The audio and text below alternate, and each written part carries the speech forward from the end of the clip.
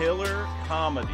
My God. And Mr. Bushido and Terrible TJ, you guys are amazing. I appreciate you. Let me get Discord up. All right, there we go. Everyone, I just got to say, it is an absolute pleasure to be here today with these gentlemen. Sorry, Discord keeps popping away, but it is truly a trifecta of an honor, a blessing, and a privilege to be here with you all and these awesome creators, because I think we're smack dab in the middle of the trifecta of the final saga in the manga, the anime popping off with Year 5th around the corner, and the One Piece live action also just around the corner. So we are really in the eye of the storm, almost like the middle of the Florian triangle of One Piece awesomeness with all this stuff going on. Except instead of a dark, desolate wasteland where you're all by yourself like Brook, we're in the middle of an ever-growing One Piece community that is as bright as ever, right? So this is the perfect time to get a group together like this and just talk about all the amazingness going on with One Piece right now. So, and I guess I'll also say this very serendipitously happened to occur on the 1-year anniversary of me starting YouTube, which is super dope, but I did not plan on that. It's just, you know, the universe lines up that way sometimes, so that's awesome. Mr. Bushido, Terrible TJ, Killer Comedy, thank you guys so much. Bushido, I saw you mention Carrot. Well, you know, we're gonna keep getting those Carrot knockoffs here in a little, you know, for a little while. But I want to start off by, you know, let these creators just kind of cook a little bit about what they think about the community right now, whether like what they're most excited about, whether it's the manga, anime, live action, the community growth with all the new people joining, all that kind of stuff. Because I know you guys know all these creators already. I'm sure they've all been on a Davey Dak fight before, and I've been on their channels before. So, you know, whenever they introduce themselves, I just want them to each kind of cook about just what they're excited about with everything going on. So I'll go ahead and I guess start with King Recon, if that's all right with you, if you're ready, King Recon. Oh my. Oh. Ladies and gentlemen, first and foremost, congratulations to my dog Dak, man, for on this wonderful 365. He's celebrating, you know. Joining the One Piece community at this time, Dak, had to have been like one of the craziest, like greatest things you could have ever done. It was like a perfect time, man. You know, I'm just thinking back to what was taking place last year in the manga. Us coming off of that break, you know, we get the double Shanks chapters and the cross skill chapters. So it must have been a really special time to be starting the channel, man. So nothing but love to you. It's been a fantastic run, and next year, before the end of Egghead, reaching that 100K mark, baby. I believe in you. I hope so, man. We're going for it, and you're right. Sir. Like Gear 5th and all your guys' reactions to Gear 5th, that's like really partially what inspired me to start thinking about a channel. Then I joined Parvision's Discord. They welcomed my harebrained ideas, and here we are, you know. Oh man, yo, we love to see it, yo. Yeah. And it's ever since you've joined, it's been incredible, right? Post Wano stuff, Egghead has been absolutely sensational, and right now, like you said earlier, we're living in what might be one of the greatest times to be a fan. Right now, I'm going to assume with the live action, I've already seen a bunch of people getting into it. Either people think Zoro's hot, or Nami's hot, or Sanji's hot, but they're getting into it. You feel me? Yep. Like they're getting into the series because they find something to be attractive. And I think that's super, super dope. So exactly. It's bringing a bunch of new fans, and I can't wait for the launch on August 31st. My favorite chapter is about to get animated soon in Gear 5. That's going to be a lot of fun when that stuff starts popping. But the manga, man, we have been in one of the greatest stretches in the entire series, from the moment narrator Sama popped in 1078 to let us know about the Egghead incident up until Figureland Recon showed up at the end of the chapter. It was like that entire stretch was one of the greatest things I've experienced as a fan here weekly. It was so much fun every single opportunity that we had to read a new chapter, and I can't even imagine how Oda, coming off of a surgery that I'm so glad that went well, nothing but the best to him, and in his recovery.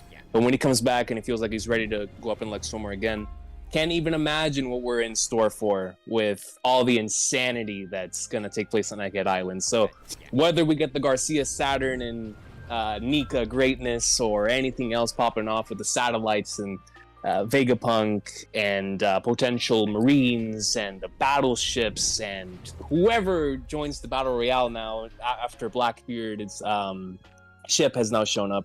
whatever is going to happen here in Egghead, I have no doubt in my mind that based on the last 10 chapters, Oda's going to have potentially one of the greatest climaxes in the series here with Egghead Island. So super, super excited to experience that with y'all. But I'll give the floor to someone else to give their hype too, because we are living in a good time, baby. I love it. That's exactly it, man. Couldn't have put it better myself. There's literally, no matter like how you like to digest One Piece, we're like nearing the peak of all of it. You know what I mean? So that's the beauty of it. Also, major shout out to Ronnie Williams, my guy with the 10 memberships. I appreciate you, bro. Thank you. Nakama United for life, basically. I appreciate it. All right, let's head over to Parvision. I want you to cook a little bit, man. What you excited about right now with the community? You know, I mean, I think the thing that I'm most excited about is seeing. It doesn't sound corny, but like honestly, seeing all these creators pop up, it's like, and then you know, you've been here for a year, but then I've been hearing like over the break, so many new creators, so many like there, even as far as like there's a comedy channel, like there's like the brown hockey, blue hockey, like that is, you know, as meme as that is, it's fun, it's funny, and like, you know, with the One Piece live action as well, it's like I've been hearing a lot of you know, positive things from, you know, a younger generation that I never even talked about One Piece with, like my baby cousins who are, you know, they know I have like this channel and things like that, and you know, they never got into One Piece, you know, whether it's their parents or family or culture, anime wasn't in their face, but now they see the trailer for the Netflix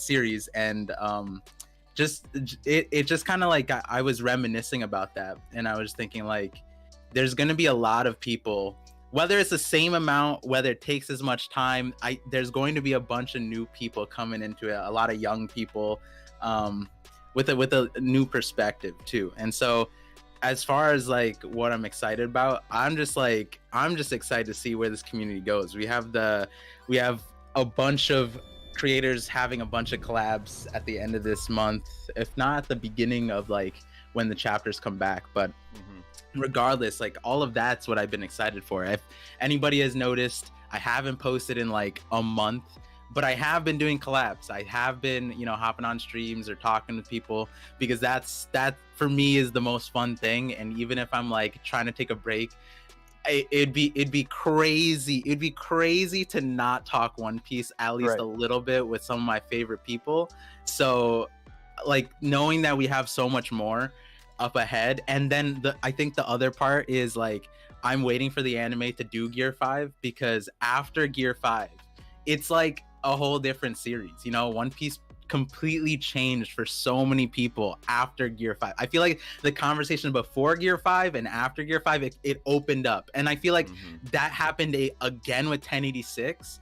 And so like, you know, when Gear 5 came up, we were like, oh my god, sky's the limit with One Piece. But now with the Gorosei and Emu reveal, the names, we're just like, I don't even know where Oda's going. And so as far as like what I'm excited about, I'm just excited to finally like start seeing more and more people jump on the boat, the One Piece boat.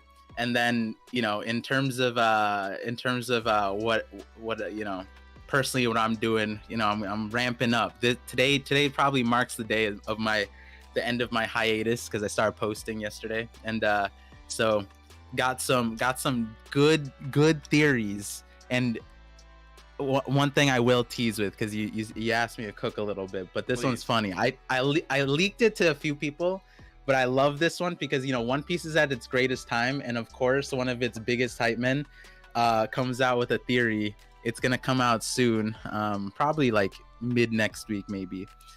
Okay.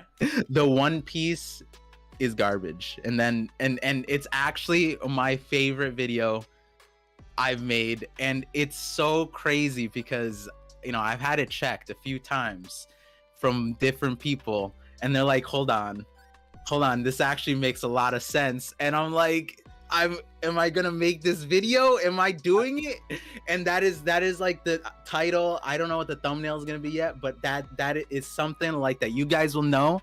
And all I gotta say is it's my favorite video that Wow. I've made once it comes. You Par, I might. don't want to rain in your parade. I think the Naruto community had that theory years ago. Oh no. Oh, no. No, not One Piece. The One Piece is Oh. garbage. Yeah, Oh, yeah, okay. yeah, yeah. Hey, a lot of people are gonna omit that, bro. It's That okay. that is very important. Yeah, Par, you might have to give me That's like awesome. not right now, but after the stream, you might have to give me a synopsis. I might have some thumbnail ideas. That sounds hella interesting, you know. Yeah, I got Absolutely. you. So I got that's you. crazy. I like that. Yeah, and, for real. and I also, real quick, I just want to echo your sentiment about all the new creators in the community. There's like so many awesome creators that even are taking different spins on One Piece. You know, like because obviously a lot of us do theories and analysis, but there's, you know, a lot of other kind of One Piece types of content, like comedy content, like where people like I see a lot of shorts now where people are like making like funny, you know, like lineups like with like different crew members that like I don't know. There's all sorts of content now with One Piece because it's like it's so like saturated in a good way. Like everyone knows so much about One Piece now, where you can, you know, start a lot of different kind of niches within the niche, kind of. So I'm super excited, and I think everyone watching this, if you ever had an inkling of a thought of starting a YouTube channel for One Piece, or just, you know, a podcast, whatever you want to do, some kind of content with One Piece, this is your sign to do it. You know, like I said, 1 year ago I started this channel, and now I get to be up here with these awesome creators, and I feel incredibly blessed. And the point is, just start it, because you never know what's going to happen. So, everyone, definitely, if you wanted to do it, just go for it.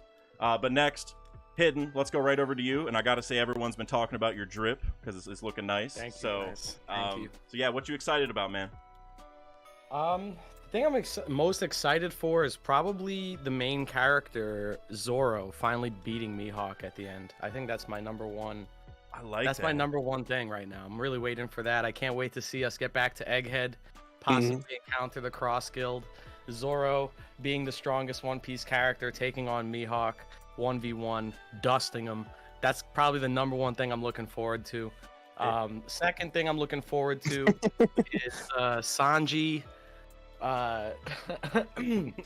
Sanji getting a lower bounty than Zoro by the end of the story and not being as strong as Zoro definitively, I think would be my number 2 favorite thing I'm looking forward to. Is that And already number the 3 case?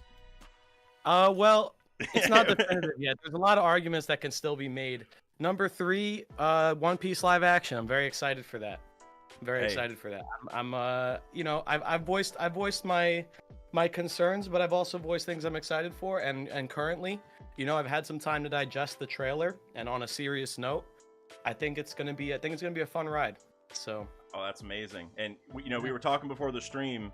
You know, the thing about the live action is, you know, like if you don't like it, or you didn't want them to make a live action or whatever, like you're always gonna have the manga or anime, and it's kind of like, well, they made it anyway. So if you don't like it, you know, maybe just ignore it, but, you know, don't try to trash it, because it's like you still have the manga and anime to enjoy. It's kind of like when an NBA team makes a trade that you don't like, and it's like, well, you know, I'm going to root for them anyway. So if you do have gripes with it, you know, we're all still on the same team and everything.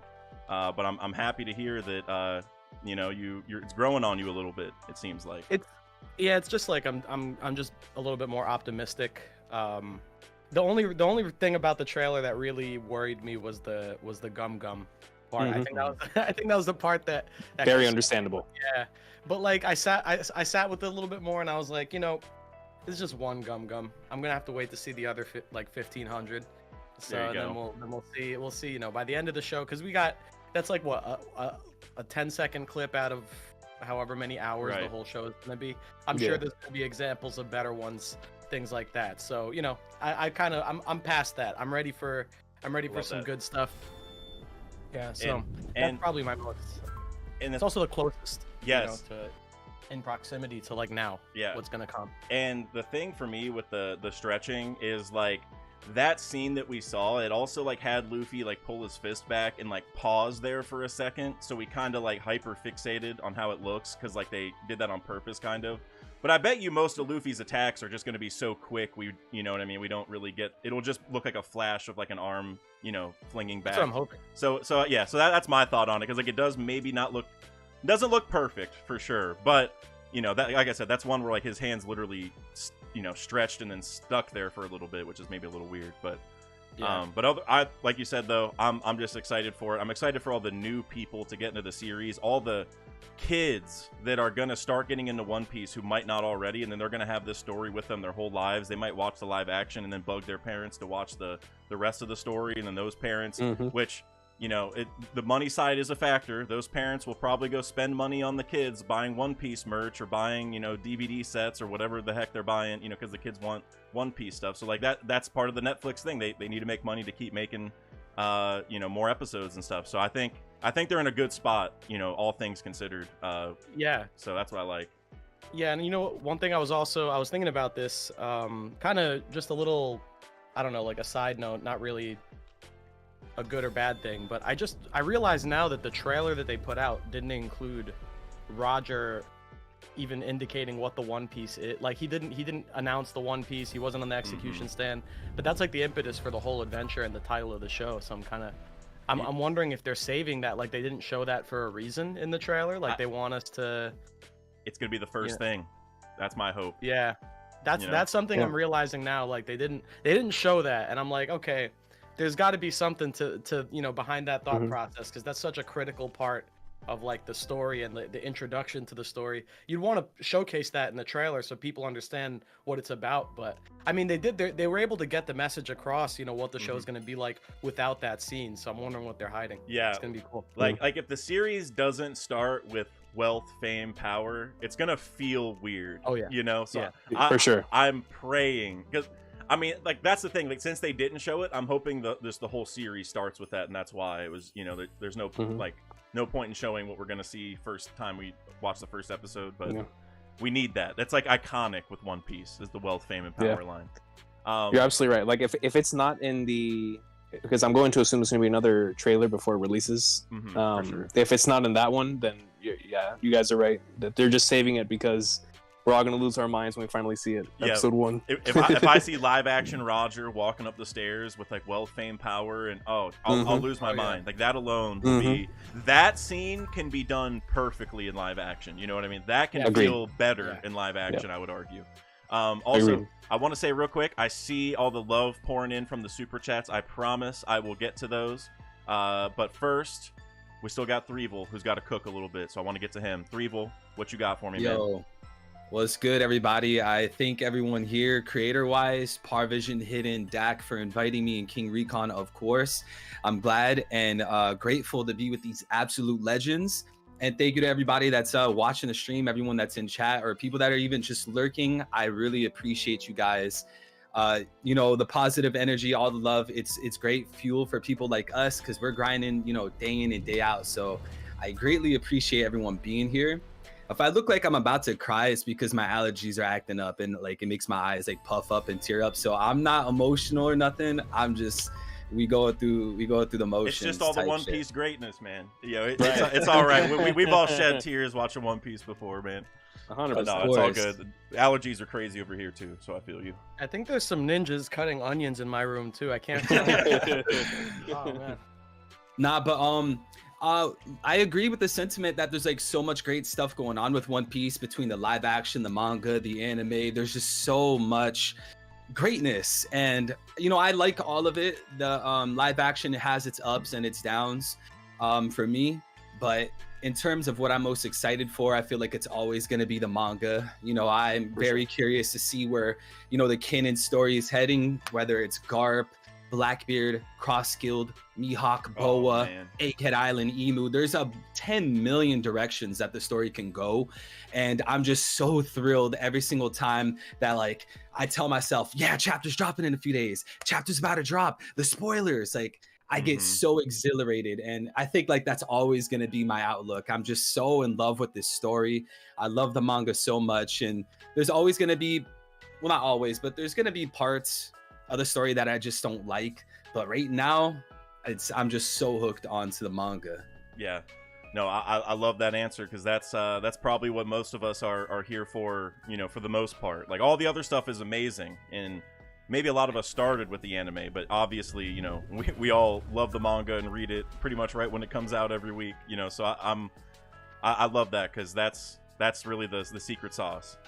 That's what Oda's been cooking for 27 years almost, right? I think we're almost at the 27th anniversary, I think, of One Piece. That's crazy. Yeah, I think, yeah, July 22nd, 1997, I think, or 96. I can't remember, but yeah, we're almost at the 97. anniversary. I just turned 27. I'm as old as One Piece. That's insane. Wow, That's almost actually crazy. almost to the day, almost like within a month. That's crazy. I didn't realize that. I actually never put that together. That's wild. That's wild to think about. That is Wow. crazy. That damn. Yeah. All right, real quick, I want to try to get caught up on these super chats just because if I don't do it now, I know we're going to be cooking for a minute, so I just want to get caught up on these while I have a chance. Let's see. Okay, Mr. Bushido at the beginning. People better show Kid in Law respect for the episode. I don't know if you all saw episode 1066. Yes, sir. Fire. Absolute. Straight heat. And if you haven't seen it and you care about spoilers, maybe cover your ear for a minute. But obviously you know the events in the manga. But at the beginning with the black and white like moving manga panel thing with Kid's past, like he's like reflecting on it. Oh, yeah. Oh my God, that was some good stuff. Literal 100 out of 10. I would. Like, that was the very start of the episode. There was no recap at the beginning. It's literally like the intro ended and we're just right into that. If they do that, if they're channeling that energy, channeling the 1015 energy, channeling the 1062 energy, all the energies of the hype they've been producing, oh man, Gear 5th is it's gonna be like Goku versus Frieza, but like a redo, because back then that was everything for me, at least in my little mini anime community at school. That was everything. And it's going to be that all over again. Like, everyone's going to be talking about this event. So, for sure. And then Terrible TJ, $2. Parvision with the Larry cosplay. I love that. That's funny. Hey, the hat, man. I like it. I didn't have a real rebuttal to that either. I was like, damn, I just got to take that. Yeah. all you're missing is a bunch of the like the sound squares, like the foam squares all over the room, like every. Oh, inch. yeah, in That's the all back. That's all you need. Let's see. Mr. Bushido, I'll get back to this one about Garling in a little bit, just because we're definitely going to be cooking on him very shortly. Jabriel Hawkins, Dak Live is lit. All the goats in one place. Bro, I appreciate you. I am very blessed to have these goats here on stream. Mr. Bushido, €5. I'm also concerned for the live action, but I think we should give it a chance. It's an alternate universe. Just get it to Jamie Lee Curtis as Kureha. Please. Everyone needs that. Even she wants it to happen now. Thanks. Yeah, she tweeted like last week about that, right?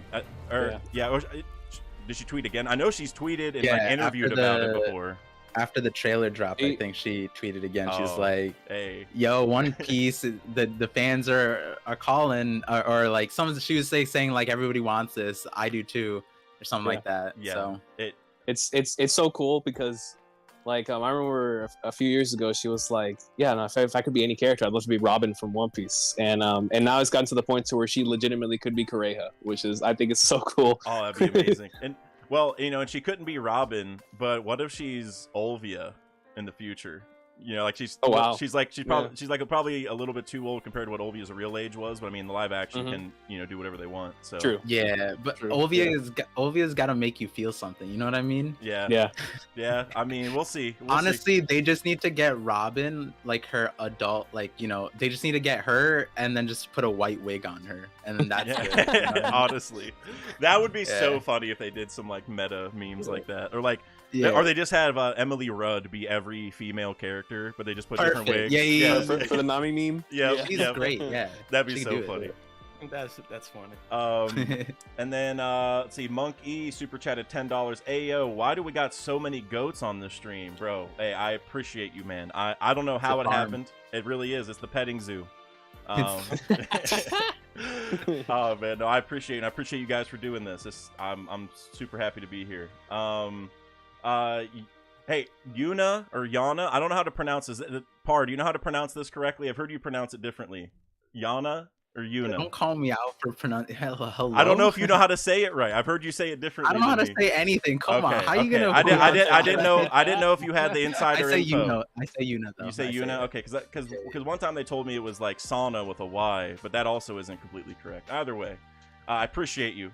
249. With all of these 5, we should call you the Gonko. I like that. Or Goko, right? Whatever it is. Goko, right? But whatever it is, no, I appreciate you. And that kind of happened in the story with Luffy for a little bit. Let's see. Muglatan with 2 pounds. I love Naruto, Zoro, and One Piece live action. I do love all those things. You know, Zoro's a little low on my Straw Hat rankings, but you know, he's still a dope character in general. But I love all those things also. Tainted Mars super chatted $5 or €5 rather. Depending on how long the stream goes, I might have a hard time falling asleep later because I have to count so many goats in here. I love that, man. I appreciate you. Everyone, go check out Tainted Marth's channel if you haven't. He's another One Piece creator. Speaking earlier of all the new creators popping up, definitely go check out Tainted Marth. Muglatan also. Jabriel Hogan's super chatted $2. W in the chat for Boa Hancock, bro. I appreciate you. I gotta say, you know, Boa's a great character, but I brought this up pretty much every time her name has ever been mentioned. She kicked puppies, or a puppy, and I have 2 dogs, and so she's low on my list. She's never gonna be the waifu. For that reason only. Never. Nami for life. Muglatan, 5 pounds again. I appreciate you, man. Spoiler, Buggy stabs the Straw Hat Marijois. Emu throws it back. Luffy eats a Kainu. Green Bull is Kuina. Green Bull throws it back and is better than Kizaru. That sounds like a Mr. Bushido. That's funny. I had to double check the name to make sure. Luffy eats a Kainu, he said? He said Luffy eats a Kainu. I mean, I kind to of be like honest that. with you, I could believe Green Bull is Kuina because they both done the exact same thing in the story. What's that? Stairs? A single. They haven't done a single thing, No. bro. It's true. Single thing. Well, Green Bull did just get Weevil, or whatever. I couldn't take it seriously because I heard throws it back. I was like, damn, he's like Emu throws it back, and Green Bull throws it back. I was like, what kind of party is this? Oh my god, that's so funny. But the Green Bull greater than Kizaru part, that's maybe the hardest to believe for me of everything you said, of the whole list. I got Kizaru way up there. Kizaru's my and god. greater than Hold on now. Green Bull can absorb Kizaru's light if they're in a one-on-one situation. I mean, Yo, imagine Kizaru might be helping the plants. Imagine he sucks the light, like that's what he's been sucking this entire time. That'd be crazy. You're would telling be me that hilarious. Green Bull's been sucking Kizaru this entire time? Yo, he's that's crazy. he's got hockey lips, That's- man, because otherwise Logia's, Right. You know what I mean? I don't know if you guys Right. have seen the clip of like plant chlorophyll, like how they work. It literally looks like 2 lips going. It's- Yeah. So that's what the draft was. I see. Yeah. That's how they picked him. Couch. It was a casting couch. Oh, It was a God. casting couch. Oh All god. right, anyway. That's the topic for today. We're talking about the casting couch. Hey, real quick, Bean Boy, I appreciate you for the 5 memberships, bro. Thank you very much. And also welcome all the new members. Make sure you guys click the little green box and make sure you click allow gifts so you guys can have a chance to get the memberships. I drop members only videos occasionally, members only streams, which Hidden has appeared on several of those members only videos, so you can expect him back on there again, and probably some other creators. So yeah, I love those videos, man. So all the members, you have that to look forward to. But all right, so I guess we can go back to that one Mr. Bushido super chat that I skipped, because that's going to be a good launching off point for some manga discussion. Mr. Bushido, he said, an idea I'm working on, not confident in yet, but I think Rocks and Garp grew up together as brothers, and new idea is Garling was their Sabo. Now that last part is interesting. So you're saying Garling was like he left his family or something to join them, or I don't. That part would be tough because then he wouldn't be a celestial dragon anymore. But I like the Rocks and Garp grew up together as brothers idea.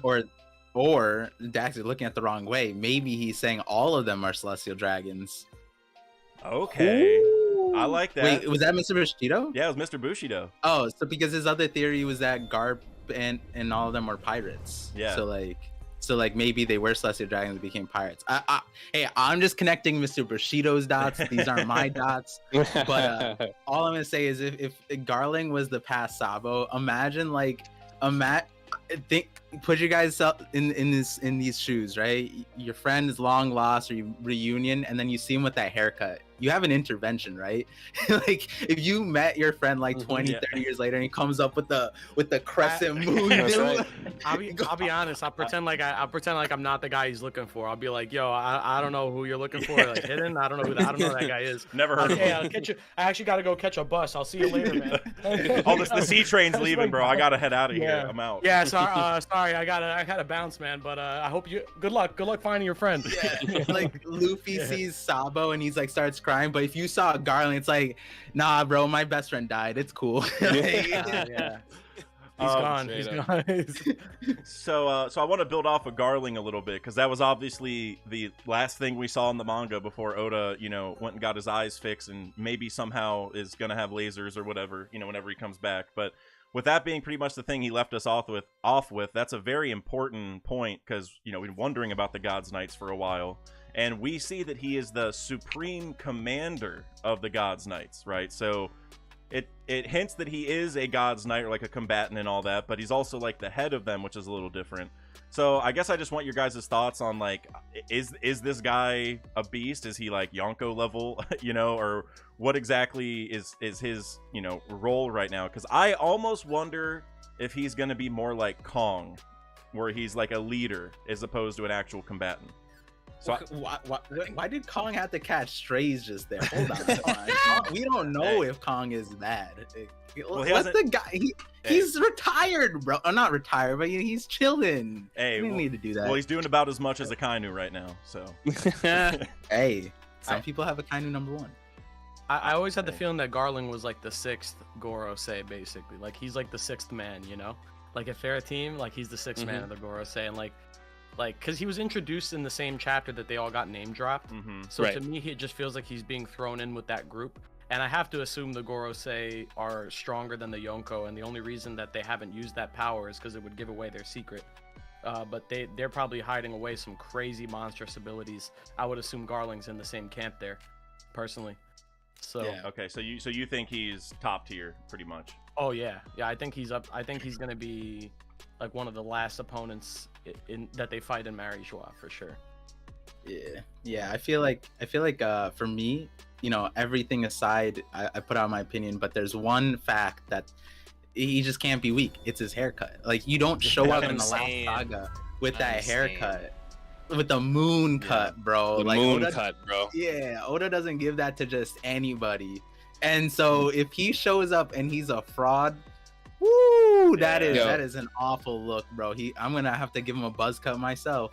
Dude, for a year, reading Wano in the early parts, that was like the most important thing we looked at, was a crescent moon, and the fact you were to put that on somebody's head, that man can't be a fraud, dude. Considering how important the moon is in One Piece, it's like, come on, man, he's got to be up there. But there's two things. There's two reasons why I think he's unquestionably a top tier. Number one is his name. You can't be named Figureland anything without being a goat. You feel me? Like 100%. The man is gonna be up there and extremely nasty. I don't care if he's out of his prime, in his prime. I don't matter. The man is gonna be nasty. But it's the other thing about him being connected to God Valley. I feel like anybody connected to the God Valley incident, I don't know how they must have been at the time. Obviously, Roger, Garp, Rocks, they were them boys. But considering Garling was also a part of the incident too, now we assume, based on the fact that he was the judge over there, right? Like the big head honcho over there at God Valley. I'm led to assume that was either him in his prime or wherever the case may be. But regardless, that tells me that he was at the very least Rocks, Garp, Roger in that same stratosphere. So I'm super excited to see him. Hearing Dragon talk about, we're gonna move when the Holy Knights, when the God's Knights move, and considering that we're all extremely excited to see Dragon do anything, the fact that he's waiting for them to make their move automatically hypes up anyone. Yeah. But when you're the supreme commander of that group, it's like, okay, so maybe Dragon might box him, and if Dragon's gonna box anyone, they've got to be nasty. So it's going to be really exciting stuff. I do think that he's unquestionably going to be up there for all the reasons stated, but Most importantly, for what Par said, I mean, bro, look at his design. Yeah. Look at the way he was shown in that panel, and like, Yeah. tell me that man is not going to be top 5. Yeah, He's gonna Top be filthy. 5. I can't swag wait. alone. I can't wait for the point. He doesn't unsheath his sword. He just hockey coats his points and he just like stabs somebody, like Yeah. some goofy ass thing like that. You know? The only I thing. honestly wouldn't be surprised based on like that line he gave us, like where he was like saying just like anyone who protects trash is lower than the trash they protect or whatever that Yep. line was. Mhm. That gives me like, I don't know, I get a feeling that God Valley at Kakashi's some point head. in God Valley, like he may have threatened the safety, because like I always thought like why did Roger and Garb work together to protect celestial dragons Right. and enable the slavery of their subjects there? Why did they do that? Well, maybe it's because Garling was a guy who was like, he was there and he was threatening to harm the slaves or the celestial dragons or everyone there, because he has authority over all of them. So maybe he was threatening to hurt all of them if they didn't defend them. And it could have been Okay. like where Rox wasn't necessarily the bad guy, but they had to fight against Rox because the alternative would have left that would have left a lot more people hurt, possibly. I don't know. It's just like a thought that I've been mulling over. Garling's a really weird, like last second addition. Like Yep. the God Knights were kind of out of left field to begin with, because we always had the impression up until now that like a lot of the strength of the world government came in the form of the Marines. They're like the military arm, Mhm. but like even higher than them are the God Knights, and they have dominion over celestial dragons. They can even arrest celestial dragons. So it's like, okay, now we have Yeah. a whole new layer to this hierarchy we knew nothing about before. And the guy who's running the show was the God Valley guy. He was the king from Yeah. God Valley. Like, okay, that tells me that story that we got is almost certainly BS. Mhm. That from Sengoku and the whole Oh. God Valley incident, there's no Yes. Oh, it that definitely it's- is. 100%. way. Yeah. There, yeah. 100%. That's what I'm Garling had a saying. big hand. Garling did something really bad in that flashback. For sure. I When we agree. see mean, it, like Garling's gonna be a central villain of that. like Agreed. like Yeah. you know how Garling was saying like you mentioned like the Fishman, like you're lower than the scum you Mhm. protect or whatever. Well, what if that ties to God Valley? Like what if literally Fishmen were there, like because that seems to be, you know, the focus with Charlos and Shirahoshi and stuff. Like what if like Fishmen slaves or something were there, and that was the whole point, right? Was like people are trying to save Fishmen, which like, you know, you could just use slaves in general, I guess. It doesn't have to be fish, because like we know Kuma. We don't know if Kuma was there at God Valley, but the timeline hints, you know, we know he was a slave of Right. some kind around that time, so it lines up. So maybe, and he was a special race, so it could be just a whole racial thing in general. Like they had all these races, they just, you know, they just took over and, you know, were, you know, using, and then, you know, people come in, and that's his whole story, is like that comment, you know, is just harkening back like how upset he was, or, you know, whatever happened to God Valley. Like that, I never thought of that, but like the more I think about it, that's kind of obvious almost, that like for him to say that in his introduction, something had to have happened to make him think that, right? Like that's gotta matter. He's like he's like reminiscing a little bit, like, man, I thought we did this 38 years ago, you know, like I thought we learned this lesson. You don't protect these kind of people, you know. It's also just an indication of character, because if this guy was there at God Valley, then I can't imagine like someone saying something like that and he was on the opposing side of Rox. I can't imagine. I don't know. Like how bad was Rox? How bad of a guy was Rox if the opposition was saying this shit? Like, you know, I love that. And I've had this thought like a year ago. I had, you know, this whole idea of like maybe Rox is a good guy, but we didn't have the substance back then. But Garling, I think, is like, that's like a big red flag to me. Oh. That like God Valley is not Rox's fault. You know? Yes, I like that. I like that a lot. Yeah.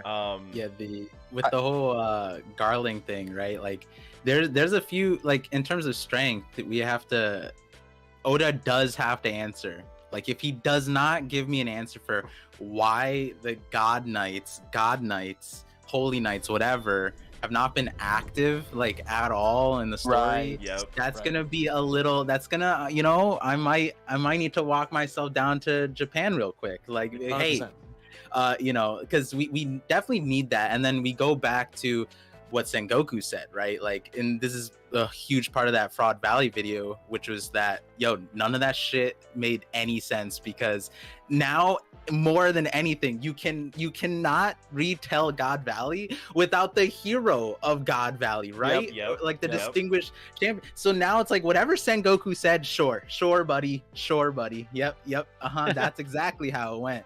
And as far as like, you know, him being strong, it puts an interesting like lens on that, because it's like, who is Garling fighting? Like, if he was so incredibly strong that like what we thought, right? Like if we're thinking he's above Yonko level and that was his prime, then it's like, why would he even need like a young Garp? Why would he even need help? Like someone that strong facing Great point. young prime, Big Mom and Kaido, according to Sengoku, were not even close to what they are right now. So that's a bunch of people off the docket, and then you have Garling there.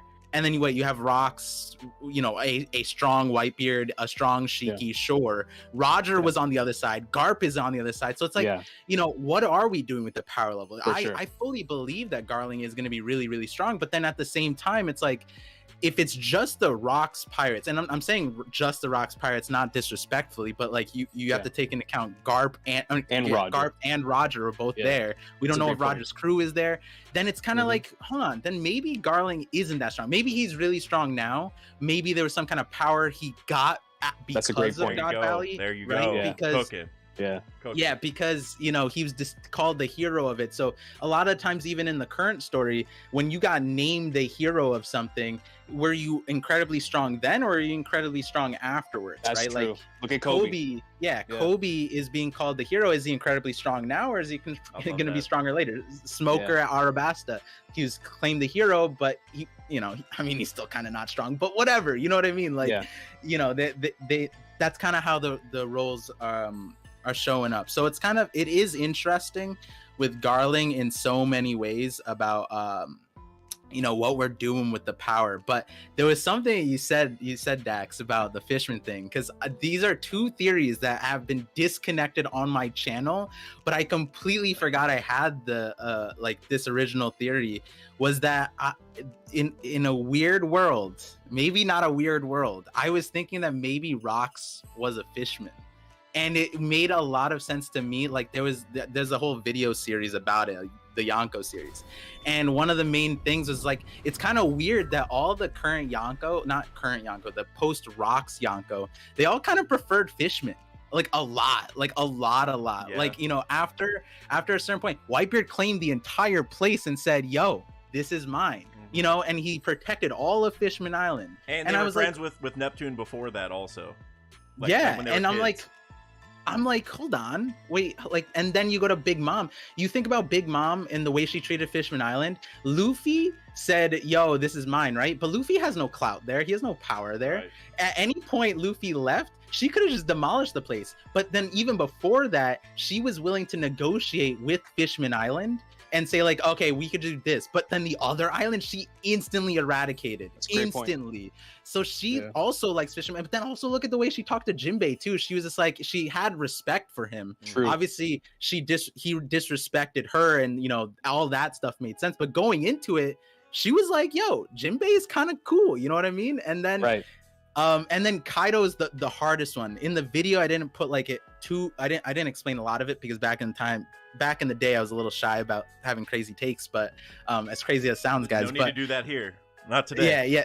So Kaido, he has the fish route, but also Jack. He loves Jack, and Jack's a fishman. And I'm like, yo, how do we explain why he loves Jack over everybody else? It's literally like, if you look at the way Queen, King, whatever, no, Jack, he's like, oh, son, don't worry, you failed 3 times, but you're still my. Go lay down. Yeah, I got you, boy. And then I'm like, yo, imagine if Queen failed on the rooftop. He'd throw him off himself. Yeah, if he didn't get Ifrit Janbait off the island, Kaido would have done it, right? Yeah. Man, he was shit talking Big Mom for losing to Kid and Law, and then you see Jack like, oh, taking hits from all the Sulong, and then you know, oh, you've done enough. Yeah, and then here's my favorite part that I put in the description. This is the hard thing to explain, but all the scabbards, right? The scabbards had death like warrants for them. They all have hits. And in Udon, there was one person who never got put into slave trade. Everybody else is in slave labor. There was one person not in it. Do you know who it was? Who? It was a Fishman, Kawamatsu. Oh, that's right. For some reason, Orochi didn't kill him, even though he wanted to kill all the scabbards. But also, Kaido wanted everybody at Udon to work and like break their their confidence or whatever, Right. or their willpower. But the only person that didn't happen to was Kawamatsu, and he also he got poisonous fish, but at least he kind of got fish. You know what I mean? Like everyone else he got fed. Yeah, and I'm sitting there like, where's that? Why is there his favorite? There's one person in all of Udon who didn't work, and I'm like, hold on, why do you like Fishman? And so now you have Kaido, Whitebeard, Big Mom, they all family thing that, you know, whether you went a violent route or like a Doflamingo route or a Luffy route, whatever. But then also he was Fishman. That connects the later theory, which I know Threevil will really like, which was that I made a theory a bit later that got a little bit more famous, was that Buggy was part of Fishman. And I made those two theories completely separate. And now I'm like, hold on. So you're saying Buggy is Rox's kid? Like that, the connection, they're all part Fishmen, like, you know, it's like smaller percentages as they go down, kind of like Chin. Hey, the theories can stay separate, but all I'm saying is I love connections, and I completely cooked those two theories up separate. And then in hindsight, I sat there, I was like, it was in the conversation with Threevil actually. Like afterwards, I was like, wait a second. Like if it was, I did have a theory that Rox was a Fishman, and then it would just kind of fit. But you know, and then as far as like Rox being a Fishman, I compared him to if you read what Sengoku wrote, there's two characters you can compare, or said what Sengoku said about you know, opening hostilities with the world government. There's two characters that I think of. It's Luffy, who like with the Enies lobby and all that stuff, but then there's also Fisher Tiger, who like went to whatever. So I was like, I wonder, you know, like maybe Rox was the first, like, you know, Fisher Tiger type of thing. But who knows? You know. Dude, Par, I love what you're saying in regards to Rox being a potential Fishman, because you know, the entire time while we've been thinking about the God Valley incident, I've been connecting it to the Void Century, the importance of like land, sea, and air, and you know, the Lunarians must have had a prominent role there at some point, whether it be in the God Valley incident flashback before or after. In God Valley for sure, Lunarians at one point in time reigned there, right? So Lunarians, then for the individuals on the surface level, you know, like the top guy at that point in time was Roger. So I was like, okay, if the Lunarians potentially being there, Roger representing the surface level too, I was always like, okay, then what about a representative for the other side of the world, which is the water? And so if Rox came in as the individual representing the Fishmen within God Valley, then I 100% understand Emu's power play of attempting to getting rid of that place, because he was trying to get rid of three birds with one stone. It was like, yo, I'm gonna get rid of the hierarchy of the guys up in the sky. I'm gonna get rid of the guy that's on the surface in Roger and Garp and these dudes. But then I'm also going to get rid of the individual that's potentially representing the Fisherman as well, and Rox, who is at that point in time the biggest threat to everyone within WG. So I think that's really, really interesting. I'd never put those connections together until you said that. That's very fascinating. I'm digging this theory. And by the way, King Recon, I love that you called the world government the WG, because whenever, oh yeah, dude, bro, whenever I'm like scripting a video, it's all. Wow, I don't know if you guys could hear that. That was a super loud motorcycle. But that was crazy. Facts. But no, like whenever I'm scripting, I always put WG in the script and just know that means world government. So I definitely vibe with that. Yeah, dude, it's WG and McDonald's HQ. Yeah, that's what I always call them. And the Ancient Kingdom is the AK, and there's a couple other ones. LT is Laughtale. I have a bunch of you know, to make scripting a little quicker.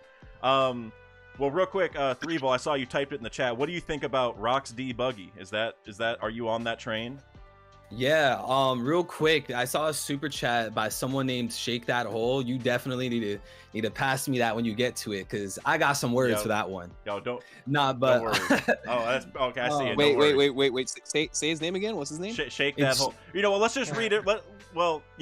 Let's read it right now. Threeville, you can cook on all of it. I'll just read it right now because Yeah. I do need to get ahead. I'll say this real quick. Young Usopp, because this is the one before it. The 5 Goats, everyone liked the stream. Young Usopp, I appreciate you. Everyone, go check out Young Usopp's channel. What's a Young Usopp? Makes awesome One Piece music, but like I always say, the music's awesome, and that's like his main thing, and everyone talks about it. But I'm always going to say his analysis is also awesome. Definitely go check out his Marco and Brook video, like how they're both, they lost their captains, and Phoenix comes back from after the dead. There's a lot of parallels. Definitely worth checking out. But Shake That Hole super chat to $10. Huge collab. I've yet to hear any creator talk about the Akainu beef with Dragon. It's clear there's a strong disdain for Dragon. I think Dragon stole his woman and created Luffy. What y'all think? Threeville, take it away. Wait. All right. I don't know how serious this is. If it's a joke, I see where you're going with it, but I'll just assume that it's serious. We know that in Marineford, I'm pretty sure it was before Akainu said Dragon's son. He said Roger's son as well. So it seems like it's cherry picking to talk about Dragon's son rather than Roger's son. That just seems to be how Akainu like speaks. We also know that Dragon's like the worst criminal in the world, so it would make sense if Akainu didn't like Dragon.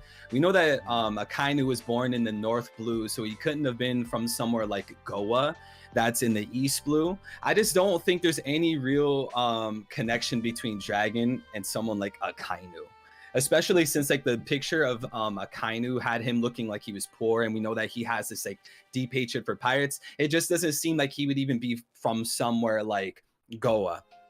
But yeah, this is something that I've literally spent years thinking about, because I heard about this idea so long ago, and like literally every time I reread the story, like I pay so close attention. I'm like, I don't think there's anything real there. And I hate, this sounds so pessimistic.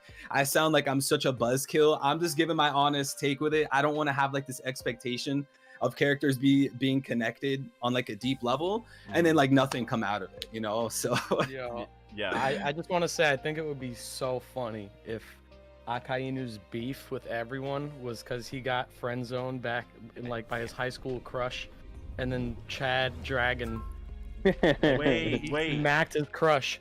I just think that'd be so funny. You could read into that a little bit right now with the Hibari and Kobe stuff, maybe. Because like Hibari's like head over heels for Kobe, but like we don't know that much. Like maybe reading into it a little bit too much, but Kobe seems like he's focused on other stuff in his life right now. I'll put it that way. Like, you know, he's out saving the world and all that kind of stuff. Kind of like Luffy, right? Like Luffy's not focused on Boa whatsoever, right? I feel like it's somewhat similar in that sense. And there's like rumors that Hibari is Akainu's daughter. There's like, I don't know what all the kanji or whatever reasons are to think that, but I know people have been talking about that. And so there could even be a thing there, maybe, right? Where, like, you know, she likes Kobe, but it maybe isn't being reciprocated, like, quite yet or something. And maybe something else happened, you know, with Akainu and Dragon in the past to, like, keep kind of cooking Akainu on this love stuff. Like, maybe he's, like, you know, like, such an asshole that he just doesn't, you know, people don't like him. Yeah, you know what I mean? Like, maybe that's what he's mad such about. A romantic, I can tell. Yeah, Hey, right, yeah. He's such Right. a romantic.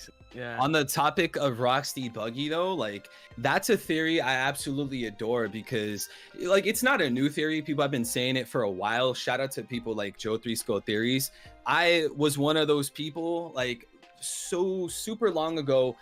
Me and, like, again, Joe 3 Skull Theories, we had, like, a mega theory that basically argued that Shanks was going to have celestial blood and he would be from God Valley. And then Buggy would be the second side of the coin, you know, with Shanks, with him having Rock's blood, this pirate blood, and maybe even him being from God Valley. So, like, when the story started to develop and we do see that Shanks has celestial blood and we see that he's from God Valley, it seems like, from my perspective, like, half of the mega theory is now secured and it's in the bag. But, like, there's so many signs. You know, during Marineford, you have Buggy saying how he wants to become king of the world. That's something that even Blackbeard has never said. Blackbeard said he wanted to have his own era. He wanted to be the pirate king, but he never specifically used the phrasing of king of the world. And I think, like, this is going to be the direction that Oda goes. Buggy's known as this character that fails upwards. It'd be in his character to be related to someone great, someone super powerful, because that's totally out of his control. That's completely RNG. Right. And it would also be really cool for, I think, most fans if Buggy was the son of Zebek, creating this natural rivalry between him and Shanks, Rock's pirate, celestial, button heads. Oh, But more because importantly, Rocks and Garling at God Valley could be figurine like Buggy and Shanks. I like that. yes, exactly. And you could even take it a step further, because like if Buggy is the son of Zebek, then there's a possibility that he has like this dormant hockey or dormant Conqueror's hockey within him. And like, how crazy would it be if like towards the end of the story, Buggy's like freaking out and he shoots a Conqueror's blast, and like we start to figure out like, oh shit, he's actually the son of Zebek? That's crazy. Yo, 3, I love that idea so much, because when I remember when chapter 550 dropped for the Ace being Roger's son reveal. Whenever I got a chance to read that in the manga, and it was such an insane reveal. But one of the things that always stuck out to me, even throughout all these years, is Roger leaving his son up to someone who was on the opposing side. And now with you saying that, it adds that context of, okay, because he did that, right? Originally, he took someone from the Figureland family, and now someone from Rox's family, who I don't know what happened there for them to want to secure the safety of Shanks and Buggy, hypothetically speaking.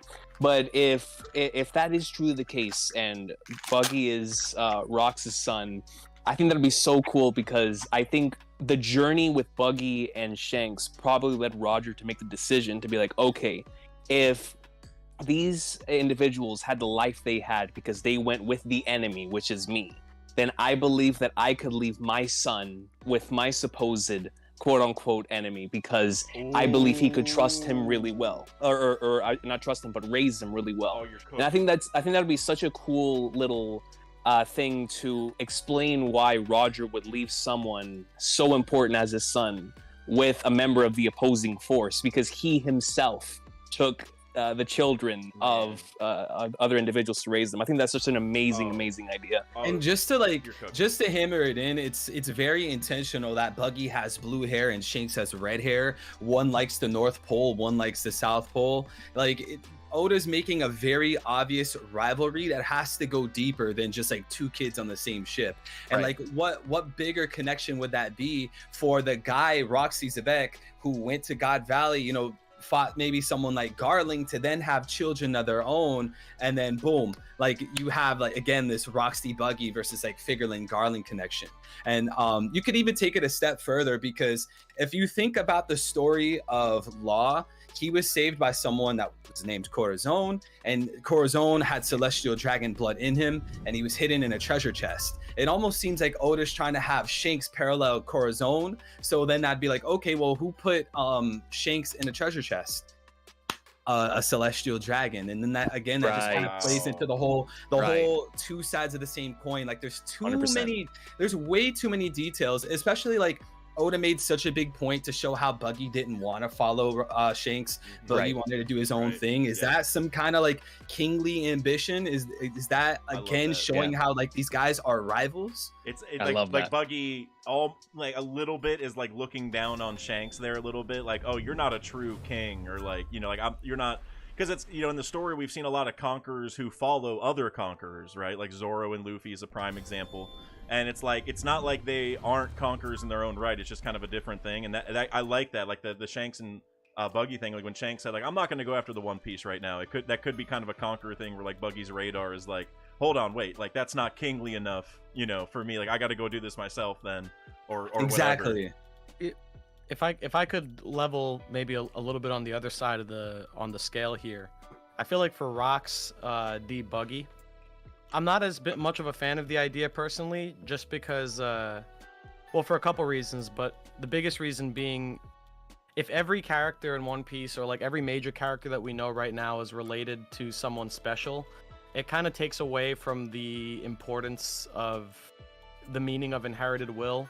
Like, gotcha. Inherited will being a separate thing from your blood relatives. Right. 'Cause if we just make everyone's motivations and their desires and their accomplishments attributed to who their daddy is, I feel like it does take away from that. And then on top of that, also, it just makes the world feel smaller to me.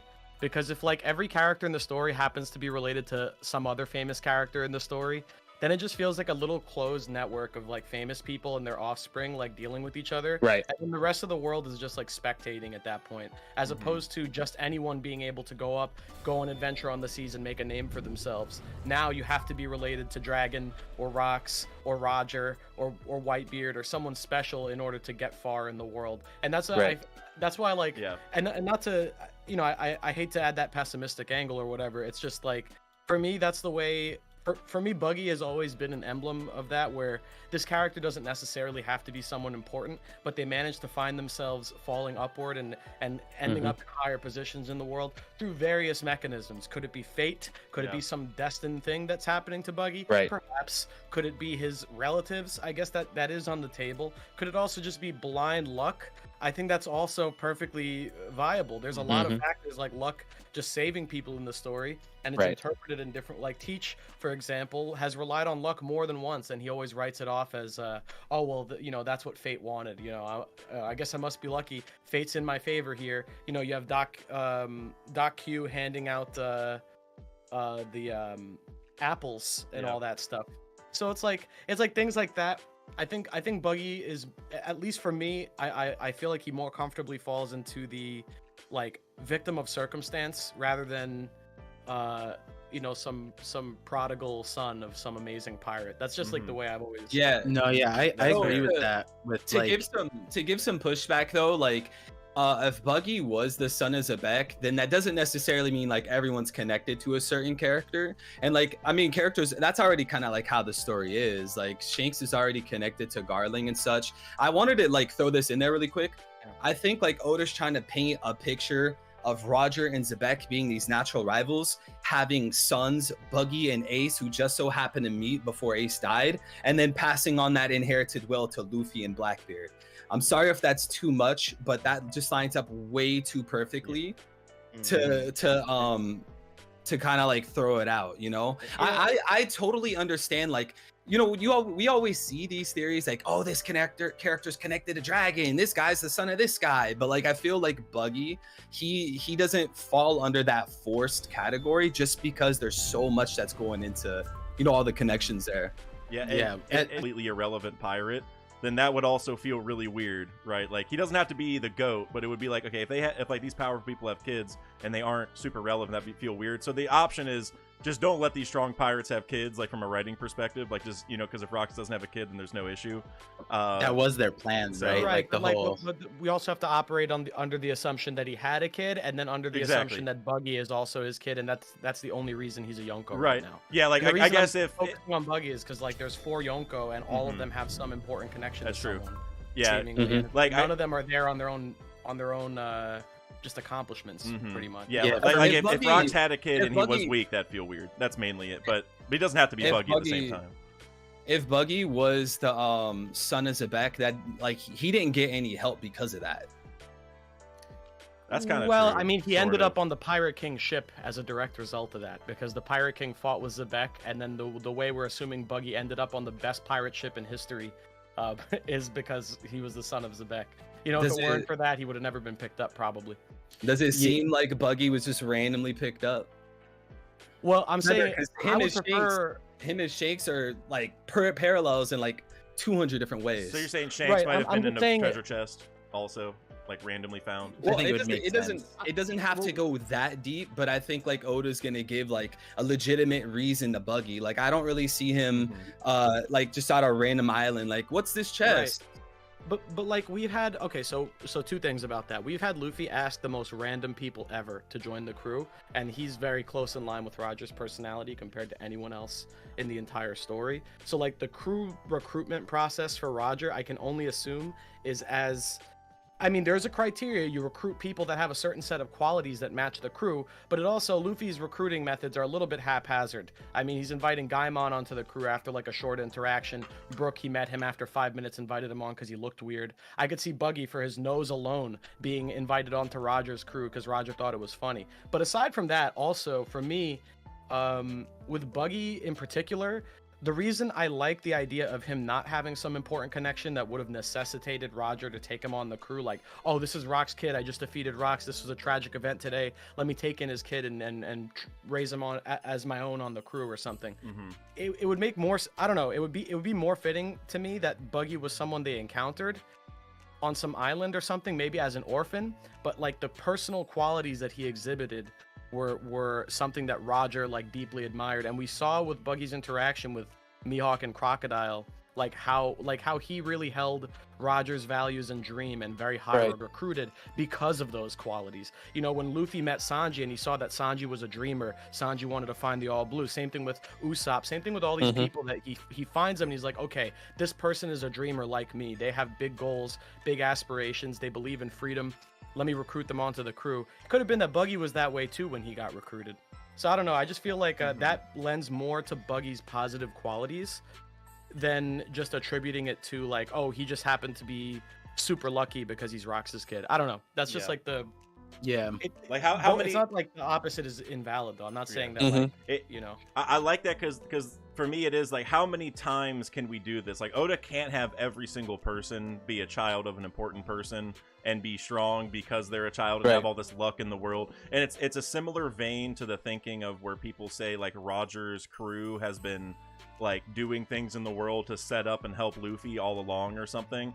And like you could say Rayleigh's done that because like he does it for everybody, but he coded the ships. But like that's always like my pushback is like, I really don't want Luffy to like have a helping hand from like fate or something, you know, like other than just he got the fruit already and he's like, you know, pushing through it and all that kind of stuff. But like I don't want people in the world helping. It's kind of a similar vein here where like how many times are people just gonna be like, oh, they're the so-and-so's kids, so you know they're gonna be really strong and gonna make it this far. Like, you know, we can only do that so many times until it feels like, okay, is everyone just a son of a strong person? Like, and I think Oda though is gonna go an interesting route because like you know I was on a boat like between Threevil and what Hidden was saying, like because in the Fraud Valley video a lot of people hit me back with the, oh, that means that Buggy is Rox's son. I never said that in the video, but then afterwards I was kind of like, I could see it, and then obviously the disconnected connection, but all the reasons that Hidden was saying was kind of like, yeah, I definitely am cognizant of like the child, you know, the prophetic prodigal son type of thing, but then we sit back and we look at the story, and before 1086 or 1085 we look at the story and it's like, you know, who are the people at the top? It's all the D clans. So it's like you already have this like ingrained thing in the story where it already like we almost knight people on our own even before the sad boy thing, even before the Sabo thing. We're like, oh, Noland D clan, this guy D clan, because they just showed off the energy. Odin D clan, right? And we didn't know what the D clan thing was back then, and now, especially now, and everybody probably has a different like mindset on it, especially after the recent chapters. To me it feels like maybe the D clan was like a mindset that original set group of people adopted to join like a grand fleet type of thing, and so thereafter it passes on through lineage. But the thing is, something else Oda shows us is, look at Roger's will, like his demeanor, is passed on to Luffy, who has no direct connection. As much as we want to say he's connected to the Roger Pirates, it's completely separate. And then we have Ace, who like because of Roger, he almost went a different direction. He almost didn't want to be the Pirate King because he knew who his dad was. And I think Oda's like painting this interesting world where it's like, you know, your biological son doesn't have to be the person who inherits your thing. And you know, like people were saying, I made a video about like, you know, Oda does this thing with glow ups. Like you have a dream, and if you're chasing it, he'll draw you aesthetically pleasing. And that's why Kobe looked goofy in chapter 2. But then because he wasn't chasing his dream of becoming a Navy admiral or Marine, then in chapter 432, we see the glow up. And it's because that's when he's telling Luffy, I'm going to be an admiral. And that takes some balls, right? And so people were, I haven't made the video, but people are like, okay, so, you know, what about Blackbeard? What about Big Mom? And Big Mom's the important one, because my answer now is, you know, you look at God Valley and look at what the pirate crews did afterwards. You know, Whitebeard did his thing, right? He did his thing. I think everyone would say he's successful. You know, he looked great. His crew loved him. He got pretty much everything he wanted. At the end, he might have like fumbled a tiny bit in terms of some decisions, whatever. Kaido clearly had some issues, right? Like he wasn't on the right thing. He was like fulfilling himself, I guess, correctly, but not like the dreams and aspirations that maybe were like original to him. Now you look at Big Mom, right? Like Kaido was like getting like a bunch of he's creating beasts, monsters, and all that stuff. Whitebeard was creating a family. What was the difference with Big Mom? What changed after God Valley? After God Valley, she started having a family. She started realizing like, oh, look at what she said to Rocks. You can't trust him. And it might be that her interpretation after God Valley was the only people you can trust are family. And that's not exactly the right direction either. So instead of going what Whitebeard did, which is adopting a bunch of people, instilling his will into all these people, and not necessarily, we don't know about Weevil, but in Big Mom's case, she's probably like, the only people I can trust in this world are my children. They have to be blood related. That's why she's so big on the marriage thing. That's why she's so big on having the kids. She could have all the races on her island, but she also wants all the races in her family, right? Right. So that, to me, you know, when Hidden comes back, I'll reiterate it, but like, you know, the other part of it is I feel like Oda's doing a really interesting thing when it comes to Buggy. If he is the son of Rocks or whatever, I feel like maybe he's fulfilling a different kind of like will, you know, 100%.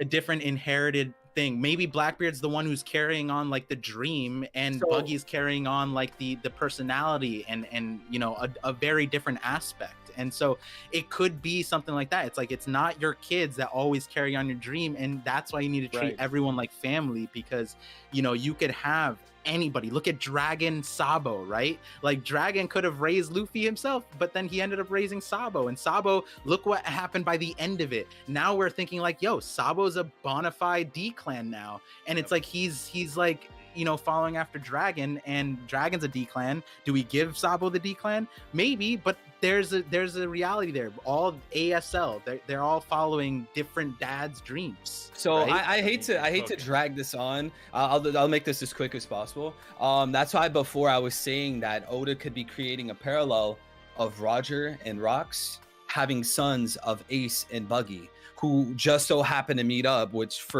seemed like for no reason, and then who inherited their wills? Luffy and Blackbeard. Yeah. Do you follow? So like that would explain everything that you were just wondering about. Sorry, I missed the second half of that part. I had to let my dog out. No worries. Basically, what I was saying is like at the end of it was just like Oda's doing this thing where it's like, you know, you should treat everyone like family, because it's not your family that necessarily carries your will. The ASL boys are all boys who follow the dreams of other random people. They might have carried the personality, but maybe that's like the reality of it. Maybe this personality and that dream gets the success, right? And then we see like Dragon and Sabo, for example, too. Even there, it's like, you know, we think that Sabo is now a D-clan because, or like Luffy and Ace are willing to give him the D thing, and at the end of the day, whether or not he has that, he's carrying on Dragon's dreams and aspiration personally.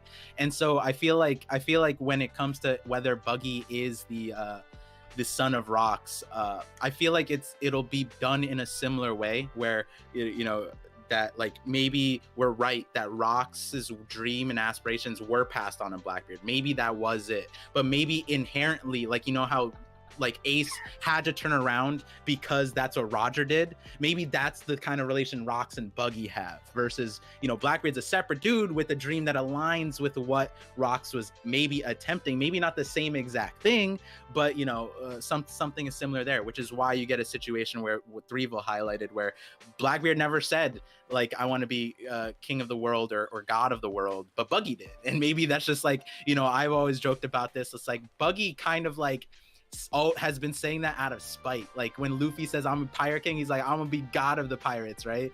And then like at Marineford, he's like, oh man, like all these people around me, maybe I can be god, you know what I mean? Like, and so he's kind of like saying that as a he's been saying that to hype up like a different aspect, which is, you know, maybe that's what's related to Rocks. So I feel like there's a lot of ways sense.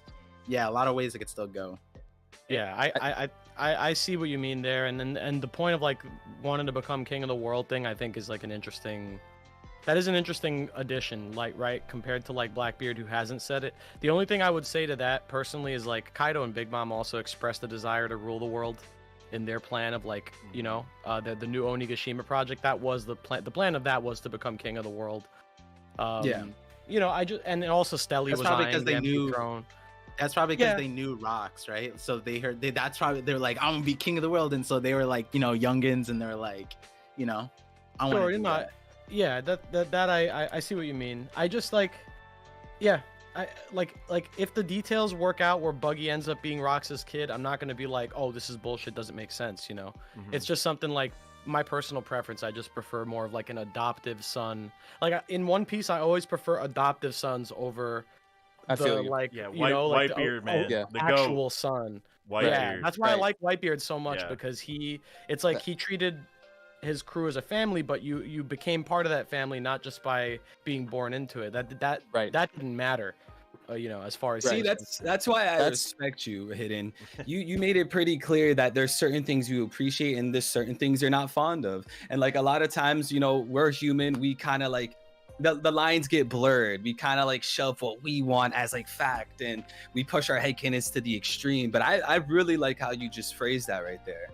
Thanks, man. Yeah. No, you Yeah. Dude, like on that same line of thought, Hidden, like I think that's the main reason why I loved the most recent chapter with the Figureland reveal, because one of my favorite things about One Piece is whenever you're like related to someone through blood, but you don't share their same ideals. And I think that's going to be really interesting to see explored through Shanks now that we know that he's going to be related in some way, shape, or form, whether this is grandpappy, big uncle, big brother, whatever he is. The fact remains is that I'm going to assume Shanks was going to, through some sort of family relation, going to inherit this thing one day, and he said, absolutely not. That's not my thing. I'd rather follow Big Papi Goldie Roger. And so that, you know, going back to how Sanji, that was like the main basis of Bratier, and then going to Whole Cake Island is him, you know, rejecting the ideologies of his parents. And that's just something I've always resonated with in One Piece, is those individuals that are born into something but they reject that stuff. And I think that's why I'm so excited for this Shanks and Luffy thing, because they're so similar, where their parents did something that both of them either don't care for or they're just not following. And I think that's why they see a lot of themselves in each other, whether it be subconsciously or consciously. And now that we get into the final stage, and we have the four emperors that are going to be connected to each other, not through bloodlines, but through their connections throughout the course of the story. Now we have four individuals that have met each other multiple times. They have things that each other want from one another. Their goals are going to be intertwining here very, very soon.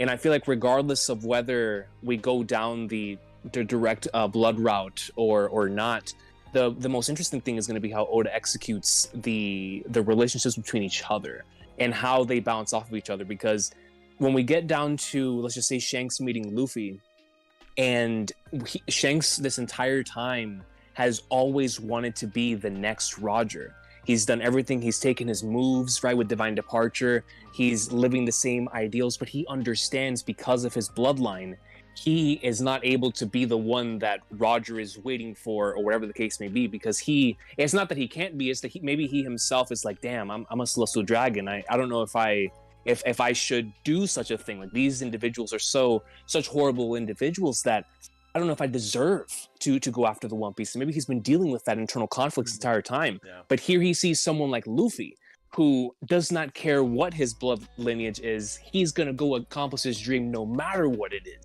And I think that's going to be my favorite part about this final saga, is seeing how all of that stuff, similar to what we just got with Buggy. That's the perfect example, is Buggy in the face of Mihawk and Crocodile. Right, this entire time he's been in fear and trolling his way to the top through luck and through the flip of the coin just happening to drop on his side. But now he finally made his own decision based on, of course, his foundations. But all of that had to do with his own personal journey, right, and his own personal adventure. And I think that's going to be the most exciting part about the final saga, regardless of any bloodline connections, is how those connections to each other, but also the connections they potentially have. Let's just say the hypothetical situation of Buggy being Zebek's son, or Blackbeard having whatever connection he's going to have to whichever character, or Shanks and Luffy, how they either disregard that connection or they fully accept that connection. That's also going to be something very interesting to explore here in the final saga. Yeah, no, I totally agree with that, and I think one of the beauties of One Piece is like, well, like there's definitely some merit to like all the sides of the arguments on like how this familial stuff is going to go down and like how deep Oda's going to go and how many people are going to be, you know, children of greats and how many are just going to be like, you know, like children who are like adoptive children in some kind of sense. But the beauty of all of this is that we have Oda writing the story, and so you can pretty much bank, like, he's not perfect, right? I have my issues with Wano and some other small things, but we all know that Oda is constantly cooking, and so that's what I'm excited about, is like no matter how it goes down, I can trust that Oda is gonna layer it in such a way where it's gonna hit whenever it hits, especially this major stuff like God Valley, like whenever we get to the final saga and like Buggy, Shanks, Luffy, like we all find out like the full truth about him, whatever that stuff is, you know, I'm just happy Oda is the one pulling the strings, you know, because it's he's gonna be cooking. If My I bad could for dragging that out.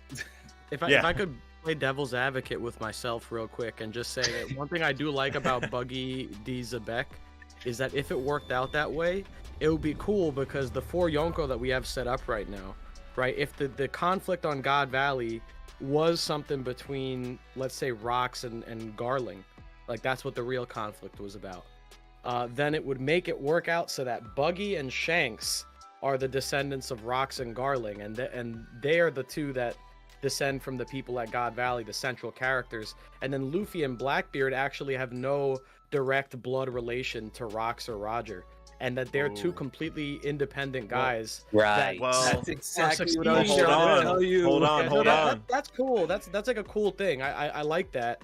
I just wish it were. Yeah, I just wanted to go with Buggy too. That's all. Yeah, But, well, yeah, I I guess like one thing I was I gonna got you. say is Blackbeard is technically Whitebeard's son, technically, but like not really. Yeah. So what I'm wondering if we're gonna find out if like Luffy's lineage is not what we think. I know a lot of people have talked about, you know, like maybe Garp is the father of Luffy's mom or something, you know, so it's like different than what we thought. So like there could be an interesting twist at play there too, where like those two are, you know, children of like greats in the past that fought, and then maybe Blackbeard and Luffy have some connection that just isn't clear to us right now, you know, from the past. You know, have we ever considered the possibility that Blackbeard, because like I've talked about this idea on the stream me and you did, Par, where I talked about how I thought God Valley is like a breeding ground for the Gods Knights, like where they create more Gods Knights.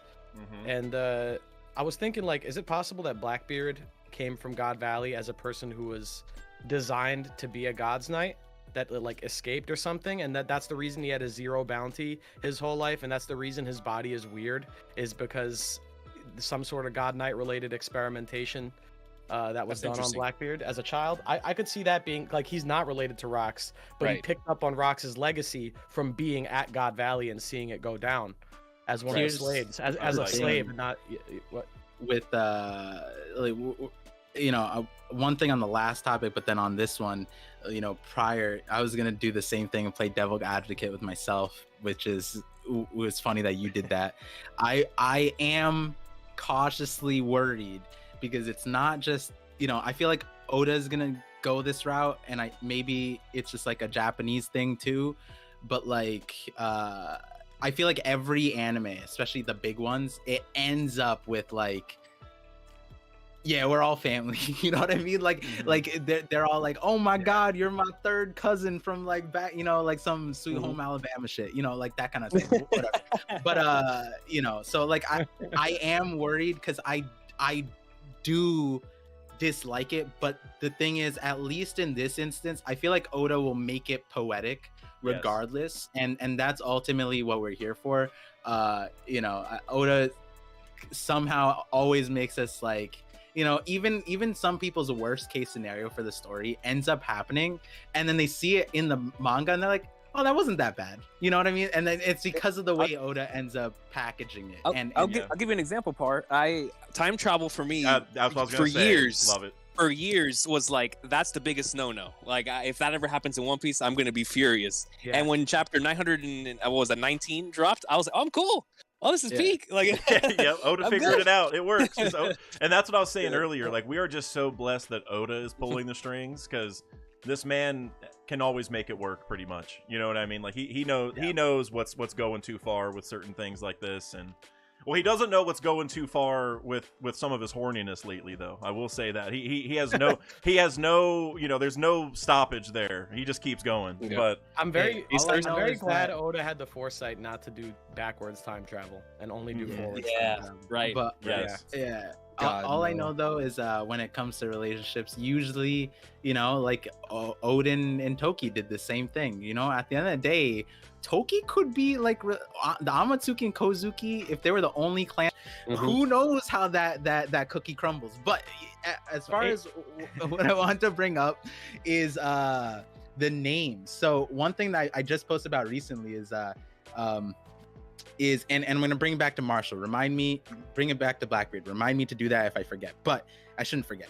But with Shanks, we don't even know if that's his real name, guys. Like, isn't that kind of crazy? Because if he was found in a treasure chest, it's not if he was there purposely. Yeah, sure. Like, I'm a great dad. Like my child's crib is a treasure chest, and that's where I just put my son in every night, right? Like, there's no chance that thing was labeled with Shanks. It's not like, oh, let me just put his birth certificate in there too, right? Like, none of that was happening. So Roger received him. All we got is that onesie, maybe the onesie, a very a parent with a foresight, like, oh, I'm gonna lose my child in a treasure chest, so just in case, let me put a name tag on. No, Roger received Shanks, and Shanks is the name Roger. It's unless Shanks is a Pokemon, right? It's not he's on the baby going Shanksu, like he wasn't doing that either, right? So at the end of the day, Roger gave him that name, so we might even find out that like Figarland Shanks it's gonna be Figarland something else. Figarland Daniel. Yeah, so crazy. Oh yeah, with all the Gorsei's name, name. Ethan Barron v Shanks. Yeah, that'd be goated. Yeah. Garling never went after Shanks. He's like, I didn't name my kid Shanks. What a stupid name. And then, like, who is that?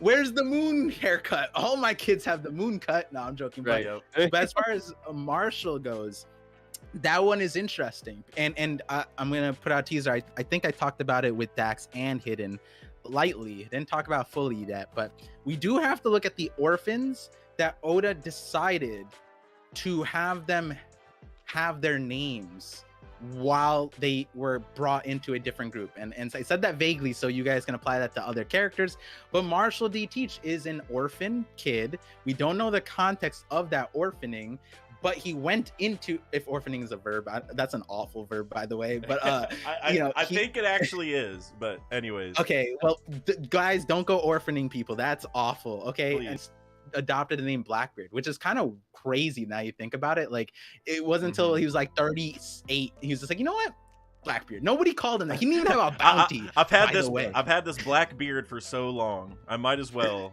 Well, no, he didn't even have it at that point. He changed his name to Blackbeard and then grew it out to match the name. Oh, he didn't. He didn't.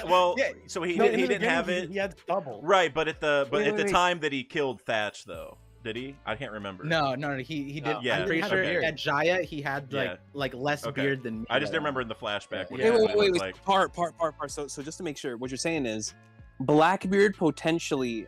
Are you trying to say that he's not a marshal? That he adopted this from like, let's just say he read a book and he thought this guy was cool. Ooh. and he his name, or what are you trying to say? Not necessarily. Maybe that name is something that he wants to get rid of. We don't know what the context of it is, but Marshall came up many times. For the longest time, I've always Hidden knows I've been playing with the katakana kanji like a madman. But then when Oda dropped 1086 and then he showed he's a madman with the katakana with V-Nut Nusujuro and all these cool names, great names, but like but Jew, Peter, all that stuff, right?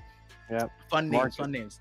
I've always thought, like, you see Mars and you think like, okay, especially when Luffy became Sun God, it's like, is he a Martian? I know people had the theories. I've always tried to figure out how it works. In the katakana, it doesn't exactly fit perfectly, but then there's another one that's really weird. So if you guys know the titles, they were called Godheads, right? But in reality, they're actually the martial heads, like martial, like, and I'm wondering because in katakana for Teach, he gave us the katakana, so like the way you pronounce Marshall and the way you pronounce Marshall, it's the same thing. So you would get this. Gotcha. So like as far as how the English spelled Marshall, Marshall, Right. it could be that it's actually the same Marshall for Godhead. And I'm like, no way. Right. Well, That's because kind of crazy. the And if I Marshall can is a add to name this- for ahead of something, right? Go ahead though. Oh yeah, no, if I could add to this, we have the Skypea parallels coming in here, because in Skypea, the parallel for Emu is Enel, right? Enel's design based off of Marshall Mathers. Oh, Hey. that's my guy. I Ooh, like that's that. a cook, bro. I That's like a that. cook. Hey, right low there. That key. was- Hey, Woo! also, There you go. Enel has an afro under the bandana or whatever that is. So I'm just gonna throw that in there too, real It's quick. funny SBS, honestly. Yeah. But yeah, like, so as far as the names go, I was kind of like, I'm wondering, like, I wonder if that was something that like he had and he was given, and then because he changed it, like when a character changes their name, Yeah. right? That's a Yeah. big deal. Like Pork Yeah. as D Ace, we go to Right. gold, like from Gold Yep. D Ace. That's a Which- big deal. So if he what 38 years into his life, he's like, I'm a pirate now, guys. I'm gonna be Blackbeard. Doesn't have a Blackbeard. Crazy, crazy. You almost gotta wonder. It's like, what was so wrong with Marshall D. Teach? Well, why didn't you just run with that? That's kind of a sick Yeah. name. Yeah. And I'm wondering if it came from a opposite direction, right? Maybe it came from a Right. celestial direction, but like that's where the D thing is so weird to me, because another thing that I'm still playing with, and I'm sure Oda's gonna give it. Maybe he won't, but you know, as far as what like Emu and the Gorosei knew about the D clan, it kind of didn't see. It seemed like maybe they knew the originators, but like in current timeline, they were kind of like, say the full name, you know, say Nefeltari D Lily, right? Like there was a weird context there where it almost felt like maybe they like just their understanding, because they didn't even know that Lily was against them. In 800 years later, they're like, huh, she made a mistake. I was like, damn, after 800 years, you kind of would have enough forethought, right? Like if a friend wronged you and like maybe they were just, it was just an accident, right? Whatever. But then 800 years go by, you feel like you'd kind of be like, nah, they did that shit on purpose. That shit was whack, you know? But like, so now, especially with what Emu said and the Gorosei about the D clan, saying like, you know, they don't know what the true meaning is.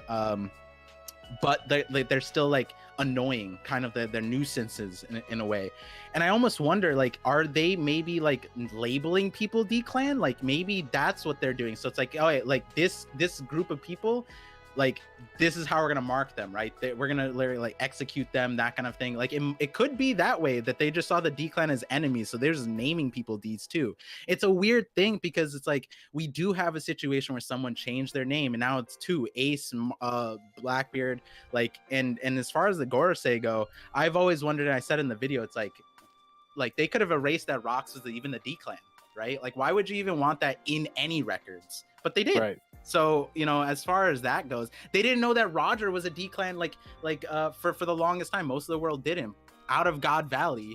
But then Rocks was known as a D-Clan for the few people that were there. That's kind of interesting to me. So it is a weird thing, because I'm like, did they label Rocks a D-Clan because of what he did? Maybe that's what they thought the D-Clan was meant to do, like go against the gods, which is what the story was that Doflamingo and Rosinante told us, is the D-Clans ran against the gods. So the whole thing that I wanted to bring up was that these names, like Oda's throwing it in our faces, and I like I've been encouraging everyone to just dissect all the names, but Marshall D. Teach is the one I'm like, that one is interesting, you know, like if you were to play games with it, right? Like we have the Marshall head of finance, Marshall head of whatever, Marshall D. Teach is like, is that the godhead of education or some shit? Like I don't know, but it's an interesting route. To think about. Damn. That really just opened my mind to once again what we were talking about earlier with rejecting what your potential fate and or lineage is, and what these characters have been doing. Like if what you're saying is true, in regards to Marshall, whatever that is going to end up being, and if Blackbeard had that information whenever he changed his name, I think that's going to be really, really cool, considering that, especially what we're seeing right now with Shanks. If these are two individuals that, of course, their destinies have been intertwined this whole time, and they're obviously going to have a clash later on. If these are two characters that have been chasing their dreams while rejecting their lineages, rejecting their fates in favor of something that they believe is much better, I think that's going to be a really, really interesting thing to explore with both characters. Yeah, I definitely agree. Yeah. I think like that, all that Marshall's, because I always thought it was interesting how Teach is called Commodore. Like he uses like a weird name for himself as like the leader of his own crew, and so What a goofy dude. yeah. So I wonder, but real quick, I want to get into some of these super chats because I'm like an hour behind, and so I just want to try getting caught up real quick. Let's see. Bean Boy super chatted $2. God Valley was a zoo. I honestly, what we were talking earlier with the like Fishmen being there, or like Kuma, maybe he's a special race and all that. Like maybe they literally had a bunch of different races there. They were like subjugating for some reason. That I thought that super chat was talking about like zoo in terms of goats, like just a bunch of goats together. That's what I thought. But this is a zoo right here. yeah. Of course, God would be a zoo because there's all the goats there. Yeah. Real talk though. But Press Sadat said, super chat at $5. Agree with Hidden. I am in the Rocks was not a bad dude camp. I keep saying he was blamed for some BS at God Valley. Shout out to all of you. Hey, shout out to you. I also agree with that take from Hidden. Yeah. I think absolutely. It's like, it's one of those things that was like, we should have known it from the beginning. Like I think it's getting more clear over time, but like, because throughout One Piece, the whole thing has been pirates aren't actually that bad, but they get deemed as bad. That's like the entire thing. So of course Sengoku is going to be capping a little bit whenever he talks to Marines about it, right? Like of course, right? So definitely agree, 100%. The bias. Yep. Will of Gil super chatted $1.99. So much spitting. The stream should be rated mature. Hey, we don't want to. Well, actually, it technically is because you have to mark if it's for kids or not before the stream. So I guess technically that is true. So technically, it is rated mature, but not so mature that it gets demonetized. That's too mature. You always rate it not for kids, right? Yeah, exactly. Because if you put it's for kids, then it's like you get like a 0.1% of the algorithm. Dude. Yeah, exactly. Who knows? Maybe we make like each one of us test out a video. We say it's for kids. Version, then it's for kids. Like then we could literally put yes, this is for kids. Like it would literally they couldn't do anything. So that's what we're gonna do. L super chatted $2 said, do y'all think Garling is strong? We actually talked about that at the very beginning. He's definitely strong. I don't think he's like the strongest God's Knight. Like I think he's like too old is mainly like he's up there in years. I gotcha. But he's definitely not geriatric. I think that was the word Par and Sai used for the Gorosei, I think. Hey, I didn't use it. Sai used it. Yeah, we can blame it on Sai. Shout out to Sai though. Love Sai. Yeah, I might be collabing with him soon. Can't reveal any info, but Scuba 7 super chatted $10. What do we think about Vivi obtaining the paw fruit? So I saw Morge had a video that talked about. I just saw the thumbnail. I didn't watch the whole video, but the thumbnail was absolutely fire. I sat there and looked at the thumbnail for a good couple minutes. Like, damn, they killed that. He cooked. Yeah, and I don't know if you guys have seen that video, or you guys probably know the theory in general, but I'm assuming part of it talks about like Vivi rejoining the crew, the number thing with like the Nick you know me or whatever, like the 2-9, whatever that is. So I don't know if you guys have any quick thoughts on it. I can see it because Vegapunk told Bonnie I have something to give her whenever she was passed out, and my favorite idea is that it's Kuma's fruit because he's like not actually alive anymore, so his fruit got sent back into the world, and Vegapunk has it, and he's like giving it to Bonnie as like a gift, and then Bonnie can't have two fruits unless she pulls a Blackbeard somehow, which she was tied with Blackbeard over the time skip, so I don't know, but the reason why I like the idea is just from a narrative standpoint of after this arc, having all the knowledge that she has, not necessarily needing Morgans as a filter to be able to reach to people, I think would just be extremely interesting, right? Like having the pawpaw fruit would allow you to teleport in different places and give this speech. You could even have like a really cool little Oda panel or Oda spread that shows Vivi in a bunch of different locations, all delivering the same exact speech of like, this is what's happening. Instant Messenger Sama's doing this. The Gorosei are doing this. Like, delivering basically what Lily attempted to do all of those years ago, but now actually 100% accomplishing it to a potential new revolution around the world. I think it's just it would make that much easier. Now, whether that's going to be done through the pawpaw fruit or through the filter that is Morgan's, which I'm fine with either scenario, I'm pretty sure it's going to happen after this arc. I just don't know if it's going to be done with like an ability. I haven't watched that video yet. I have no clue what his arguments are, but like reading through the viz, I thought it was really interesting that Emu used the phrasing that fateful day. To me it kind of implies that like Lily had this plan to, you know, spread the poneglyphs out, and she probably did it rather quickly. And I think like a really easy way to explain that is by her using the pawpaw fruit. Right. So that would then like parallel Vivi if she got the pawpaw fruit. And like this theory has been like circulating for a while because of like the whole 2-9 thing being meet Q. I'm curious to see that video because I'm sure his arguments are pretty good. I already agree without watching the video. That's where I'm the same at. thing with I didn't see Morge's video. I'm assuming it's recent, but yesterday Sai was the one who told me, like, after we got Lily's name drop, he asked me my thoughts on it, because someone had the theory in the spoiler community. And so I don't know if I mentioned this in the in that discussion. I'm trying to recall because I like the idea. As far as like Kuma's fruit getting like Void Sentry love and hype, like I'm all for it. I think for sure. I think the bear revealed, and I was basically a mythical zone hunt. Which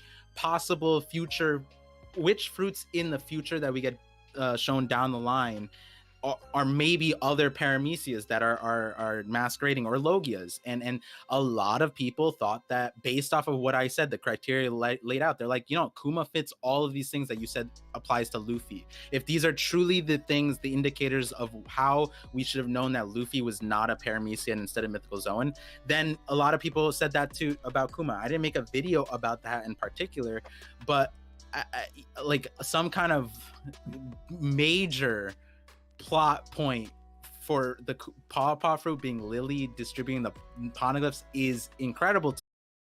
I think Kizaru literally said, like, we're gonna have to talk about what you just did, and he was in reference of, like, I've always wondered that, because like Kizaru and Sentomaru, they probably knew that like the Straw Hats are fine because they should know Kuma's powers, but like, so Kuma was doing something, and you know, Kuma knew that he was going to be taken out very soon anyways, for what is being attributed to Lily, where it's like, you know, we go to Thriller Bark, like the Gorosei said, take out the Straw Hats. Kuma didn't do that. Kuma did not do that. He like sent Perona out. I feel like every single time Kuma's powers are in play, it's like, what is this man doing? What is this bro? What is this boy cooking, right?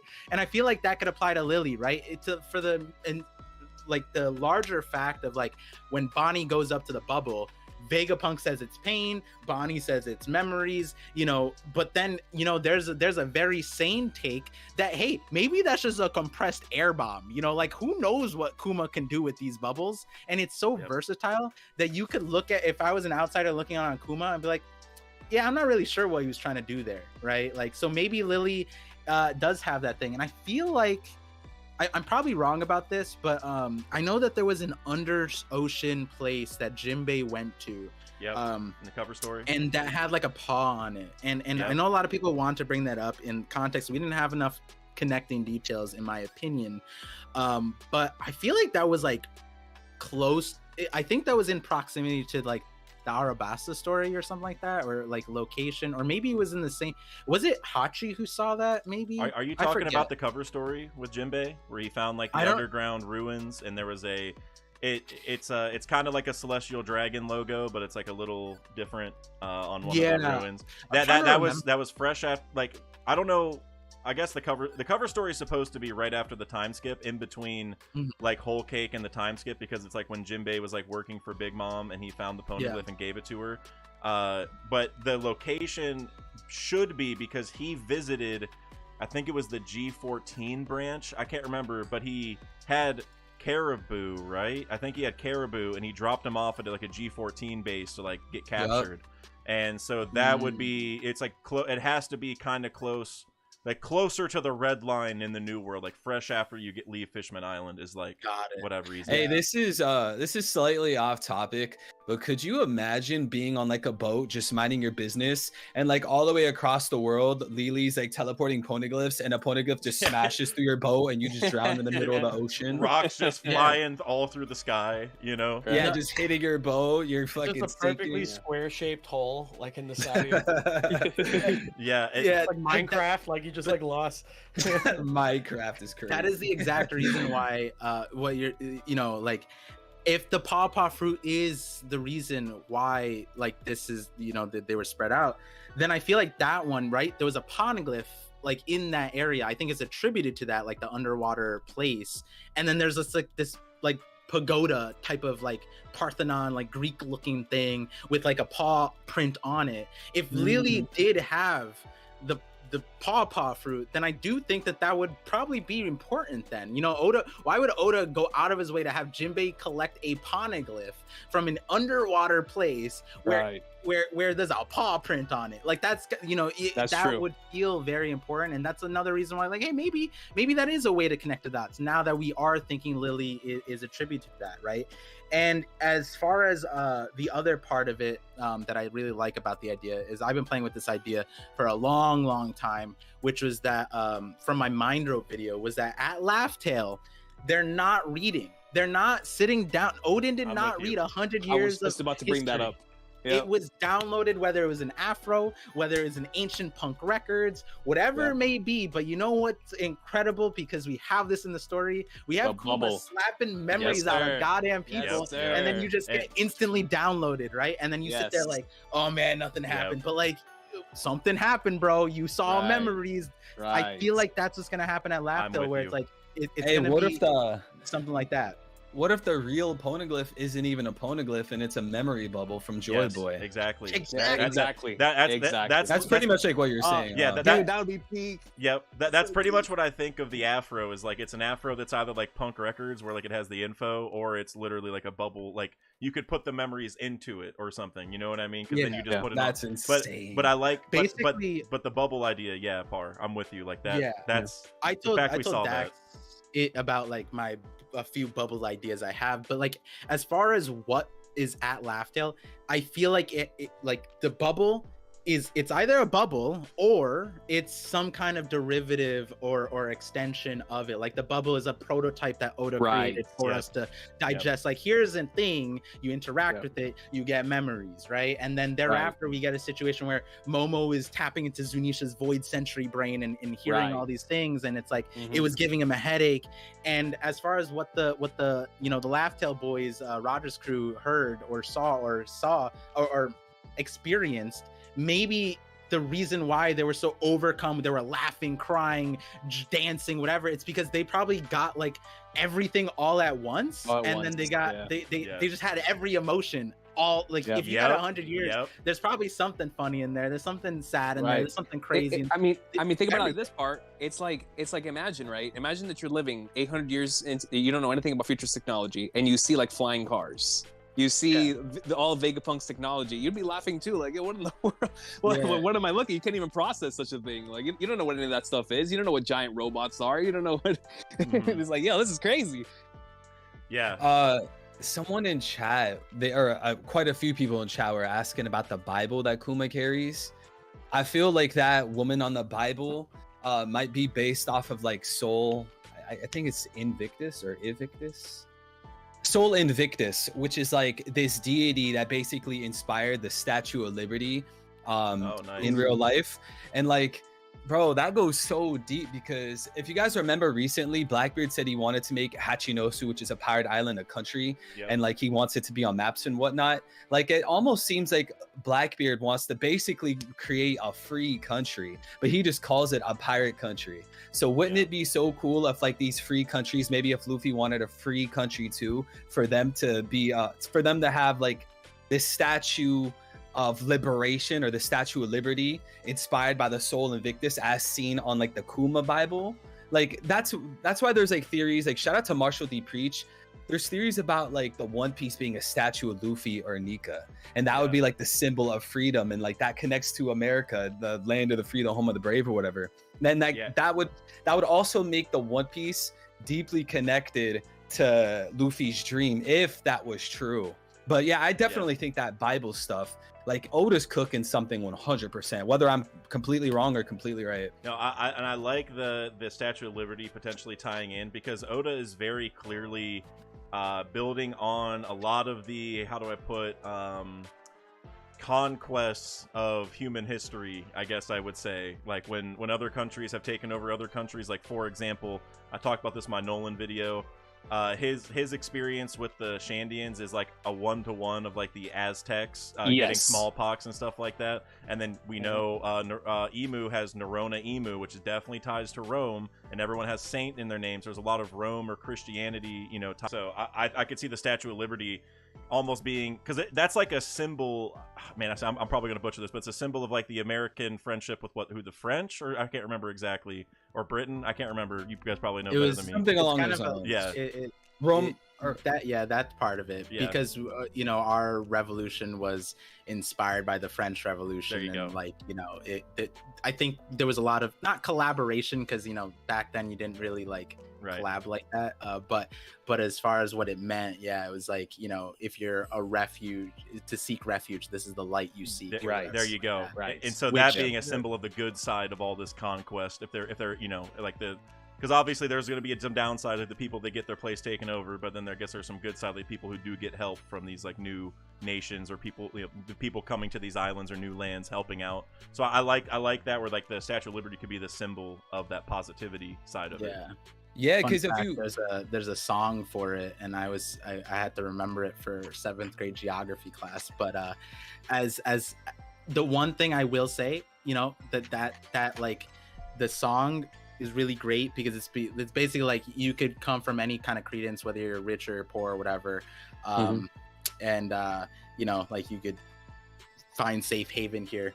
The one thing that I would hope that doesn't happen, and I don't think Oda is gonna do this, it would be, he'd much sooner glorify Japan than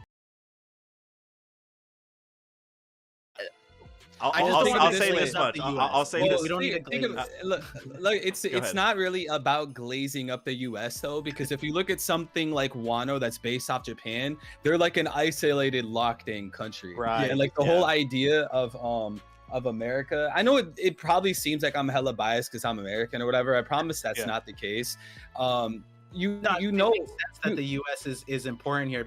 In the Yonko series too, it's like if Oda created world powers and ancient weapons, that's what like the U.S. is. It's a world power, right? So like you're gonna take the nuance of what it means to be a world power and apply that to your story, right? So what were you saying, Threevil, after that? So the Statue of Liberty, it says right here, I got it pulled up, it's based on both the Roman god Libertas and the sun god Sol Invictus, known as the Unconquered Sun.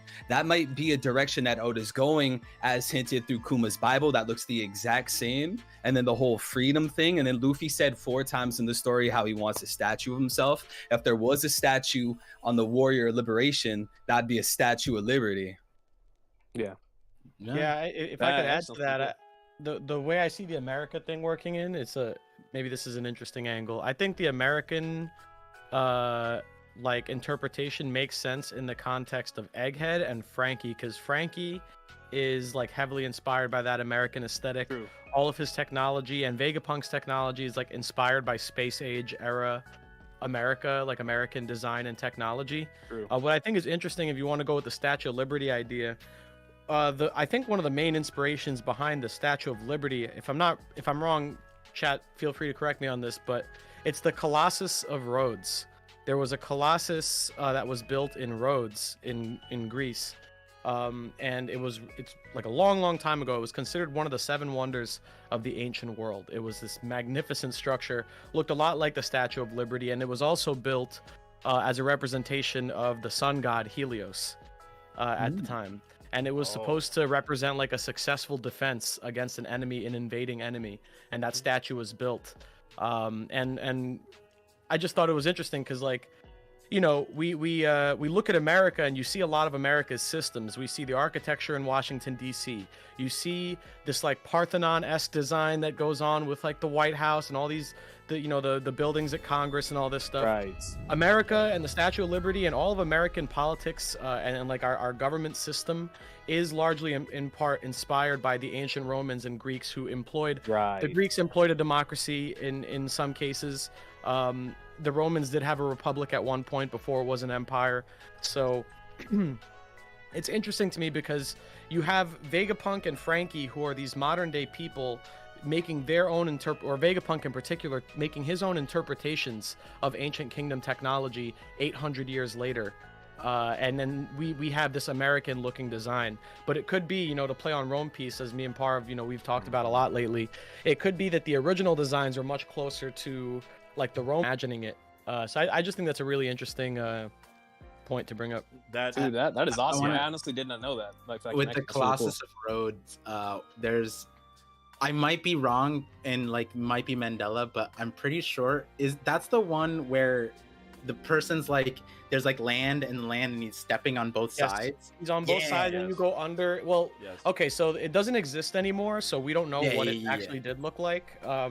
Based on like various written accounts of what it looked like, we can infer there's multiple possible configurations. One was just like the Statue of Liberty. It was on its own little pedestal and island. You didn't go under it. That was a possible way that it was, and it was just like off the coast, just like the Statue of Liberty was. The other alternative would be, I believe, one leg on one part of the harbor, one on the other, and then you sail in under its legs.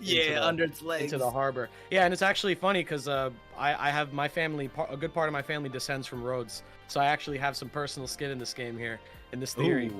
Yeah, so it's funny because they're actually considering like modern reconstruction too. They're going to be rebuilding it in the modern age, which is something cool. And that's like something to think about with like, what's going on in One Piece. Like they're trying to bring back the ancient wonders of the world, like all these wonders, because like the 7 wonders of the world don't exist anymore for the most part. I think the only one that still exists, or the only couple that still exist, what is it, like are the pyramids of Giza, and then the Great Wall of China is considered a wonder.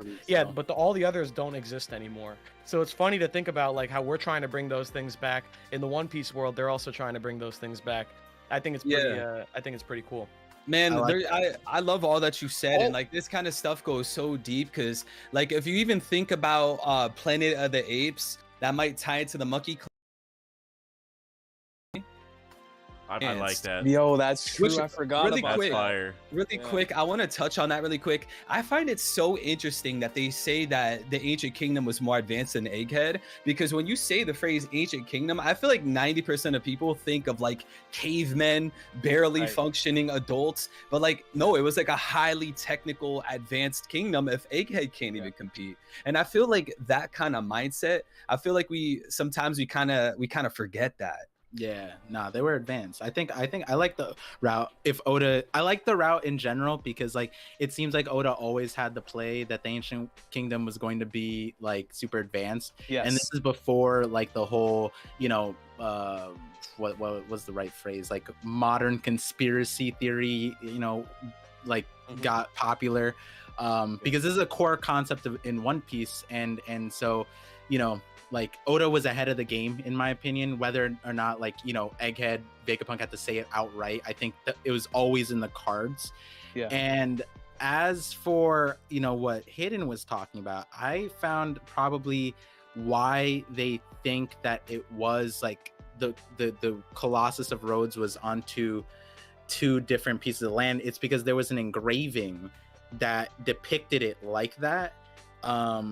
And the crazy thing, I'm gonna try. Let me see if I can drop you the picture, Dax, because this is kind of crazy.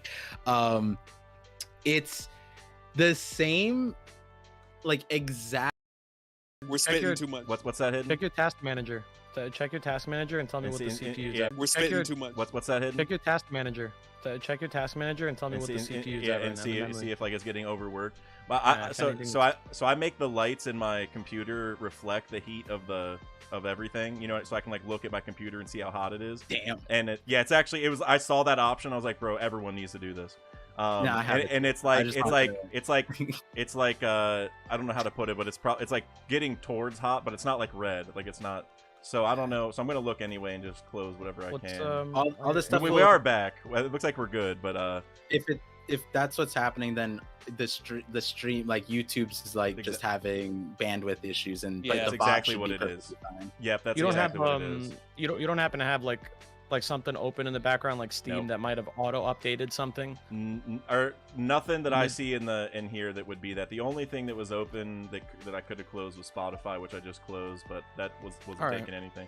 Yeah, it might just be a bandwidth thing, or Yeah. or it could just be we're cooking, so like it can't take the bandwidth. I'm The telling you. temperature got too I'm hot. telling you, there's been a lot of cooking. Yeah, here, dude. I've learned a lot. Agreed, 100% agreed. But you see that picture, Dax? You see that? You have to pull it up on the. Yeah, thing, I but wouldn't be able to. Well, is it in the It's chat the here? same. Yeah, I Oh, put it in. dude, I'm looking at it right now, Par. This is crazy. Hold on, I Like, can you know pull what I it mean? up. Like a spear Yeah. is one thing, but that has the same, like even like the little Yeah. feathery thing at the beneath And the it. hair. Look at the hair. Yeah. Yeah. Here, I The sun That- god with the spear and the wavy hair and all that. Yeah. Like, I think That's they're awesome. yeah, man. The fact that like Hidden said, no one can really like gauge. They're just basing on like on what they've inferred is also really One Piece. Like they can't confirm because it got wiped out. Dude, wait, this That's what I this love picture is about really Oda. He's tripping so me good at- out. He's like really Oda's so good at like capturing a lot of the spirit of like human adventure throughout history, because Right. like a lot of this stuff we take for granted now because we have such easy access to everything. We have punk records in our world now. Yes. Like we don't Yep. have to do what our fingertips. Oda is doing such an incredible job of like recapturing that mystery that existed prior to the internet, where everything was like an open-ended question. It's like what could this have been? What could this have looked like? Well, gotta use your imagination. Let's look at what we have available. There's very limited info. You might have to go to your local library and read a couple books to like learn something about this. And now it's like I don't know, it's just sometimes I have to marvel at like how well he captured that spirit of like that's almost like one of the reasons that keeps me coming back week to week with One Piece is that feeling I get of like anticipation and mystery of like what are we gonna learn this time? What could happen next, For sure.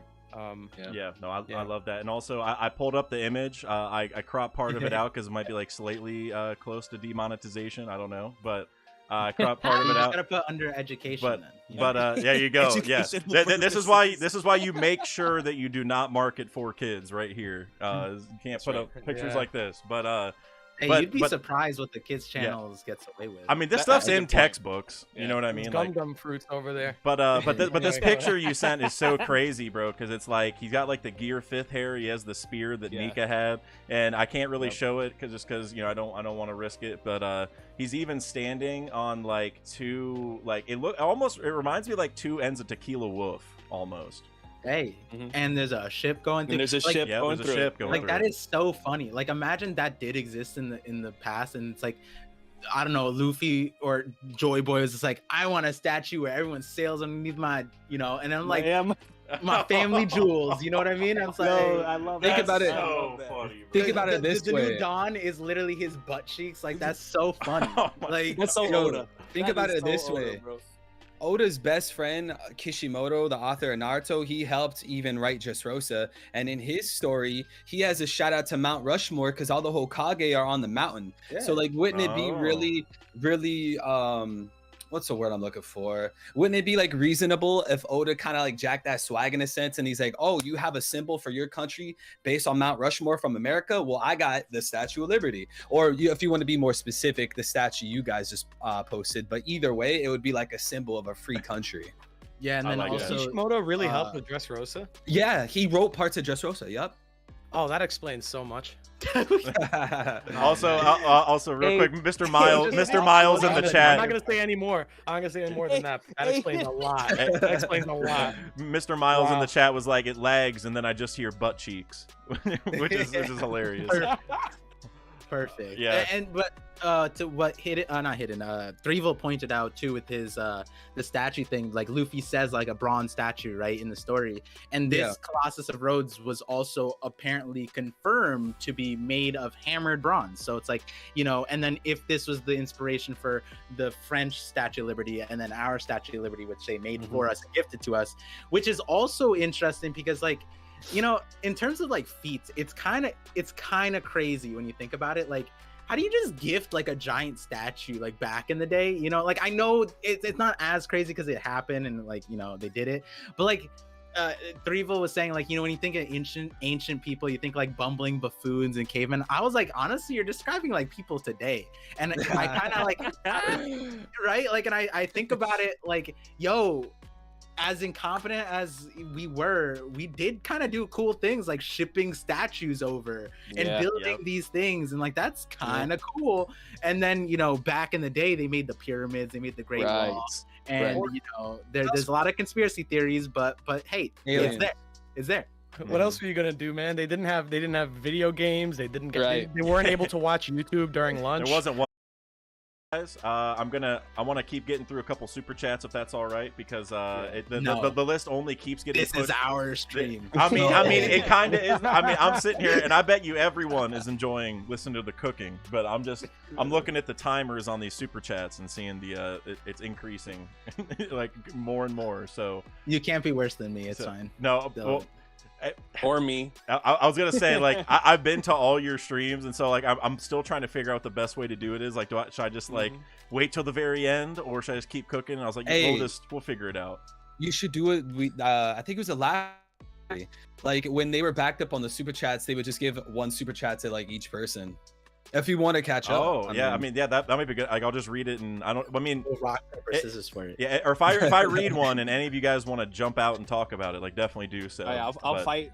Par and I will fight 1v1 for one of these right now. Get on. Wait. What just came out? Street Fighter, right? Is that? I think that just came out. Hey, right. Yeah, you guys can play on that. Yeah. Let's get it. That's good. Throw some hands. So real quick, where was I at? Okay, the VV one, right? Okay. Muglaton super chatted 5 pounds. It said, genuine theory now. Rocks is half Lunarian, half Fishman. Top and bottom races of Sun Tree Eve. Both mostly oppressed by the world government, equal most motivation to rebel. I could see Rocks being half and half, or I could see Shanks and Buggy representing the two sides. You know what I mean? Like, Shanks is like the celestial dragon from the sky, Buggy's the fish from the bottom. Rocks, Fishman, Lunarian, like he's basically just the natural seraphim. Yes. God, yes. Imagine losing like that. Garbage. What do you mean? Like, we saw what King did, and then you add Fishman, and he's natural, and oh my goodness, OP. That would be. No wonder he was leading Kaido. Could you have the flame on in the water? Who knows, bro? You know, Luffy had the flame on. Yeah, Luffy had that's true. Prometheus Yeah. in the anime just dove straight in the ocean like it was no problem, and he's literally just a ball of fire, and he survives. That's at this point, we still can do it. Wasn't Sanji also able to light up his leg underwater? Same thing with Luffy's Red Hawk. They were able to like, light on fire. Yeah. Which elemental hockey. Elemental hockey. Hey. He beat me. There it is. Par, you cooking up a new elemental hockey video soon? Bro, I have the thumb. I know you showed me. That's what I was gonna say. Yeah. You know what's crazy about that? The person in the thumbnail, like, if I had released that before we got the character, my God. I know you. I mean, you got to do it now before you know anything else. Like, one of them gets proven. Well, if it's right, I guess then you would definitely want to drop it. But you know, before anything else changes. But let's see. I keep losing my place. Mr. Bushido super chatted €5 and said, Garling, Rocks, and Garp are Sake brothers, but they fell apart and became enemies. A parallel to ASL. Garp sees his mistakes in Ace, Luffy, and Sabo. I could see it. Like, it's tough because Garp is already part of like a trio, right? With Suru and could probably maybe even play around with swapping Garp and Roger, because like Roger made his Jolly Roger and his mustache looked, he didn't even have a mustache when he made the crew, and even when he got the mustache, it still doesn't look like his. And we have to wonder, like, why did he want to turn the world upside down so bad? Then we also have to wonder, like, what about the Straw Hat? Like, that's supposed to be like a really important like symbol of whatever, and he passed it to Shanks, and then it got passed to Luffy. There's like all these questions floating around Roger, so maybe he had some type of relationship with Rocks like far before God Valley. Yeah, I mean, I could see that, because the thing for me is, like, Roger, he started his journey not that long before God Valley relative to like how long he was out. Like, I think it was like halfway. Like, he hadn't finished his first part of the journey, I don't think, or maybe it was soon after. But main point is, you know, Roger still had a whole journey to go on after this, but I feel like Rocks, this was the end of his journey, kind of, right? It's like, it was almost like God Valley was like the handoff in a way of like Rocks, who was apparently like a huge terror in the era before that, to then Roger and I guess Whitebeard to a degree being like the new terrors of the next era. So I want to know what Rocks' story is, because it has to be insane, right? Like, we honestly don't know. Absolutely. We don't know that much even about Roger. Like, we saw him get Rayleigh on his crew, like, real quick, but like that, we don't know really that much, except like how Roger started his journey and got there. I need that like right now, because that's gonna tell us so much. I think what's going to be interesting is that, like, the way that these stories get delivered, right? Because I'm thinking about it, like, where do we get the God Valley flashback? Right. And is that separate from the Ancient Kingdom flashback? Because it's two separate time periods, Yes. different characters, different set of events, but presumably one is going to play really hard into the other. And the way I'm thinking about it is, like, do we get the Ancient Kingdom story first, and then God Valley, like, show us what happened at God Valley after? Because presumably Rocks knew something. I could only assume that he knows something that we're only going to learn at Laughtale. Yeah. Right. Just based on, like, the way they covered up his story so severely. So I almost wonder, are we going to get that after Laughtale? Like, because I don't know, because, like, everyone has a different idea of how the story's going to play out, the order of events. But I always felt like we're going to get to the One Piece before we end the stuff with the world government and fight them. I'm probably So right there. The God Valley might be around the corner, and I feel like Oda's like even aware that we're thinking that, because we have like events like Garp being on Hachinosu trying to fight the Blackbeard pirates. There's theories going around about Kuma being from God Valley, and then now we just saw Garling, who was the champion or whatever of God Valley. Like, that one right there felt like, okay, he's definitely us ready for the flashback. I agree. I actually would. Oh, are you still cooking? I don't know if you cut out there, but Oh no, Okay. that's all. okay, no, you're good. I completely agree, and I think God Valley is literally right around the corner. Like, not the next chapter, but I could see it in the next like 10 chapters starting. And the reason for that is I have become more and more convinced that Uranus was involved in God Valley in some way. And I think there's a decent amount of evidence for this. But the main thing is, like, well, we know God Valley got erased off the map. We just saw an island get erased off the map with the Mother Flame, and it came from the sky. So, and I just did a video about this, but like, I definitely think there's some kind of connections between Uranus and whatever the Mother Frame or Mother Flame is, whatever those connections are. And I think that could even go all the way back to God Valley, where, and this is like my favorite idea. It's gonna sound kind of crazy at first, but like, what if Roger's egg was at God Valley? That's where he got it. But someone with Bonnie's powers aged the egg up, so it turned into Uranus temporarily, blew up the island, and then reverted back to the egg. And then Roger took it. It was like, hey, I'm not letting this get into anyone's hands. Like, I got to keep this. Like, something in that realm. And the reason why I think that's going to lead to God Valley being shown soon is, like, if Uranus was involved at God Valley, well, we're doing all sorts of sky or egg or weather related stuff, which is like stuff we've kind of thought ties to Uranus for a long time. And it's like, now would be the time to finally start talking about that. And like, imagine Uranus shows up at Egghead or something, or they start talking about it, and that just fades right into the God Valley flashback, because it's like, oh, this is a repeat of what happened 38 years ago, and then we just see the whole thing. So Yeah, that's what I Mac, think. you kind of gave me I a like crazy that. idea with that Bonnie thing.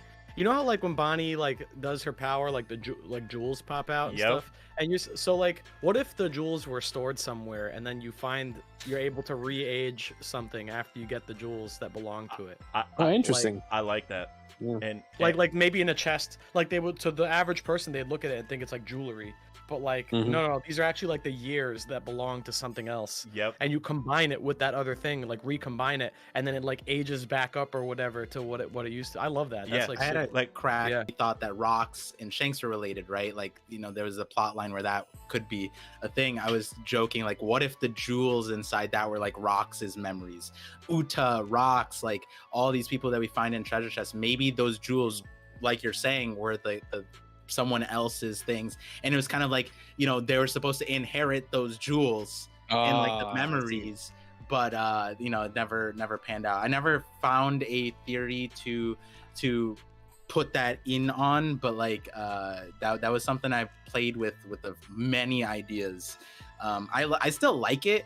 The only thing about it is like it's hard to make a theory off of a theory, and right now like Bonnie's power is so theoretical that like, you know, I Dax, I believe, had the idea that like, you know, all of Egghead, like the awakening thing happens with Bonnie's fruit afterwards, right? That's another route, right? Like we don't know if it's a past user of the fruit. Maybe it is just Bonnie and she just has amnesia, or like, I don't know. It's just like there's so many theoretical possibilities when it comes to Bonnie and her powers that it like, for me, it'd be like, damn, if she did this to a person like Vegapunk, doesn't Vegapunk get his jewels back once he ages back, or does he lose those jewels? Like it's Right. so weird. Yeah, So I don't know where to put it that seems in. like that Really he quick. reabsorbs them naturally, like over time, like they disappear whenever he re-ages because it only works temporarily.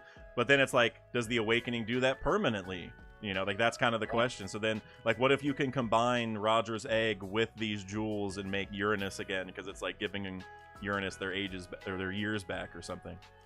Yeah. Hey, I really like what you were saying originally, because a lot of people overlook this, but in chapter 0, oh shoot, my bad, I hit my stream deck. Oh, you're good.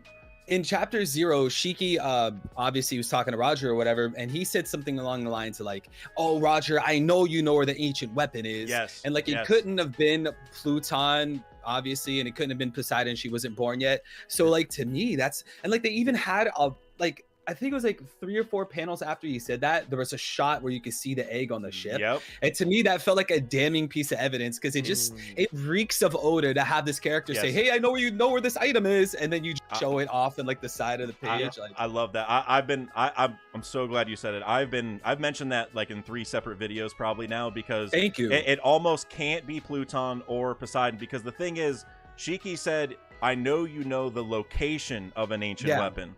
And we know that you learn the location of ancient weapons from the poneglyphs, right? We know that the Alabasta one tells you where Pluton is, and the Skypea one tells you where Poseidon is. But Roger couldn't read any poneglyphs until he met Odin, which was after the Ed War.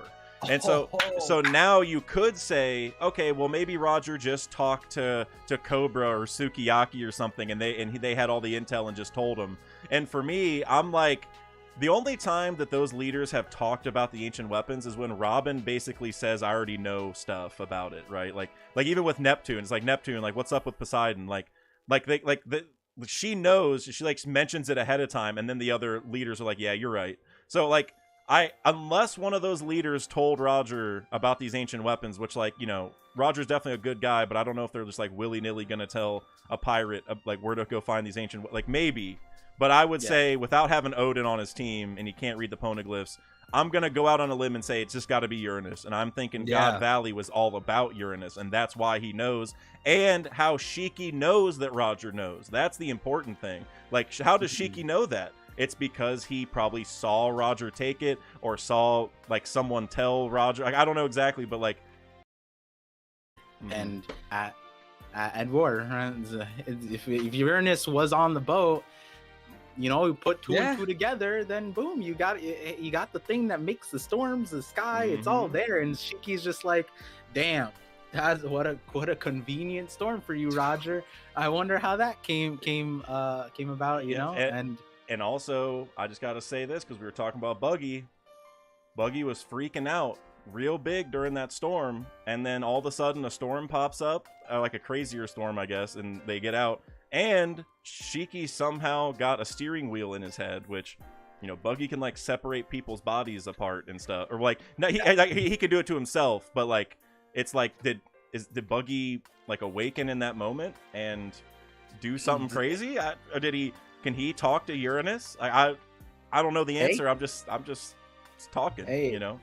There's a video that might connect those dots, but as I liked what King Recon said in our chat. He said, part to add on to that, what if it was an eddy storm, like, you know, how like Bonnie was in the eddy, and like an ooh, that'd be kind of I have a theory on that. I'm sorry, I saw the phrase warm eddy, and like I have to put this out there in case people don't know about it. I truly believe that Bonnie probably has the Toki token of me. Wow. I know you've told me about this. Oh yeah. But I don't know if anyone else. Bonnie, or rather that Bonnie's fruit is the true Toki no Mi. Is that what you're saying? Like, she's using it differently. So here's the. I'm gonna try to. I don't want to hog the mic, so I'm gonna try to like speed run this, and I'm probably gonna leave details out. You know, it is what it is, but basically I feel like everything that Bonnie was doing was probably an awakening technique. I feel like traveling in the future is it's a really powerful tool, and it just would seem really weird to me if that was like the base power of a fruit. But with Bonnie altering the ages of people and objects, that falls under the idea of time, right? Like if someone's young, you measure that by time. If someone's old, you measure that by time. There's a lot of details that go into this, but one of the cool ones that I that maybe like think to bring this up right now is when Kinemon and all those guys were sent forward in time, they popped out of the air and, you know, fell down to the ground, and I thought that was really similar to how Oda drew the page of Bonnie popping out of the air and falling down. It also would explain how she got away from Akainu, possibly. Exactly. Right, because if she could just like teleport herself using time travel or something into like 2 weeks, and I don't know, like whatever the time frame was, but that would explain how she could get away. Yeah. Right. And so if you, sorry, let me throw this in real quick. We know that a lot of times Oda likes to have two devil fruits in like some version of a pair. You have the snow, ice, fire, magma, etc. I think like the pair for the Toki no Mi would be the ripe fruit. So like that is also a reason why I don't think Bonnie has something that's not the Toki, because then there would be like three fruits that are closely related. Yeah. Instead of like, you know, the natural the natural pair. Yeah, I like that. The only thing for me is that Toki, like they both shown completely different versions, so I almost see it as Bonnie having the improved version of the time fruit, because maybe the awakening would let you know, do something, because like her power is timelines, right? It's not actually ages, it's timelines, because she has said like distorted future, and she's like all buff all of a sudden, right? Like it's not just age, it's like she can like create, like make her body as if it's from a different timeline, like one where she's like really physically strong. Like it's much different than just aging up and down. So I see it almost as like a perfected time fruit. But we know Bonnie is obviously Kuma's child, and Kuma was like experimented on a bunch, and he's from a special race, which I don't know if this is for sure. I've been mentioning this a lot. Like him and Blackbeard have similar hair, and Blackbeard can have multiple fruits. Like maybe he can have multiple, and maybe Bonnie can have multiple as a result. I don't know. So maybe she's like a test tube baby, and she has some kind of spliced up fruit in her or something, you know, like different kind of abilities, like maybe Vegapunk made his own thing. I don't know, like she just only has green blood or something. I don't know exactly, but no, I think it's an interesting idea, because their powers are obviously like sister powers, if not, you know, even closer than that, right? Because like it's all timeline, whether you're skipping it or changing yourself. But now the thing is, like, I know you think it's like the actual same fruit. I feel like just with the powers being separate, that's like I haven't seen the same power from either of them, but there's no doubt that they're connected. That's the main thing. Like, there's obviously this time stuff is important, especially with Akainu saying like, "Oh, when I heard you were free, a chill went down my spine." It's like, why is that, bro? Like, what's so important? He didn't expect her to travel in time. You also have like a fruit like the Nika fruit, and sure, like it's a super ultimate fruit and it might be an outlier, but just to use that as an example, the base of that fruit is the stretching your body and being rubber. You're a rubber man, but yet the awakening is like this whole big thing about freedom and, you know, blah, blah, blah. I feel like that being like the awakening of Luffy's fruit is somewhat related to the base part of the fruit, but it's not too obvious. So that's why I was thinking that, like, since Toki traveling in the future is like, it's in the same vein as Bonnie altering people's timelines or altering people's age. It's kind of like the same deal. Does that make sense? I've talked about it like this, and I use these exact group of powers to demonstrate what I've been talking about. I could do it with other ones, but like, you know, if thinking about a tree and devil fruits, I've been talking about it like this was the time branch. So like this is the branch of power that stems from this. Now, as far as what Threeville's saying, I think that there's like many levels to where it could be true, where it's like maybe like what Dax is saying, maybe these are derivative powers, like they stemmed from Toki's fruit. Toki passed away in Wano, then afterwards we see Shinobu, and then, you know, well, we know 2 other powers also left Wano, so maybe, you know, Bonnie's also left Wano too. Maybe it's a derivative power, but it could also just be the same power.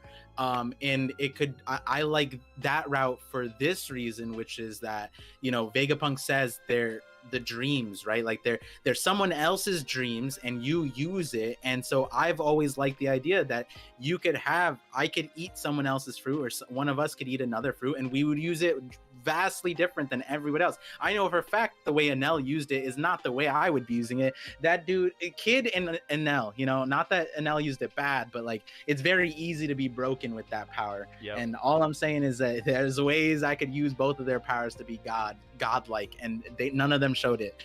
But the one thing that I do want to say for Threeville's thing is like the nuance of the time power is so interesting, and something that could help Threeville's idea that Bonnie's fruit, you know, Dax was pointing out like, hey, it's a timeline thing.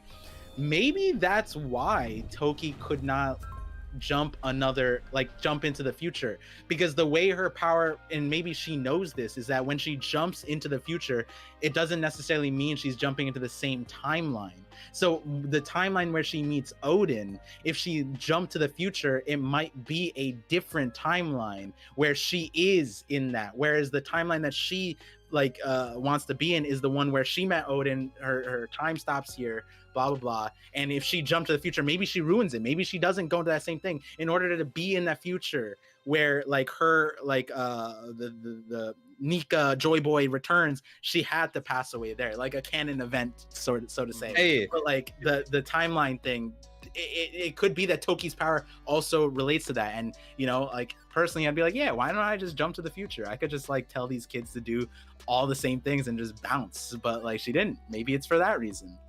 Two more things I'll throw in is like every time like these characters die, especially if they have a good fruit, fans are wondering like where'd the fruit go? Who's gonna get it?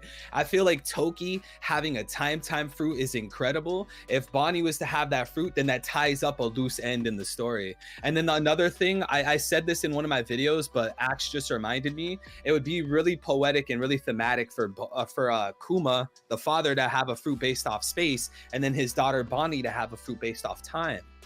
Space time, like that, to me that sounds like Oda. I think that's definitely true. I guess it's just what time, you know, what version of time it is. Time. But I'll say this though, maybe this is an unpopular opinion, but I'm not even sold that Toki's dead yet. I'll be honest. I still think that that arrow scar in her leg that was like shown in the one panel, if you guys know what I'm talking about, like talked about for a long time, that she is going to come back at some point. So it's definitely a, you know, maybe, because like she was giving the speech and we never actually saw her die, right? Like we just presume it.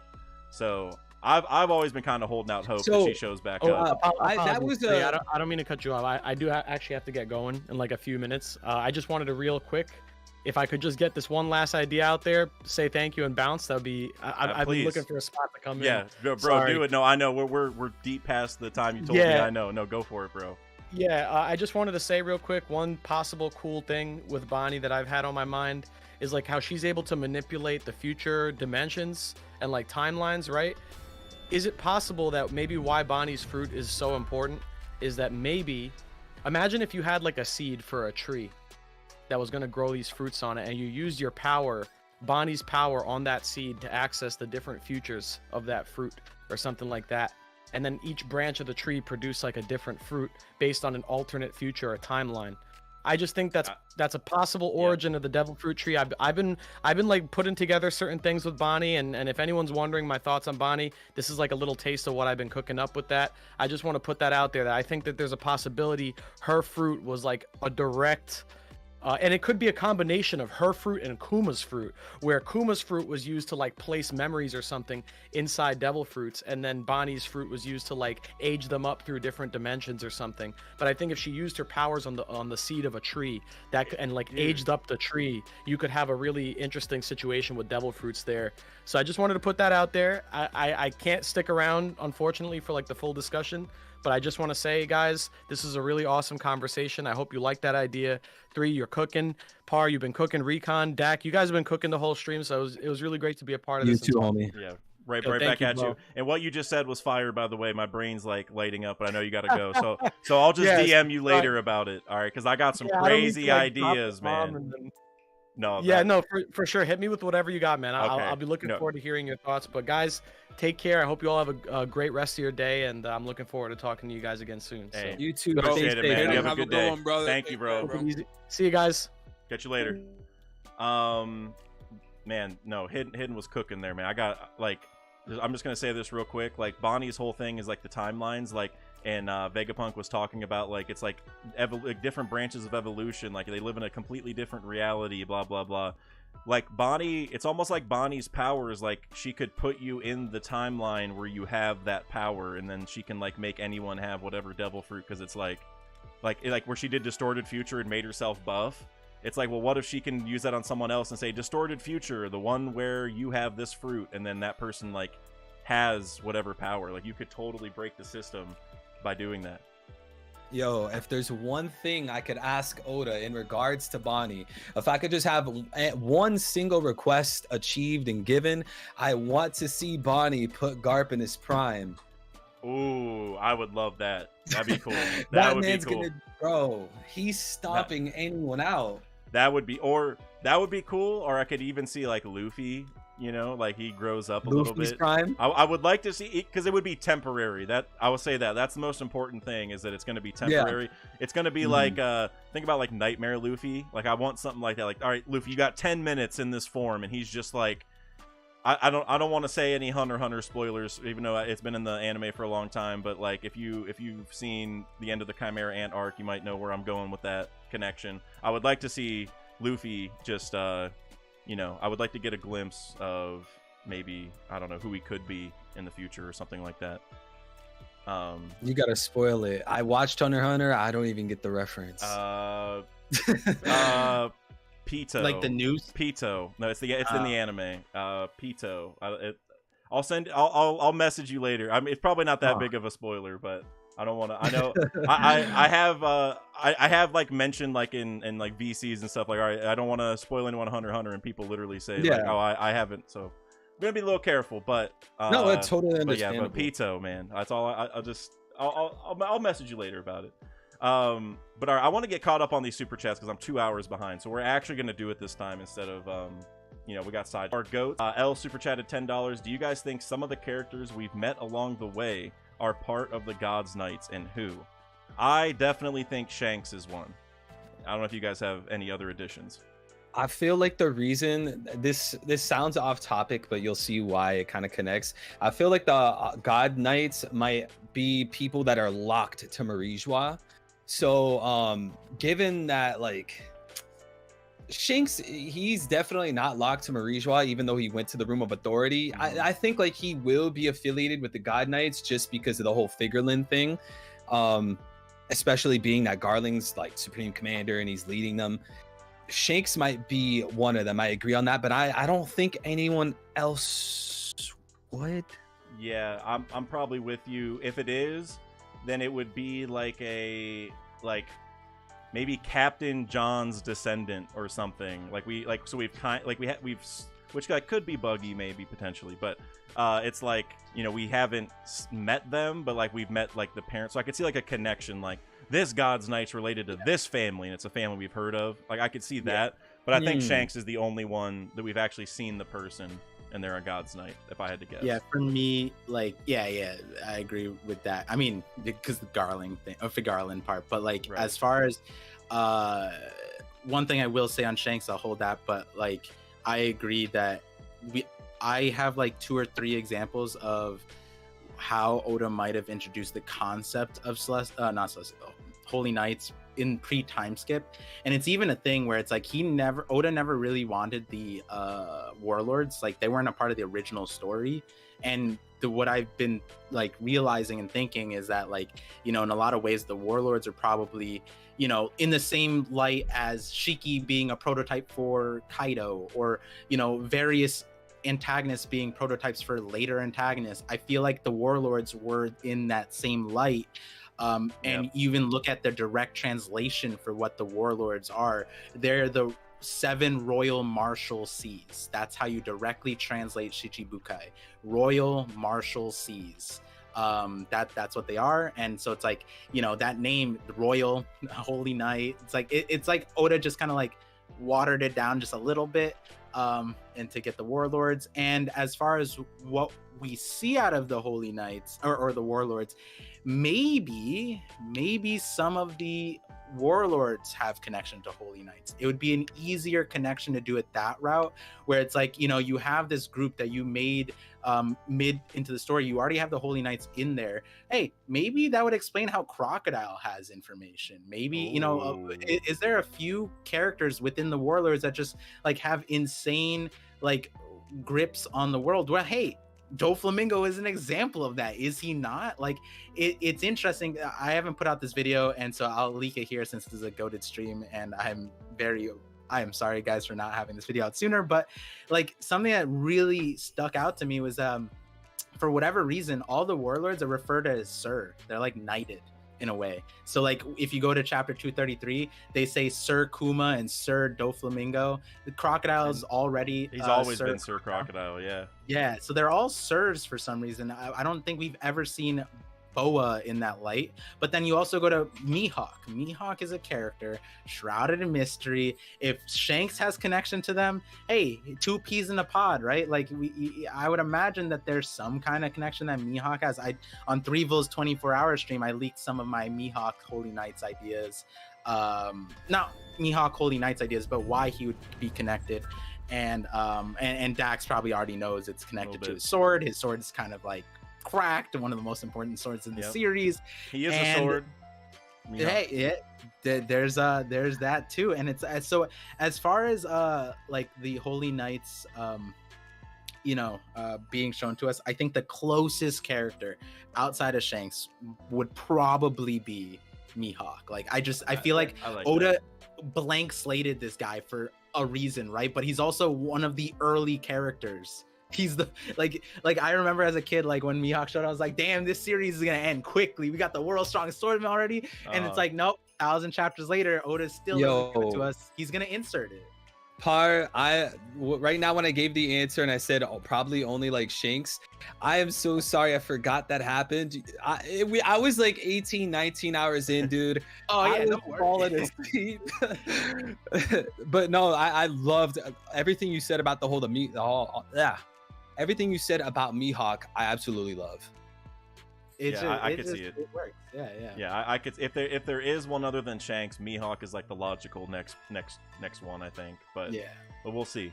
You know, I kind of hope it's Shanks, just because that gives us a chance for like more cool characters. But it could be like the flip, right? Like Shanks born has the lineage, but had none of the upbringing, right? Yeah. Maybe Mihawk has none of the lineage, but then he has all of the upbringing. He's like Stelly. Like he took like he was adopted into like the family. It's like Shanks left and like, all right, we're gonna go get Mihawk. Like he's gonna be there. I like this topic, but can we talk about Nerona Charlos? Oh yeah, I'm down. I'm down. Let's talk about it real quick, because that idea has been stirring in my head ever since I heard it, and I am locked in. I am 100% sold on this idea. What do you guys think? Is this legit? Hey, Nerona Charlos is interesting, right? Like, we don't have their last names. It's interesting, you know. Do I want it? Not really. Do I agree that Charlos's lineage needs to be dissected now because he's taken quite, some conquerors hits and survived, and he's collecting ancient weapons without really knowing it.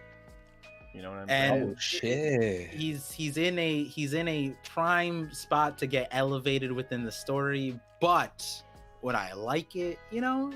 Not necessarily. I want Nerona to be like some random other thing, right? Like if the reason why it's like if what's his face, Cobra and Ivankov were like, oh, I heard of Saint Nerona Emu of like whatever, and it was referring to Charlos. Oda likes to troll. Yeah. I know. Hey, also, that's why I'm not negating it. It's just Luffy punching Charlos at Sabaody, bro. The level of parallel. Death, I think so. You can look at it from like a parallel perspective. Yeah. I mean, you could look at it from a parallel perspective, but I just think it would add so many layers of depth to know or to think whatever that Luffy punched a Nerona member at Sabaody, the whole arc where he lost his whole crew, and then the end of the story is him defeating the Nerona member. And also, I got to say this real quick, just because it ties in, I think, too beautifully. If you look 200 years ago, the ancient robot attacked Marijois when the fishmen were supposed to join the Reverie, and they presumably didn't get to join the Reverie after that because probably, the Celestial Dragons were like, okay, having the fishmen seems like bad juju. We're not going to do this, generally speaking. But then now the fishmen rejoin and they actually go. And like I was saying, Poseidon almost got captured twice by Charlos, maybe Nerona Charlos. And the reason this is so important is because how did she get saved? It's from, for one thing, Mjosgard, right? He can't because he visited Fishman Island and all that, but also the Straw Hat Grand Fleet, right? Like they were okay hitting Mjosgard, like even though, or listening to Mjosgard to hit Charlos, even though it could still maybe get him in trouble, but he's like, I'll take the fall. Like they didn't care because they embody Luffy's kind of will of helping people, like liberating whatever. And so the reason why this matters is like, the fishmen could never make it to the Reverie until now, when Joy Boy is out there and has already met Poseidon and made a grand fleet that's out there protecting people. It's like Fate only let Poseidon go up there once Joy Boy was out in the world already. So tying it back to Charlos, it's like just making like an Emu parallel. It's like Charlos was trying to get an ancient weapon, but because Joy Boy is in the world now, he was able to like intercept it. And that's kind of what happened at the auction house, right? Because he was going to buy Kami. Like it's like Joy Boy being here keeps protecting the fishmen from the specific guy, and I feel like it being Nerona just makes sense because like Emu definitely wants to get the ancient weapons. I'm sure. Is this a video? Is this one of your guys' agendas, like personally? Nerona Charlos? Not a video. I think it was mentioned in your stream or maybe a stream over the last couple weeks. Yeah, I about it. Well, so someone said it in a chat and I read it once, and then I think your stream 3 was the first time I mentioned it, but I read it somewhere else first. And I might have been your stream, Par, or some random person just said it, and I was like, oh. I like just took it and ran with it, and so yeah, I don't have a video, but could be but another thing about like Nerona Charlos or Nerona Emu is like if you look at the character of Charlos, he's like encompassed by slavery and he wants all these slaves or whatever. When you look at the Godosei, they're all gods of sectors of the world, which is a really specific thing. So like agriculture is a sector, science is a sector, whatever.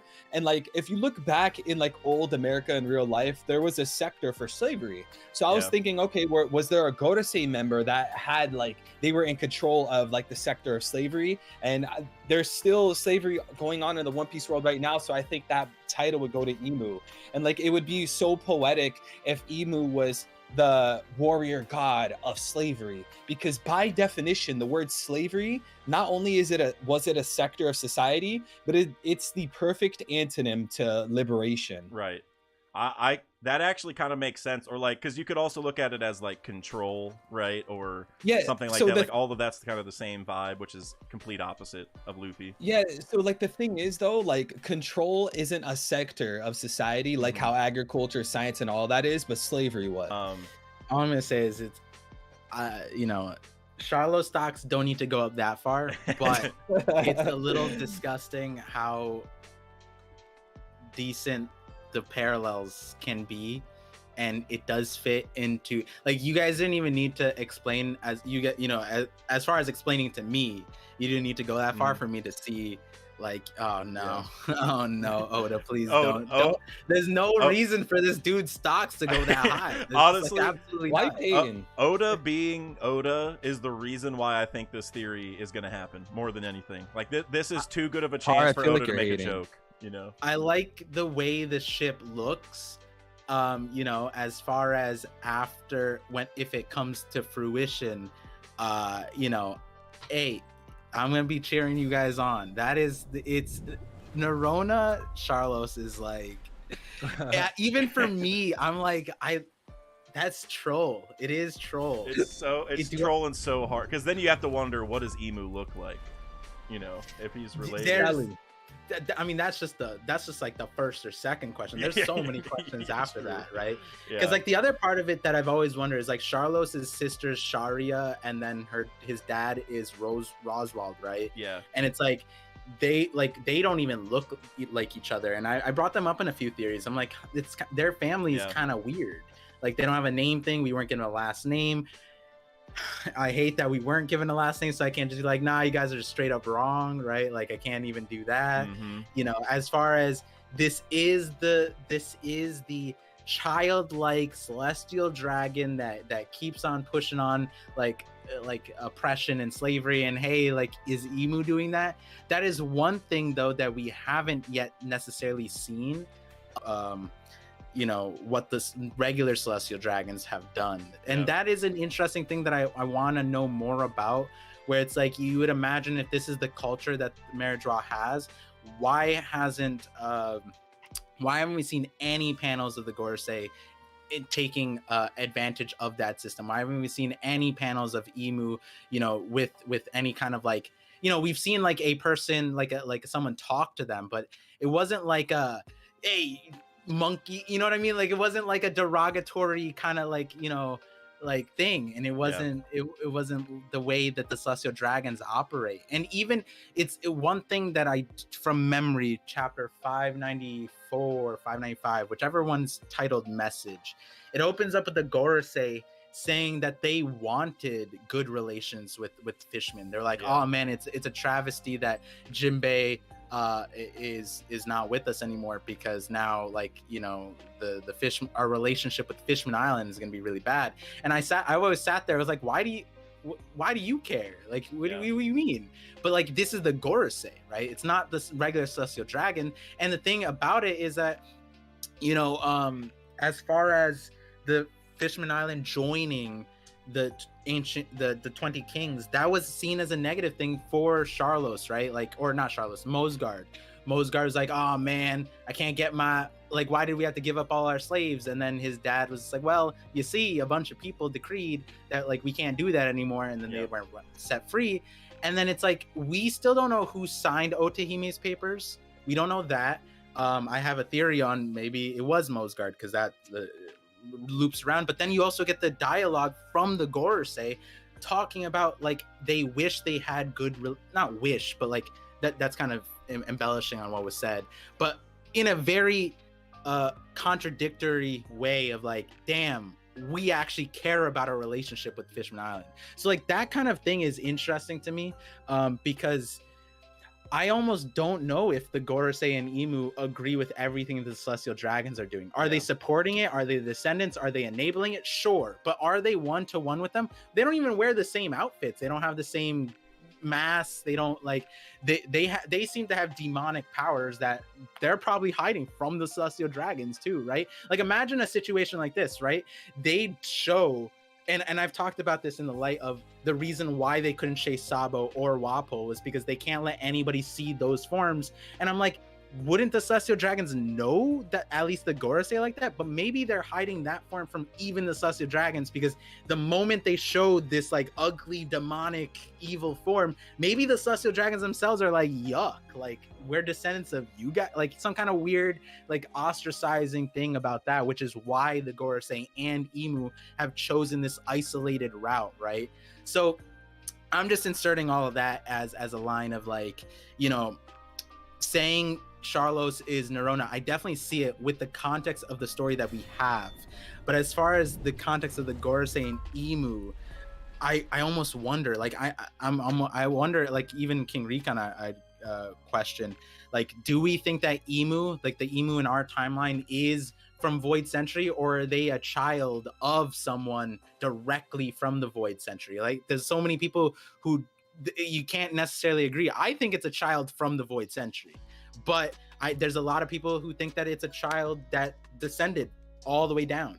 Nah. Or some people think it's the original Emu that was there, right? So there's that. I don't necessarily disagree with that, but my thing is maybe the Saint Emu that's a guy that Ivankov is referring to, maybe that was our Emu's like parent or something like that, and that's why you get it like the honorific change where apparently in the current dialogue it makes sense to think that it's a child girl, like a little girl, like a, you know, based off of her referring to, or themselves referring to themselves as Mu in third person, that kind of a thing. So, you know, there's a whole loop around, and maybe we need more context. But as far as like Charlos being the Emu Nerona thing, like I almost want the Nerona family to just not exist right now.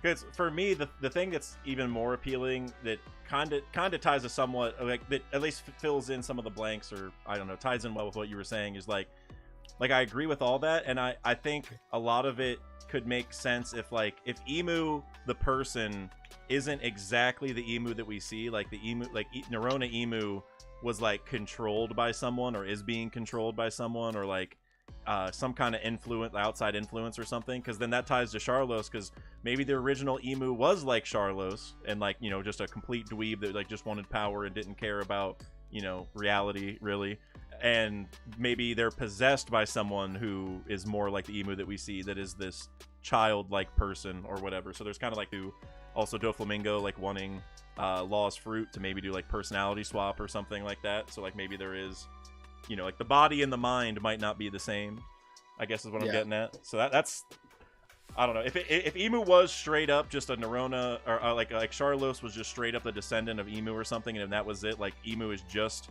Charlos's great grandpa or grandma or whatever, that is going to be too whack. Like that would be like, there's no way Charlos's ancestors had this kind of competency. Like there's got to be something else in play. This is like my thing. So just I agree. No, go on. No, I was just gonna say real quick, Dax, I want to get through the super chats, so like I'll leave after the super chats, but I wanted to since we're talking about the family thing, I've been Sai shared something with me, and I've been like, yo, this is kind of crazy. Like we still don't know like the context of the silhouettes that we got from the Holy Knights, right? And like the Sussex Dragon stuff, and my line of logic was that they're relatives of what the Holy Knights might be. There's so many ways you can interpret it, sure, but like Sai told me something, and the stocks of Twin Shanks went up, and I don't know where you guys are on that spectrum. If like, just real quick, like Threevil, you think Twin Shanks is a thing? Hell no. Okay, I'm also a hell no, but I've seen a lot of theories, and even after seeing a lot of evidence, I still say hell no. Did you know real one that for Bounty Rush, Oda, I'm pretty sure Oda wrote these and his main editor drew them. So an editor that draws One Piece drew Shanks fighting himself. I just sent it to you. I was mind. You better not convince me into some wacky. I'm not convinced one way or the other. I'm not. No, you have this legendary, amazing trait to tell me the most ridiculous shit ever, and you actually managed to convince me. You do it every single time, so please. It's literally Shanks versus Shanks, and they're like, huh? Question mark. There's a bunch of promo material, and so the Nakamura guy is one of the editors from, and you can see it's like it says official One Piece, like Oda. And so he actually drew, and so like it was like blow after blow, because I'm with you guys, like I was like, oh, it's a meme, but then the interview, right, like they redacted it, but then his surgery thing, oh, I've been seeing a lot of twins, that's why I've been drawing them, and it's like, that's another blow. And then I hit me with this, I'm like, hold on. Well, let me tell you this, Par. Let me tell you this. Every single person has a twin, and that twin is the shadow that follows them. So I can see Shanks having to fight his own shadow, so that way it is a twin. But I don't think he actually has a twin out there. I'll say that much. But hey, if I'm wrong, you're getting all the flowers, and Sai's also getting flowers. I'll personally send him flowers to his house. This wasn't Bounty Rush. I forgot. This is Film Red. This is for okay. That's important. I was gonna say Bounty Rush. I don't know. You know that's there was other ones from Bounty Rush that I'm using, but those are separate. But this one was from Film Red. So I'm like, wait, are you saying that the Shanks fighting himself is from Film Red? No. This is like there's promo material thing. So when you two watch Film Red Shanks battle, I'm like, huh? And so I don't know about the translations, but this is Sai gave me these, and I'm like, no, stop it. This is crazy. And he had the same thing as me too. He was, or like in general, being like twin Shanks, like the fact that Oda, this is a one, like it's one thing to say like interview, it's one thing for Oda to meme in the thing, but this is like drawn by the official like show. It's just I would feel like if the Yonko can stop Law from using shambles on them to like swap their locations and stuff, I would hope that you can do the same like with your shadow getting taken, because that is like so important, you know, because like you'll literally die if you're out in the sun, you know what I mean? The thing about that is I feel like Oda had Law not able to swap people around because of the hockey being too strong, to not make the fruit too strong. Like a lot of times Oda will use hockey as like a form of like hacks prevention, but like if you had that for the case of the shadow fruit, then like the whole fruits is pointless. Well, like if you like with Doc Q changing Law's gender, you know what I'm saying? It's like that one, like he was able to use hockey to cancel it. It's kind of the same thing. Like we're getting to the point to where people are starting to have hockey where like you can't use your normal devil fruit powers on them. If it changes them, I guess I should say, because obviously like a Luffy, like he's rubber, so it's like he's always, unless Blackbeard gets involved, but like powers that affect other people, like we keep saying that you can use hockey to stop it. And so for me, I don't know, it's just Mihawk is such a top tier. Like Croc, we haven't seen him use hockey, which like I would hope now that his bounty's updated, it's like over 1 billion and stuff, I would hope that he would be able to stop it. But that, I don't know, I like the idea. I guess I would just need Oda to talk about why this worked. Like maybe he can say, oh, shadows, like they haven't learned how to use hockey with their shadows or something, you know what I mean? Then that might be an idea. Like the shadow and the body are separate, so the hockey of the body doesn't stop it. Like if Oda talked about that, then okay, then I'd be cool with it. But it's more of just, I guess it'd be a plot hole for me if Mihawk just got a shadow taken and I'm like bro, like you definitely have more hockey than Law does, like 100%. So I don't know, I could go back and forth, but the idea of it I love. Like he's definitely going to take someone's shadow that's important. I'll say that much. Or maybe put a shadow into something. But that's a whole other discussion that I'm going to have with Randy at some point with Reassemble Joy Boy. But because that we would talk about that for 2 hours if we started. I apologize for the silence, y'all. Oh, I was eating and then I got sidetracked, but I was listening to the entire time. Oh, hey, it was an amazing discussion. Oh, hey, I appreciate it, and no worries, bro. You got to do what you got to do, because I mean, we've been here for over 3 hours already, which it feels like 20 minutes to me, if I'm being honest. So we've been flying. Recon got to rest up for next week. That's what I was about. Yeah, you know, got some fun stuff planned. But I do want to get through these super chats, because I am so far behind. I've said this multiple times. So no matter what, we're just going to keep getting through these, because I want you guys to all be here, because I know some of these are for you guys, so I just want to get through them. Goes Caleb Brown. I think I said that. You said all you are goats. I appreciate every last one of you. I appreciate you, bro. Thank you. Like I say, I did the one from L, I think. That's the one we were just talking about, the God's Knights. Okay. Chaozu has become a member. You've been a member before, I think, right? It just says for 1 month here, but this is worth a member chat. Dr. Z Bugs Buggy Eck, combining the names of Buggy and Rocks basically even further, which it definitely worth a member chat. And we'll see. I'm all on the Rocks and Buggy train for sure. But Saran Wrap resubscribed on Twitch for the 4th month in a row. I appreciate you. Thank you very much. What if we get a Marineford callback / parallel during the last war that someone on the Marine side reveals or yells that Buggy is the son of Zebek, like they did with Ace, Luffy, or Roger, I presume. Like, Ace is the son of the Pirate King, and then they're like, Buggy, and also remember Buggy was involved with Roger at Logtown, like about to cut off, or with Buggy or Luffy, jeez, at Logtown where he's gonna like cut off Luffy's head. And so imagine we recreate it, but Buggy's up there on the stand or whatever, and that's what they say. It'd be garbage. I didn't get to say this earlier, but in the case that Buggy is the son of Zebek, how poetic is it for Rocksteady Buggy to try to kill the will inheritor of Roger when we know that Roger supposedly defeated Zebek? That's funny. I like that. And man, I have so many ideas. We got to keep moving, but I'm just gonna say one thing. Yeah, I just wanted to. I know, no, you're all good, dude. We've been cooking. I want to cook more on it, but I'm just gonna say this. Imagine Buggy gets up like to be executed the same way he was about to execute Luffy, and they cut his head off, but Buggy's fruit just like they don't know that his fruit works that way, and so his head just is like going around like I'm good, don't worry. Yo, that would be that's hilarious. such an Oda thing to do. I love that. That would be 10 out of 10. Mr. Bushido super chatted €5. I'm still on Dragon being Rox's son. Buggy is Luffy's uncle. Akainu was also the son of a Rocks pirate and grew up among pirate scum and why he hates them. I'm gonna try to break that down piece by piece. The Akainu part, being the son of a Rocks pirate and grew up like among the pirate scum, that's actually a pretty cool idea, because like we don't know all the stuff behind Rocks, but I mean, it seems like he had almost like an organization of some point, like he was like larger than life to some degree, like he was on Hachinosu and stuff. So I don't know exactly, but I could see that where Akainu, maybe he did grow up with them for some reason, or he just lived somewhere that Rocks like took over or something. Buggy being Luffy's uncle, I don't know about that per se, but Dragon being Rocks' son, I like that. I think Buggy explicitly said that Rayleigh was Luffy's uncle. Yep. And in the Japanese text, Shaki referred to Rayleigh as her husband. So if Rayleigh is the uncle of Luffy, then that must mean that Shaki's sister would be Luffy's mom. It could be. I've always Amazon Lily, bro.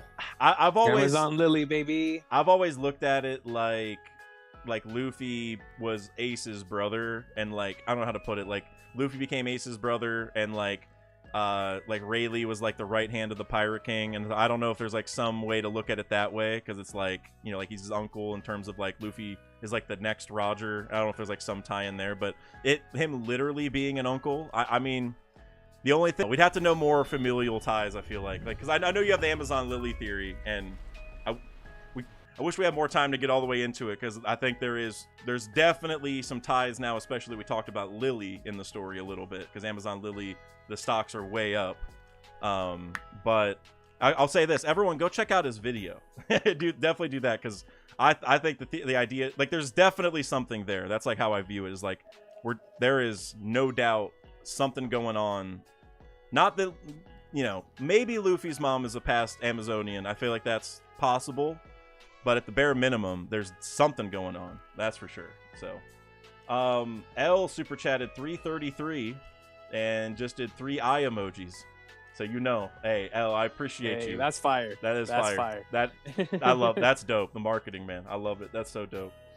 Time Lord used 69 bits. Nice. I think Kuma's connection to God Valley, the world government, and Garling became even more substantiated. In Japan, there's a connection between the moon and bears, definitely. Ursaring from Pokemon. Apparently, the bear was considered to be someone who could talk to God and bring back messages to humans. You're back. You lagged out. You lagged out for like 15 seconds. Whatever super chat you read was. I think you were like halfway through the Ursaring one. Okay, yeah, because they might have heard it on the Streamlabs, and I can't really tell. It does well, whatever. I think Kuma's connection to God Valley, world government, Garling can be more substantiated. There's a connection between the moon and bears. Bear was considered to be someone who could talk to God and bring back messages to humans. Given a white mark by the Buddhist god Kuan Yin, crescent moon emblem. Kuma's race were definitely slaves, with God Garling far above. I mean, the thing for me is, like, we know Kuma I can't remember the legend, but we know Kuma has ties to someone already, right? Like the agriculture guy. Who was that? Yeah, Ninomiya Santoku. That's it. So I'm just trying to think. Well, I'll say this. Time Lord is always cooking. So I'm just going to say that. And so I'm looking at this like, I don't know. Like I'm trying to kind of tie it to that legend, but I guess I don't know enough about it because I haven't done any Kuma theories. But I feel like there's definitely something there. Yeah, if you have something to add on to this, because I know he's cooking. Yeah, so young Kuma was holding a book with logs on his back, and it's the exact same depiction of every statue of Ninomoya Sontoku. He was from Japan, and he taught his poor country the ways of agriculture to the point where he became the king of his country. And I think this is going to relate to Kuma because he's from Sorbet Kingdom, which is named after ice cream or a dessert or whatever. Mhm. And I find it too ironic that like Ninomiya Sontoku's entire legend is about teaching people how to cultivate food and whatnot, and yet Kuma comes from a country that's named after food. So Also, maybe I like that. it'll be some spin on him being a farmer and he got condemned for not joining the world government, blah blah blah. Also being altruistic. I'm pretty sure Yeah. that was like a major thing. Yeah. Giving, which is ironic considering he's called a tyrant, but like that story time thing is supposed to be, he's supposed to be like one of the most generous people in the sense of like no one claims the food. Food is for everybody. You know? And you know what? I think like maybe I'll just throw this in real quick. Maybe Oda showed us that whole food problem in Wano to prepare us for Kuma's backstory. True. Yeah, I would point. love that. And like food in general, or like agriculture, has been so important in so many different arcs. Like Luffy's like, I want all my friends to eat as much as they want, all that kind of stuff. And then and then you also add in Skypiea, they really loved Verth. They treat it as admiration itself because they could finally grow new crops, right? Like, so, and that's in the sky, which we know there's gods up in the sky, and we're talking about God Valley, which like hints gods but lower, you know what I'm saying? So I'm wondering if there's some connection between all this kind of like agriculture, food, whatever. Like Kuma basically probably trying to treat people properly is probably the gist of it, you know what I mean? Like he's a symbol of that. And I think something that's really cool, now that we're talking about like dreams and desires of the people and stuff, going back to Egghead, is that in this arc we saw like an artificial machine that can make food, right? Which would have been a dream / desire for anyone going through something like that, that doesn't have access to a large supply of food. Yep. Which I think that would be really, really interesting, considering that Bonnie and Luffy were heavily a part of that part. Oh, true. Yeah, Bonnie, she's called the glutton, and Exactly. And also, remember the food stores in Marijois were ruined, and I always thought that's like a little thing that was just kind of mentioned real quick, but it's like that's got to come back to matter in some way. And I just want to say, tying it back to the Time Lord super chat, I know they talked about the moon a lot. There might be a tie between the bear and the moon, and so all this tie, like I was just saying, like Skypiea treated Verth to such a high degree, like because they could make food, they could make new plants. That was like really the reason. Well, think about the moon. The people who lived on the moon, they came back to Earth because of the resources, right? The Shandorians, the Skypians, and the Birkins. So now I'm wondering, like with this Kuma stuff, like could that be a huge tie-in between the bear and the moon, where people come from the moon to get the resources that Kuma, obviously, like his tie-in, that he cared about agriculture and making food. So I'm wondering if there's some connection there, like basically Earth is the epicenter of food, water, life, all that kind of stuff, which is the truth in our universe, right? Like we're like, in the Goldilocks zone and all that stuff. So I definitely think there's something there, Time Lord. Axe D Charlotte super chatted $2. Best OP theorist, W stream, like D stream. Hey, I appreciate you, Axe D Charlotte. I gave you the mod wrench before I read that, but with that amount of love, it would have been hard to not dish it out. You've also been a day one, so that's really the reason for the mod status. But Young Usopp super chatted $2. What if Garling is supposed to be Lady Justice? Whoa, wait, is that like a Sanji tie-in? Is that what you're getting at? Like or what? I don't know if you guys have any other ideas for this, but like, I don't know what the tie-in would be with like the Fishman stuff that he said, or like why you'd be thinking that. What if Garling is supposed to be Lady Justice? Which, like, I'm almost thinking, like, well, I don't think it is this, but that would almost maybe be more Green Bull, because he was saying, like, if some pretty women feed me, I'll eat, or something. But I don't know. Unless you... Oh, I see what you're trying... Yeah, I see what they're trying to say now. I see what they're trying to say. Unless you mean... Like, this is very, very interesting. Yeah, I don't know. Maybe it's, like, partial, like, impartial justice, since he's, like, a crescent moon, so it's, like, part of the moon. I like that. Yeah. I'll say this though, just in general though, one of my favorite things, like for the Marine side, that I want to hear more about are the senses of justice. Like to me, that is such a like for an organization as big as the world government of the Marines, I guess specifically, that like even though they all have kind of one goal, they obviously all look at everything so differently. And I would just love to get more insight into why they think these things, or like what happened in these people's past that made them still join the Marines but have a different view on how to do things. That's like I would watch, like if they didn't reveal that and they did like movies or spin-offs after the series about like different Marines and like the story of absolute justice, and we learned all about Akainu, like I would eat that up. Like that's I would absolutely, dude. Yeah, like that would sell like crazy. So hopefully that happens. Caleb Brown super chatted $2. Roger gave Ace to Garp, and Rocks gave Buggy to Roger. Hey, I know we kind of talked about that. I love it. That's what we were talking about earlier. That would be so juicy. That's all I gotta say. Sosa super chatted $2. Will we learn about Robin's father in some way? I think definitely. I don't know what you guys think. I like all the theories around Robin's dad. Same. Same. I would love for that to happen, but like the back of my mind's telling me don't get your hopes up. Yeah, it doesn't need to happen. Because it sounds so fucking cool. I would love it, but do I put my chips on it? There you go. Yeah, that's the thing. Like, I'll put my free money. Like, if I'm playing like a fun poker game with like it's not actual money, I'll go all in on that one. But if I'm in an actual poker tournament, I'm gonna sit there and I'm gonna keep my eye on it, but I'm not gonna bet on it. I'm in the same boat. Yeah, I'm gonna put my chips on the table because I think he might have been at God Valley. Ooh, we got the brave one. Oh man, you might be taking all the money with that one. That's a good idea. I had a different direction, but it leads to the same thing. It was like that her dad was on Rox's crew because Rox had to read the Poneglyph somehow. So unless Rox himself were the one reading it, he'd probably need a like O'Haran, right? And so maybe it was Robin's dad. And as I've thought about that, not that many people bring up Robin's dad in my streams. More people should, but can only talk about so much. And so as far as being on God Valley, hey, I'm with the King Recon on that one, because I like the idea that Robin's dad was on Rox's crew. I like that. I hope Correa was on the crew too. I'm all about for that. sure. Yeah. Or her the kids doctor, even. Yeah. Like because she's so old. Say that again? Like she would have had grown up kids by that time, so I'm down with her or one of her children, because like by the time God Valley happened, her kid would have been like old. Yeah, really. She would have been 100 at the time God Valley happened, or a little bit older than that. So it's like, so she has grandkids and whatever.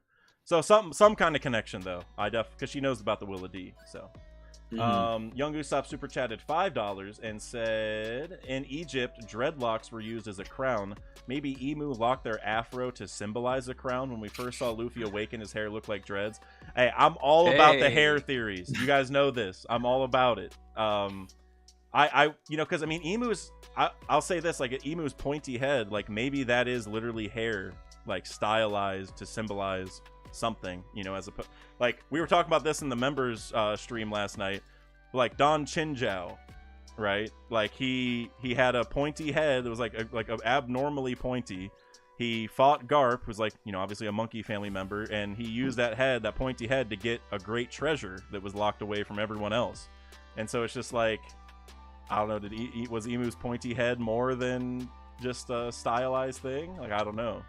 I love that you brought up Chin Zhao. I've been thinking about him, but real quick, just before that, I'm gonna leave in like 5-ish minutes. Okay. So I just wanted to say that first. But imagine if Oda silhouetted Don Chin Zhao. How funny it would be when we got the reveal that it wasn't hair, it wasn't a hat. Everyone would think that it's a hat or hair, right? Right. Yeah. But then you see it and it's just nope. He's just Pinhead Larry. Like he's Pinhead Larry. Yeah.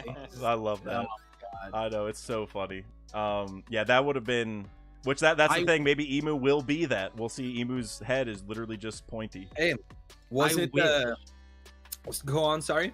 No, I wish that like we got like a proper silhouette for Garland, because like you got that moon thing, but like if Oda hit it a little bit, he could have done some fun things where we'd be like, oh my god, he has this crazy hat. Yeah. Oh my god, he has an insane chin. Like we would have went wild, and then it's like, nope, it's just his hair, guys. Like, Yep. Yep. That, oh my gosh, that has me thinking of like all the emu potentials. Like maybe it is hair, you know, like it was an afro tied tightly into these spindles, and now they're actually like really hard, like they're actually like weapons. I don't know, because Shinjao used his head as a weapon. You know what I'm saying? So I don't know, but I'm gonna keep moving just so we can get through as many as possible before Par's gotta go. John Smith super chatted $2. Ayo Threevil, what's good? Hey, John Smith, I appreciate you. Thank you very much. Caleb Brown super chatted $2. I think Bonnie ages up the Seraphim to full power. Now that is an idea and a half. Yeah, that's like, that is so. Go ahead. No, I think Par should take this actually, since he's gonna be heading out. Oh, the only Or do thing you not have anything? It's not that I don't have anything, but like I want Bonnie's powers to be used like somehow in a broken way, and it's like if it's not like bringing Garb to his prime, well, we have a bunch of cloned children of warlords that are also seraphims that also like have some kind of giant lineage in there somehow, like it's gigantified a little bit, and it's like that's like prime. Let's make these guys big, you know what I mean? Let's make them older, and if they are a fraction, not even a fraction, but like like the Seraphim are already insane. Like if they show out what King did, and then Bonnie uses those powers, God help the world. So that's scary. Terrifying. Oh, and maybe she could even do the opposite and de-age them, so like to help out. So honestly, hey Caleb, I love that idea, man. I'll throw my 2 cents in real quick. The reason why I really like that idea is because I say this all the time on my streams. Oda has a trend of foreshadowing through like interrupted conversations. Before we knew that half of Punk Hazard was frozen in ice, Nami had this offhand comment about how it looks colder on the other side, and Oda immediately cut off the conversation and showed us what the Straw Hats that were on the island were doing. Same case when Luffy said, "Oh, I don't have a Zoan," cuts off the conversation. And I remember that panel specifically in Egghead where they're like, do you think, they said something like, do you think they'll go older, or imagine when they're older? And then they cut off the conversation. So that's something I've kind of been paying attention to, and I think that's definitely going to happen. Oda did that with Black Blades. Yep, I love it. That like that idea. That's like something like where Oda has the person with the aging powers right next to these powerful children. Like that's just. It's just such a natural thing. I feel like that's very likely. D Marquez super chatted $10 for 2 different chats, so I'm just going to read them all at once, like is one big thing. Experiencing this peak at work, Buggy is the moon god. Buggy and Luffy ate their fruits due to Shank's connections. Both are immune to each other's weaknesses. Luffy blunt force, Buggy cuts. And then the moon gets its light, from the sun. Buggy receives his success from Luffy. Luffy has a warlord and a Baroque Works member in his crew. Buggy has Mihawk and Crocodile. Well, I'm gonna say this though. All those ties you made are absolutely 100% valid, and I've said it before, where Buggy and Luffy, in my mind, represent the 2 sides to freedom, because Luffy can stretch his body to be whatever shape he wants, when Buggy can basically break down his body by cutting into smaller pieces and reassemble into whatever shape you want. So it's like 2 completely different ways of viewing like freedom of the body, or whatever you want to call it. You know what I mean? Where you can reshape yourself into whatever you want, right? Like it's crazy how much of like two sides of the same coin these guys are, and in some regards even the same side of the coin, but you know what I mean. They're obviously 2 opposites. But now I guess the one thing I would say is Buggy being the moon god. I'm a big proponent for rain god Buggy, and I know there's at least one person in the chat who's probably gonna back me up on that. So that's what I would say is I like rain god, but you know, it could mix well with the sun god, because we heard of 4 gods in Skypiea. Like we actually haven't heard of a moon god yet in One Piece, so it's like there could be one, but if we're gonna look at like the 4 that exist, I would say rain god, but there's no doubt that they're like 2 opposites, you know. I don't know if you guys have any thoughts on Buggy being a god, but I mean the god thing's there, it's happening. People just gotta accept it, you know. It's the agenda. Greatness is waiting. But yeah, gonna go in like a minute, but I just wanted to say, or now, but just want to say thank you, Dax, for having this. I saw King Recon's been in and out. I'm assuming connection thing. Probably. But 3, enjoyed the time. Thank you, Dax, for hosting this. And then Hidden, always. Yep. That was a lot of good. That I think someone said it earlier in the chat that they really enjoyed that we were able to like counter our own theories, our own ideas. I think each of one of us like put out our own ideas, and then we propose like, you know, counters to it, entertained it. And like that's a really fun thing to do with a lot of people who, you know, it's not fun to like, I mean, at the end of the day, it's like these theories are fun, right? It's like the point of it is just entertaining it. How much, you know, like we're all open-minded people here, and a lot of people in the chat as well. And then, but you're also critical at the same time. So like you could be critical and you could be open-minded at the same time. So I appreciate all you guys for creating that space here for that. And I can't wait to show out next week with some theories. You know, shout outs to future collabs. You know, I'm gonna have some video. I think me and Hidden are gonna collab. I know like a few of us are gonna collab.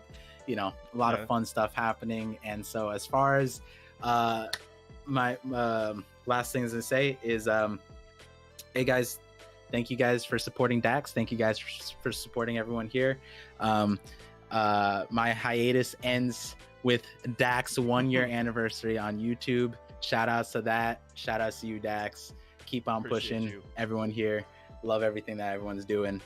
Peace out. Hey, peace out, man. Thank you for being the beacon of positivity that you always are, Par. Keep doing it, man. Keep grinding. Appreciate you guys. Stay safe too. You have a good one, bro. Appreciate it. And King Recon's in the chat. You are the GOAT for that. Nah, you're the GOAT. Later, guys. Peace. Peace, Later, man. bro. You have a good one. Oh man, love Par. And so real quick, I just gave some of D Marquez's super chats, and I just realized I missed a third one that tied to the same idea, which is actually some stuff I literally said. So we're mind roping like 100% here, Marquez. But Luffy's fruit gives him ultimate freedom. Buggy gives him ultimate control. Luffy creates fire and lightning. Buggy will control the rain and the earth. So literally, like, we pretty much talked about our thoughts on it, and then the last super chat almost summed up the thoughts like completely. So D Marquez, hey, you're on the money. Let's see, Tiante Black super chatted $2. Shanks, Dragon, and Blackbeard brothers, new agenda.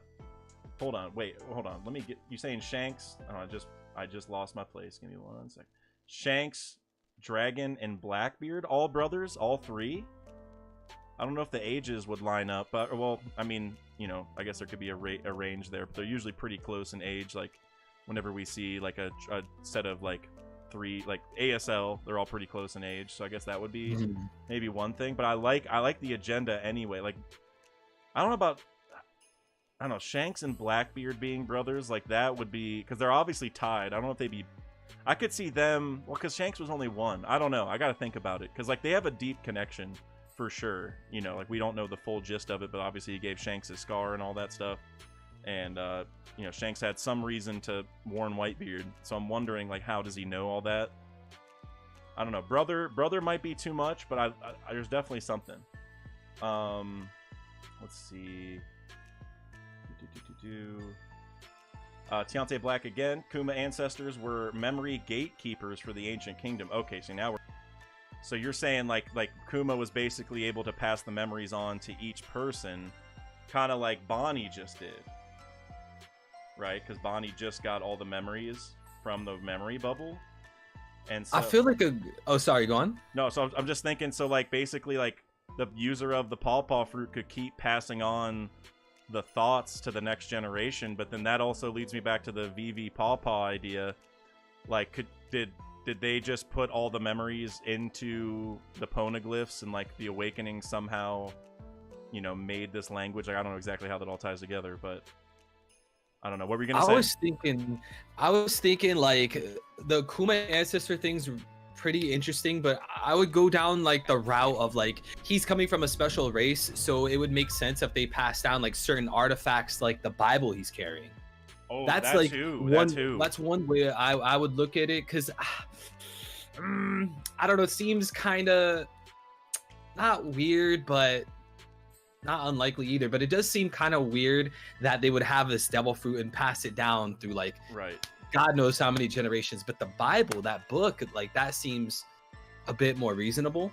I like that, because you could even say like that book, or at least the book that Ivankov had, which remember, like Ivankov and Kuma are very similar in that they're like the top commanders, or they were the top commanders of the Revolutionary Army or whatever, right? So they're very tied together. And so Ivankov has the Genesis book that literally talks about the start of the world government. Kuma's Bible has to have some important stuff too, right? Like I would only make sense. And if that other book literally talked about Nerona Emu, I think it's very valid that that Bible that Kuma's had this whole time has really important info, and he's just been passing it down over and over, you know, so that way it's, you know, just remembered. Like, that's probably why Ivankov has that book. It's could all even be from Ohara to begin with, honestly, because we know Dragon was there, and maybe they got all the books from there or something. So definitely something. That's true. That's a good point. Then Tiante Black again, bro. I appreciate you. Thank you for the generosity, bro. Kuma is climbing the red line to get to the chamber where the real Straw Hat is. Basically, free the Straw Hat to go to the new chosen Joy Boy. Okay, now that is actually an idea I've never heard, but I feel like I should have heard it. You know, like maybe you guys have heard that before, but like that actually, because like he's protected the Straw Hats, he's protected the Sunny, he's like been protecting these things all along. Why do we think that would stop now? And he might be getting a literal Straw Hat, which like I think Mjosgard is my default answer. Like he's gonna, because like the Iron Giant or the Ancient Giant, if we assume that that is a parallel, like Kuma and the Giant from the 200 years ago, I'm thinking like that Giant stopped the Fishmen from joining the Reverie. Like he was helping the Fishmen indirectly, sort of. And so it could be Kuma's doing the same thing by helping Mjosgard because he helps the Fishmen. So maybe that was kind of my thought process. But the Straw Hat, that's juicy too. Like, especially if any of this, like, Vivi or Lily Pawpaw Fruit connection stuff ever ends up actually being real, then that's extra juicy, because, like, he's sending the Straw Hat to, like, the right place. Like, I mean, an Egghead has the Iron Giant, like, the thing from the Ancient Kingdom, so, like, sending the hat there could be kind of, I don't know. I like that. That's actually a really good idea. Let's see here. That One Piece Talk super chatted $5. Is that me? What up, Kings? Hey, I appreciate you. That was definitely for Par. I wanted to get to this a little sooner, but yeah, Larry, it was real nice for you to join us on stream, man. You know, I thought Par was joining, but then it was just Larry on screen the whole time. It was weird. Voice changer. Yeah, exactly. The AI is getting crazy these days, you know. Tiante Black super chatted $5. The Straw Hat that Roger passed to Shanks and Shanks to Luffy is a duplicate of the real Straw Hat in the chamber. Now, I guess the duplicate would be my question there. So, like, did they act like, how would they duplicate like an actual clone? Like, instead of just making a second hat, it's like actually biologically duplicated. He explained that to me yesterday. I think maybe it was a tweet. He broke it down to me yesterday. Basically, Sun Wukong has a staff, forgot the exact name for it, and it's able to duplicate things, and like it's like the sidekick, it's like the main tool for Sun Wukong. So his argument is that like the main tool for Joy Boy or Nika or whatever is the Straw Hat, and it would have that same power of duplicating itself. That, I mean, I'm just trying to think of how, like, I mean, I guess because like because we know that Joy Boy had, you know, the Nika fruit or like the rubber fruit or whatever, so I'm just wondering, like, I mean, theoretically he could like grow the hat to twice the size and like warp it and like split it. Like, I'm just thinking like he could, because like Gear 5th is all about like your imagination and stuff and whatever, so I'm almost wondering like you could maybe do it with the rubber fruit by like cheating, like growing things, and you know what I mean? Because like Kaido had his body stretched in all sorts of weird ways, you know what I mean? So you can definitely, you know, impact other things. So I guess I'm just wondering how that would work, but I like it because I'll say this: there's no doubt there's a connection between the Straw Hats. Like, I'm thinking Joy Boy definitely wore one, and that's it. But I guess then the question is just like how it was duplicated. I think it could also tie to Oars and Ace. Remember, Ace made Oars Jr. a Straw Hat, and Oars' Joy Boy is one of my favorite theories from the Marshall D. Preach channel. It's been around for a while now, and I'm just thinking like that it could be the whole thing, like a recreation of that. Like Ace made a Straw Hat for Oars, and maybe Oars back in the day, the original Oars, that was Joy Boy, like even before the Thriller Bark one, maybe he made a straw hat that was passed on to the future. Basically, I like that. I like that a lot, actually. Then Tiante Black again, bro. You were so generous today, man. Thank you so much. There were 4 dynasties: Monkey D Dynasty, Nefertari D Dynasty, Rocks D Dynasty, and Nerona D Dynasty. Rocks and Nerona family were into rituals and sacrifices. You know, it's funny because about the sacrifice part, it could be true, but I would say in Skypiea, you know, we saw the monkey with the straw hat on the golden bell, and they worship the sun god. So all that's like, Shandora should be tied to Luffy or Joy Boy or whoever had the sun god fruit in the past, and they did rituals and sacrifices. And so I'm almost wondering if they all did because of that. I've also mentioned this before. There is a 100% chance that there's some reason, an important reason, that we first met a Klabautermon on the ritual thing in Skypiea, right? Like that's the first time we ever heard the Klabautermon. The ship was sitting on the ritual altar, like, which is like, come on, like that's where the sun god was supposed to be, right? Like, I mean, yeah. So I don't know what that all ties to, but I do think there's definitely some connection, you know, like with Skypiea and like the sun god and all that with like the monkey family. And then as for all these other dynasties, I feel like there were more I mean, we know now there's more Ds, but obviously you can just inherit the D in, you know, a bunch of different ways, so it's kind of hard to tell who started the Ds. Can. But but I don't know. Like, there's definitely Monkey D and Nefertari D and then Rocks D, but I'm wondering, I mean, Nerona D would be kind of cool. I'm not gonna lie. What's holding me back? So I love the concept of Emu being a D and like going in that whole idea of like self-hatred and condemning your own people. Yep. And it'd be like a really cool twist because it's like, oh, I'm hiding and I hate this family so much because I don't want people to know my history and how I became king of the world and blah blah blah. But like, what's kind of like holding me back is like, do we feel like Lily created the D clan? Go ahead, Recon. I was gonna say, I feel like at this point, it looks like it's just something that's attached to people who are directly opposing Emu. That's like yeah. It doesn't have to be something specifically connected to a bloodline or an individual, but I do think that Lily might have been among the first that had the title placed on her. I like that. Where it would be like Lily, Nefertari D Lily, and then anybody else who opposed Emu like Lily was her also alliance. Her alliance, exactly. Yeah. Exactly. So talking about that alliance, my thoughts on the Will of D right now are that, like, you know how Vivi and the Straw Hats had an X on their hands to symbolize that they're still friends, but they can't say it? I think the D is the same exact thing. Lily and the crew back in the day. Fantastic theory. I appreciate that. Like, they met, and this is, I don't want to, we can spend a little bit of time, I guess, talking about it, but, you know, Vivi was introduced inside of Laboon, and they were trying to kill Laboon, while Vivi was a traitor inside Baroque Works, which is roughly 20 people, kind of. It's like 23 top officers, but whatever. So it's kind of like the 20 Kings. She was a traitor to them, and obviously it all tied to Alabasta and all that kind of stuff, which, like, there's a lot of parallels there with, like, the Ancient Kingdom and whatever. But it makes me wonder, maybe Lily was with the Ancient Kingdom and, like, went inside of a whale that was Joy Boy's friend that was a whale, and they, like, met in there, and that's where Lily learned how wrong she was about everything, and that's where the D clan was made, because, like we saw in Skypiea, we know that Enel is a pretty big parallel to Emu, or we think so at least, and Enel could hear everything on the island except the people that were inside of the snake. He didn't know they were there. Whenever they left the snake, he was like, "Oh, that's weird. There's like additional people now. I couldn't hear them earlier." So I'm wondering, maybe way back in the day, Lily met everyone inside a whale. They explained all the truth of the world, and maybe that's where Laughtale is now, inside that whale. They talked all the truth of the world, and then Lily's like, "Okay, dang, I'm wrong. Wow, I'm a terrible person. My bad." And then so they agree to take, like, the D name there, and, like, that's where, like, Lily learned to be a traitor. Like, okay, I need to go interrupt this plan right now. And so they all took that D initial, so for the rest of time, without ever needing to say it, they could know that they're still connected, like they're friends or descendants of people who were friends from that original group, and they just carry that initial. I like that a lot, because if we're going to be going down the route, we're already getting a lot of biblical references here. Yep. And I feel like if Lily is going to have the part of Jonah, Yep.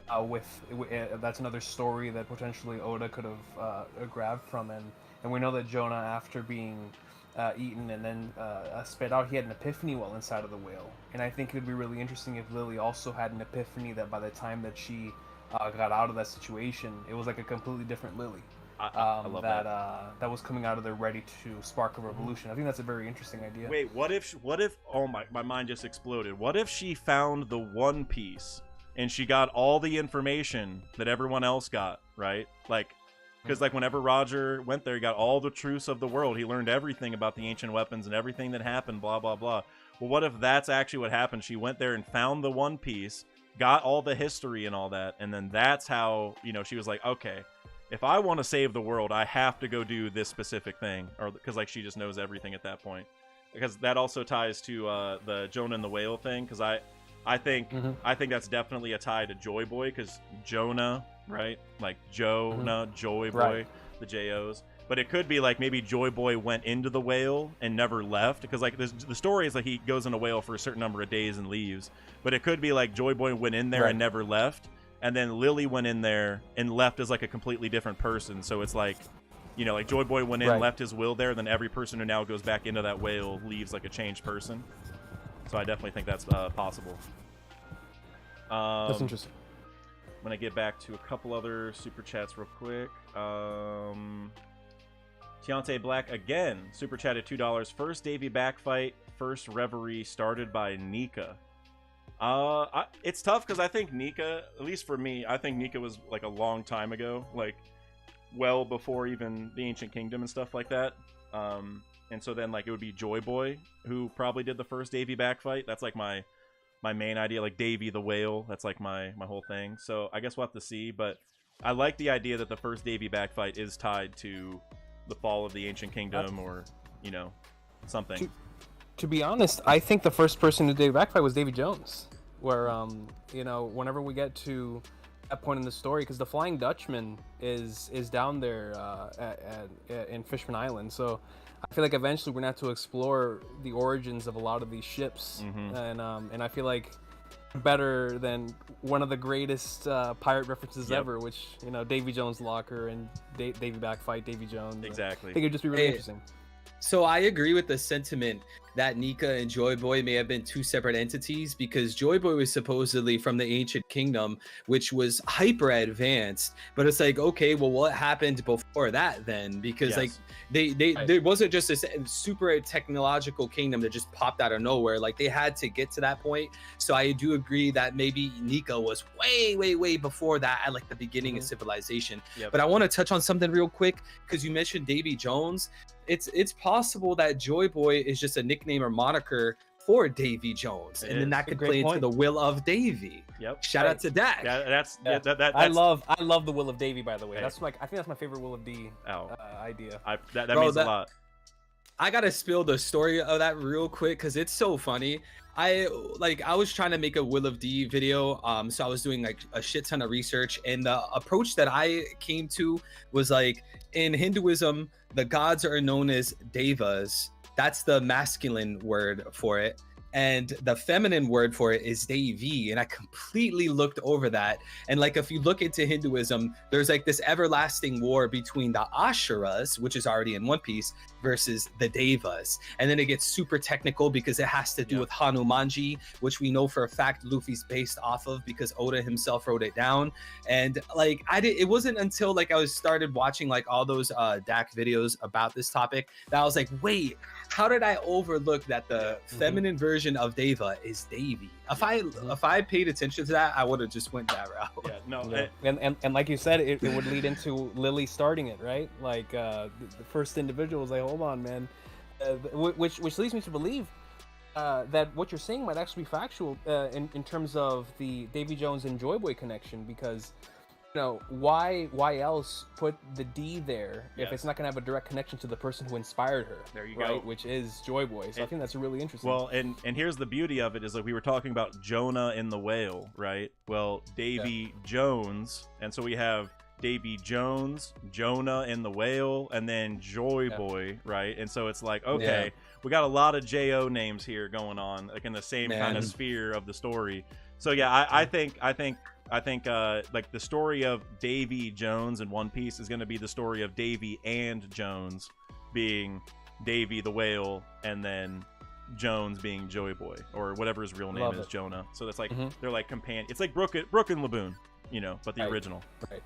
Which, you know, Brook's my goat. So. Which and that would explain why he also had Zunisha as a companion, right? Like it was multiple of them. There was a whale, there was a big elephant, right? Like it was multiple different things. I hope his whole crew, other than maybe one person, which could be like the swordsman or something, because like just like and maybe even, I mean, Zoro could be. Maybe you could say it's like a tiger or something. I don't know. But I would love if Joy Boy's whole crew were animals that represented Luffy's crew, if that makes sense. So like what if the Brook of Joy Boy's crew was the whale, and you know, what if the Nami of Joy Boy's crew was whatever Uranus is, and stuff like that. So he had like the literal best crew from all living creatures possible, and they all just maxed out the, you know, potential. Oh, and then that would tie in, because obviously we've already had the connection to Noah with the Noah ship, right? Oh, true. And so that one being underwater, you know, Joy Boy as his companions, he's bringing together these animals the same way that Noah did. Yes. And with this flood incoming,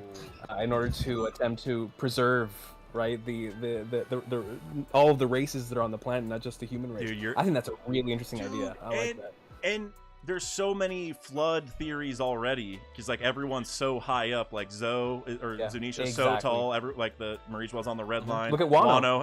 Exactly. The real Wano's underwater. And I think Wano's so funny to me because it's a complete inversion of that idea, because like maybe they put up the walls to block out flooding, but then they got flooded anyway because of the walls. You know what I'm, so it's like a complete inversion. But I like that. I think that's definitely something. The D-clan standing for Davy, that's like one of those theories that I would like literally, just way too much that like ties into it, and I find it to be a lot more rewarding than like the D-clan being Dream, Destiny. Yeah, me too. Yes, like I those I don't mean to like diss anybody or diss takes or anything, but like they just feel so shallow, because it's like all these characters, whether they're the D-clan or not, they have dreams. I agree. They all have a destiny. Like some of them are devils. It just feels like low-hanging fruit. But if we ever got a panel where it's like, and the D-clan was Davy, that would smack readers in the face so hard in like a good, positive, like there's actual depth to it versus Dream. There you go. You know, I'll remind everyone that it's a pirate story at the end of the day. That's it. You know? Thank you. That was Coach perfect. Always cooking. That's the thing for me, bro. Because that's a D name where you hear it and your mind immediately floods. Like probably first off with, how didn't I assume this was it all along? And then the other side would be, oh, the Davy Jones story. We've already heard about Davy backfights, like that. Like all that would fill in. Like that's what One Piece does, right? When something happens, all the dots connect the second you see it. Like Oda sets it up, but he like leaves like a little crumb trail, but like you know, we can't follow it. But then the second he says it, we are immediately able to go back and follow the whole trail. Like, oh, that's what he was doing all along. So yeah, I agree, because again, I agree, Threevil, how you said, you know, we're not trying to like talk down to like all the other D theories, because like, you know, we're all gonna have our own take on it, whatever. But I agree, like Dream or like general D words like that, or like I used to say day or like drum, like all these are like good and like they would make sense and there's reasons for it. But to me, it just doesn't have that same weight behind it that Davy does. Like that. Definitely. You know, it's just strongly agree. Yeah, it's a pirate story. The Moby Dick, right? Like Whitebeard was the man closest to the One Piece. He had the Moby Dick. Like where's Davy? Like if Moby Dick was a ship, and that's like one of the biggest pirate or seafaring stories of all time, maybe Davy Jones is going to be a ship or something, and it's just going to be a whale instead, like an actual whale, because the Moby Dick was a whale, but a whale ship. You know what I mean? So yeah, definitely something. Let's see, Mr. Rubik's super chatted $5. To build on the Moria idea, Parr has talked about inanimate objects having a soul or voice. Imagine Moria is able to use the shadow of the giant straw hat. So I've heard, or I've some people have talked about this, and I've been thinking about it, I guess, where if you were to use Moria's powers on an inanimate object and take its shadow, like what happens? Like because every object has a shadow, but I don't know if an inanimate object is quite the same as like if you go to a rock, right? Like if I just go take it off a rock, go put the rock like in an indoor place, can I do whatever I want with the shadow? Or like you know what I mean? I guess I don't. Or like if it's of a rock, does the shadow make you like a really indestructible person if you have that shadow? Because like that shadow wouldn't normally break. Like how does that work with inanimate objects? Man, that whole Thriller Bark thing of shadows, like it feels like a gift and a curse because Oda gave us a little bit as far as how shadows work, and you stuff them into people, they get stronger. But then there's still other levels of it. Like, can you put a fruit in a shadow? Like, there's so many other questions. I hope Oda explores it by the end. Dude, I would love that. Putting a fruit into a shadow. Yeah. Complete. Yes. That might be emu. Check me out. This is gonna sound wild, but Oda might fuck around. You get a shadow, you put a fruit into it, and then grab that new shadow with a fruit and shove it in somebody. Yeah. Because we saw with Nightmare Luffy, you can put a bunch of shadows, and what if those people's shadows all have devil fruit power? But I guess but the devil fruit powers don't transfer with the shadow, though. Remember, we saw that with Luffy. Like Moria had to cheat to make his body stretch, so the powers don't. Right. But I'm wondering. So just kind of spitballing real quick. So what if Emu, like Nerona Emu of the past, had their shadow removed by somebody else, and then froze their body so the shadow would be available forever, because like the body would never die technically, or with One Piece logic. And then they took that, and Emu took that shadow, like put that into someone else, and then did the personality swap from their frozen body to this body.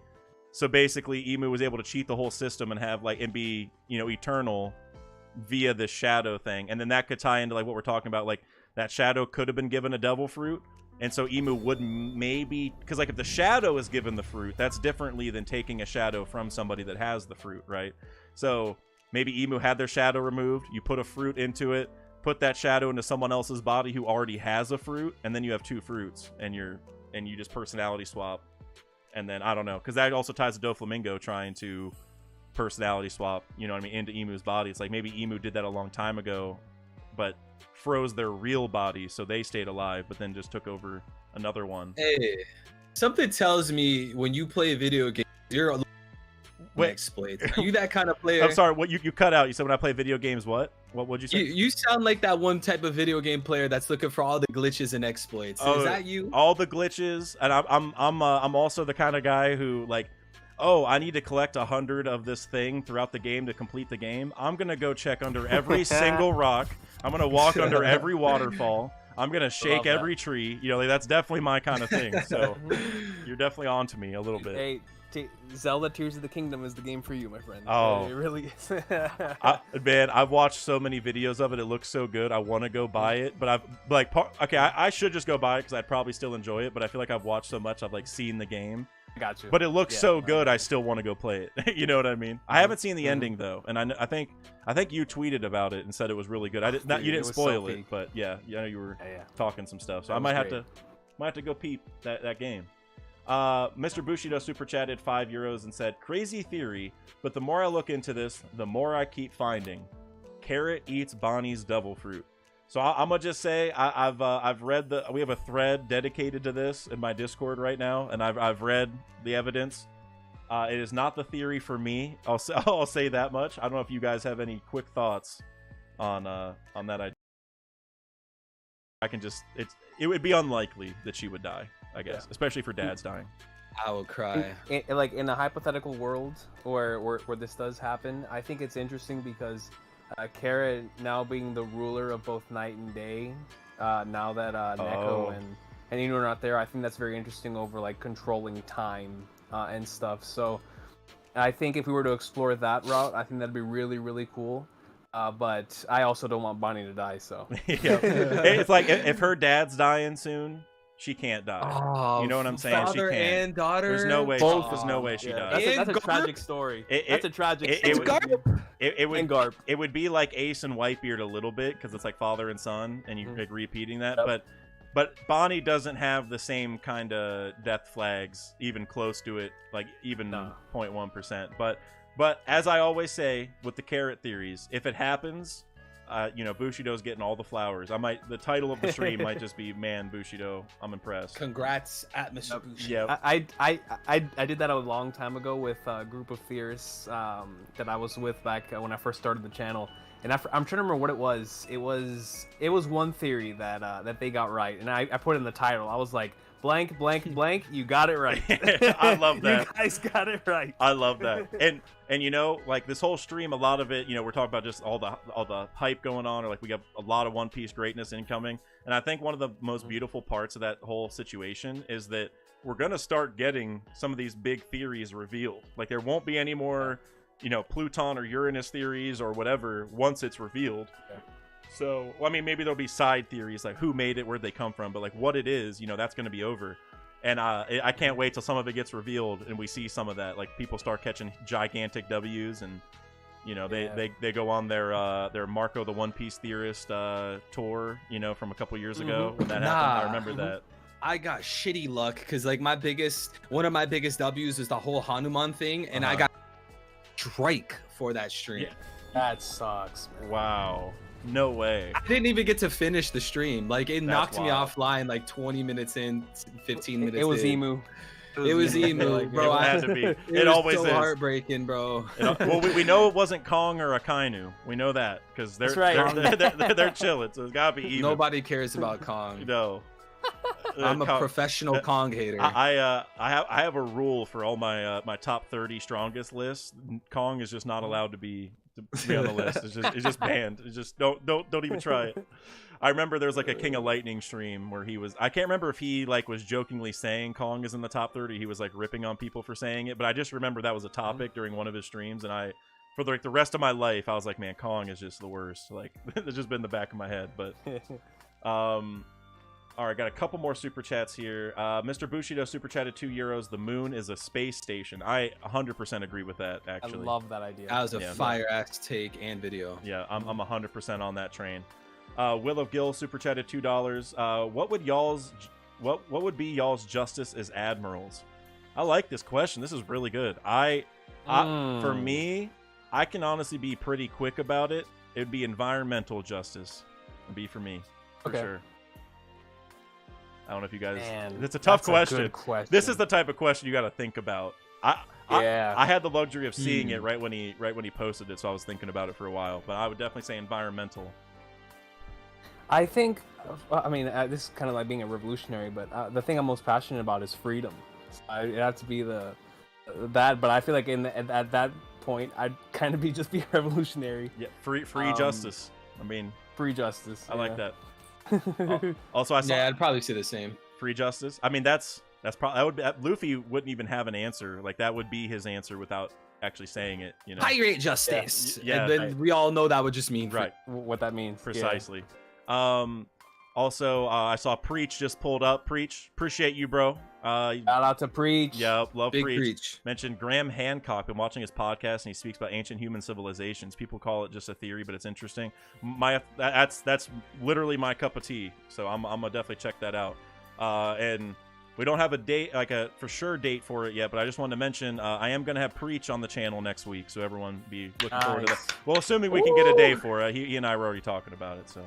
He'll be the next. That sounds like some heat, bro. Oh yeah, he's gonna be the next Davy Dak. There's gonna be a lot of theories cooking there. Well, so here's the thing. So it's gonna be the next Davy Dak fight, and I haven't 100% decided, but I think I'm gonna do a bingo card with him because I saw Hidden do one with Par, and I thought that idea was fire, and they did a Final Saga one. So I was thinking maybe Preach and I can do like an Egghead one, like an Egghead bingo card, or maybe an Elbaf bingo card, or I don't know. There's a couple options, but some we're definitely gonna do something fun, to break down the bingo card idea, like be able to look back and be like, okay, what theories did we get right during that stream that like we knew was gonna happen? Like I definitely want to have one of those. And since today's the 1 year anniversary of the channel, I'll also mention this.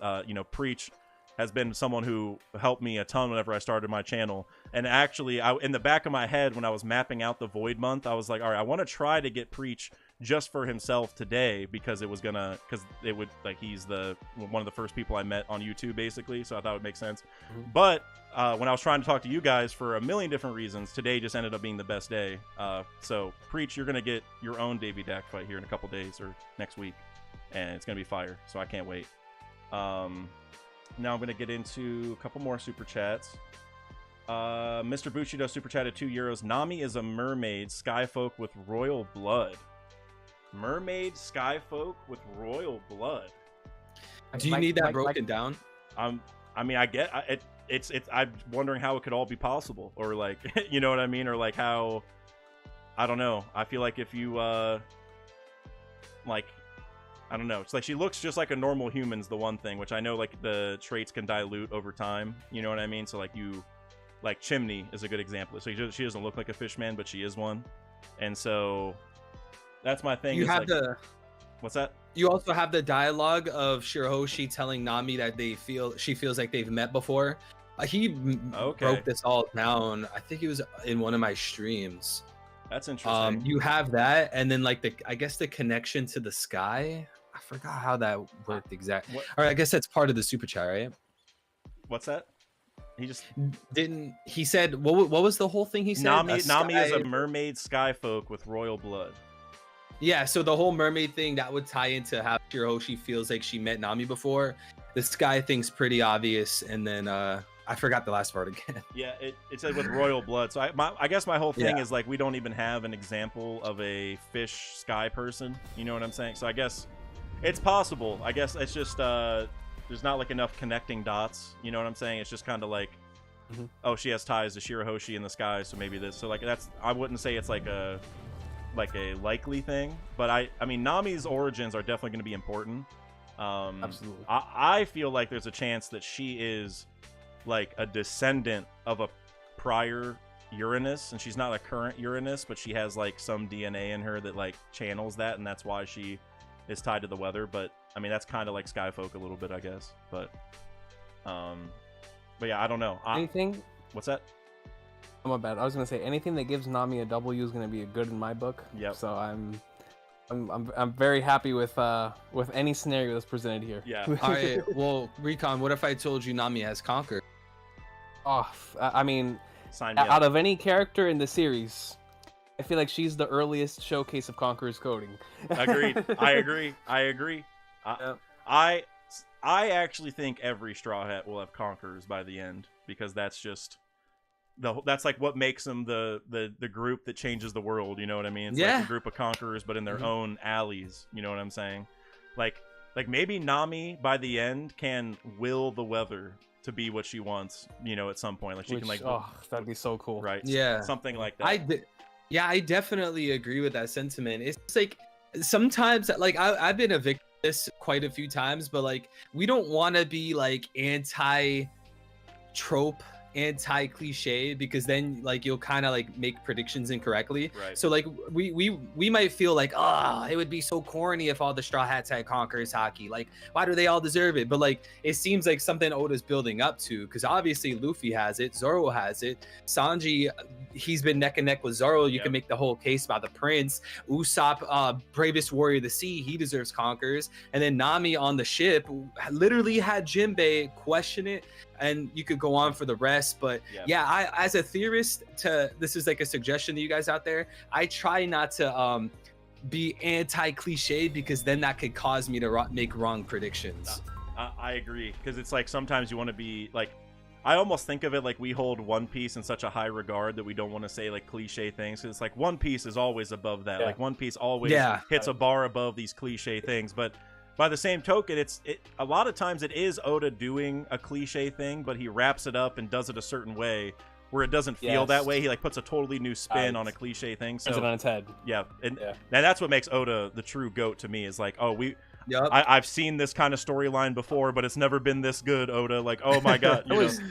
I was talking to Randy about this in regards to like what we found so fascinating about One Piece whenever we were first getting into it, and because he's a fellow writer, and we were like, man, the stuff that we come up with on like our 10th draft, Oda comes up with on like his second or third draft. Like it's incredible how much he's able to do in a week, where he's already on like the 5th idea.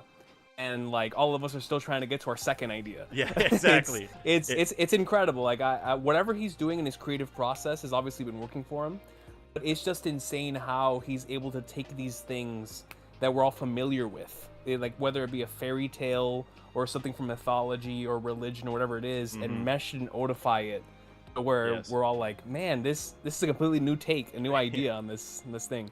Yeah, and it's just amazing how Oda, like, he does it, and we were kind of saying it earlier, where like, even if it is technically like a cliche trope or something, it's like by the time he does it, it's like it hits you like such a whirlwind where you connect all the dots that led up to it and like all the people involved, and as we all know, like the world building aspect of One Piece, you're like, oh my god, like the fact this thing just happened changes all this stuff, like oh my god, my whole brain is just lighting up like that.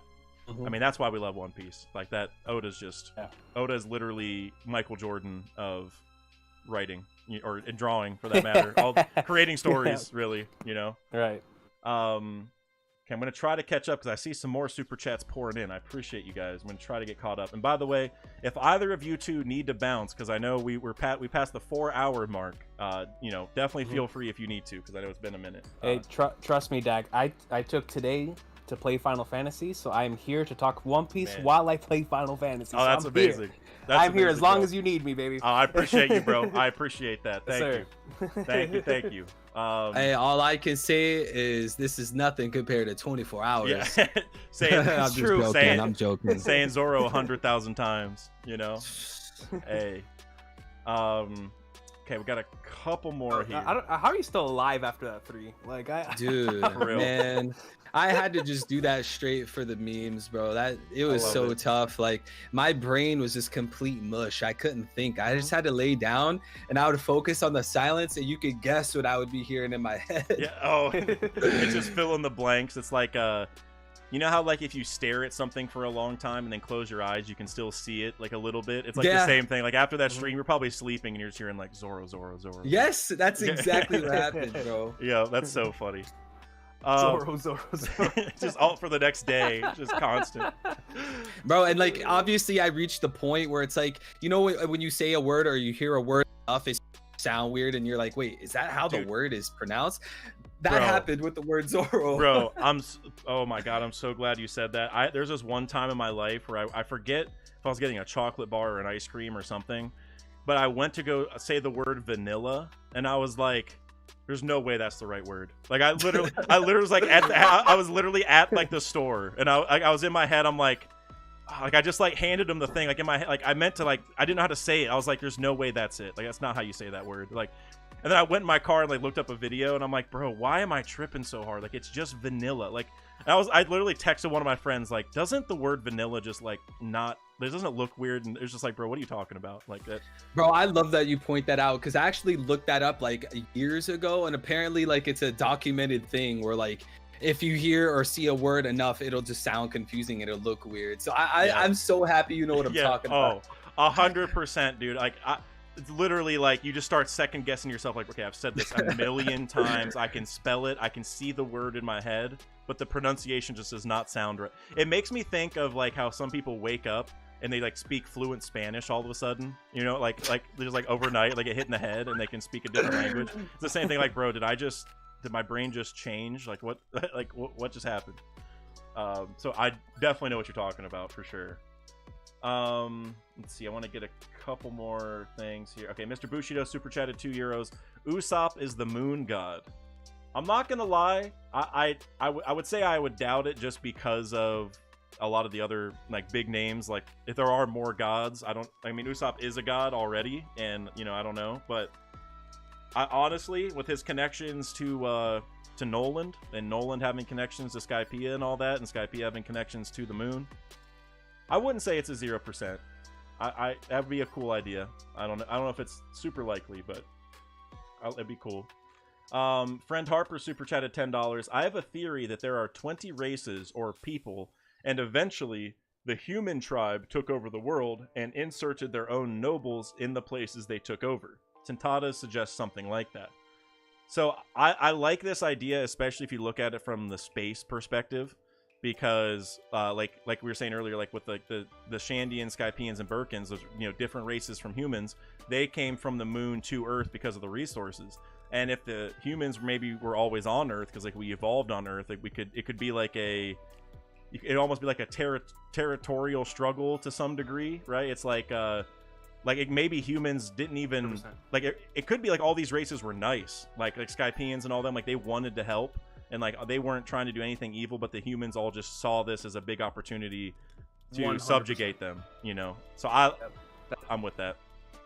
Definitely sounds like the type of story that that Oda's been building towards, you know, with it's gonna be like his own, since you brought up the Chimera Anarch earlier and I wanted to talk about it. Yeah. But I didn't have an opportunity. I definitely caught on to your reference. You know what I'm talking about. I was okay. like, with yeah. Pito, you know what So yeah, you know. For sure. But in that same way, right? Oda, I'm sure. I mean, he's been doing it throughout the course of the entire story with inequality, and now humans have continuously done certain things that have been a major disservice to other races on the planet, and potentially enslaving them, oppressing them, whatever it is. And I feel like the biggest example of that is going to be whenever we get to the Void Century and see what Imu did to all of the people in the world. Like he changed to complete the entire infrastructure of the planet. Because I'm sure before Imu, like we've talked about in a previous stream, the three realms had to have been all like in unison with each other, where the sea, the individuals on the surface and on the sky were all cool. There was stuff coming in from the top, the economy was booming, all three were good. Maybe they weren't like extremely friendly with each other, but they needed each other to survive. They understood that. But after a certain point, like Imu coming in because he wanted to control and be the actual king of the world, and like he was like, nah, I want the sky, I want the sea, I want the earth, I want it all. And so I think that's interesting.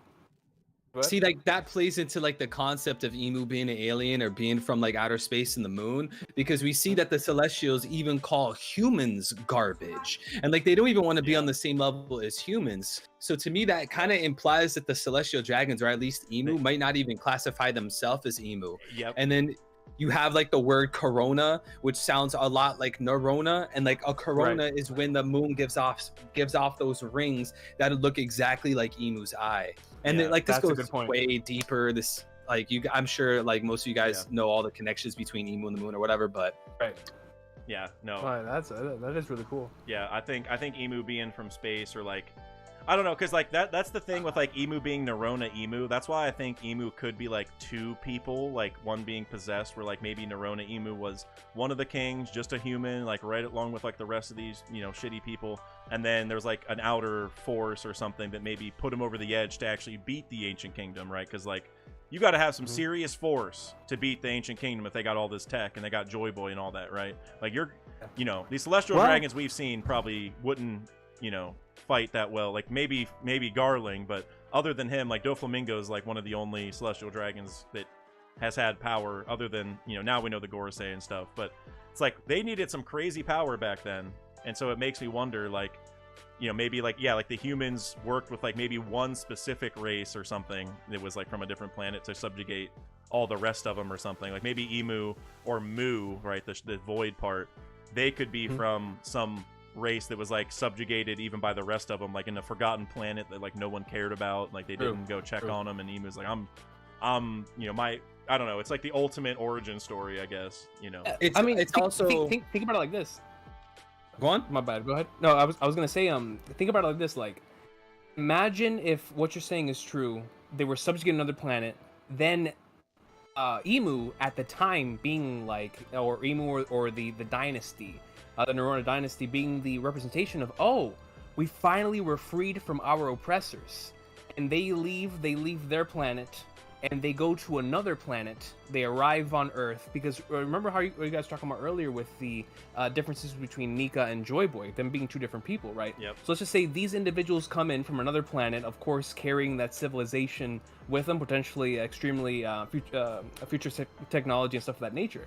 They come down onto the planet Earth, and now rather than them attempting to change everything, right, where we just escaped from being oppressed, we want to make sure this planet doesn't go through the same thing. Maybe there was so much hatred in their hearts that they also said, no, we're gonna come down here and we're gonna oppress these people the same way that we were just oppressed over there. Orochi. And right, and I think that'd be really really interesting.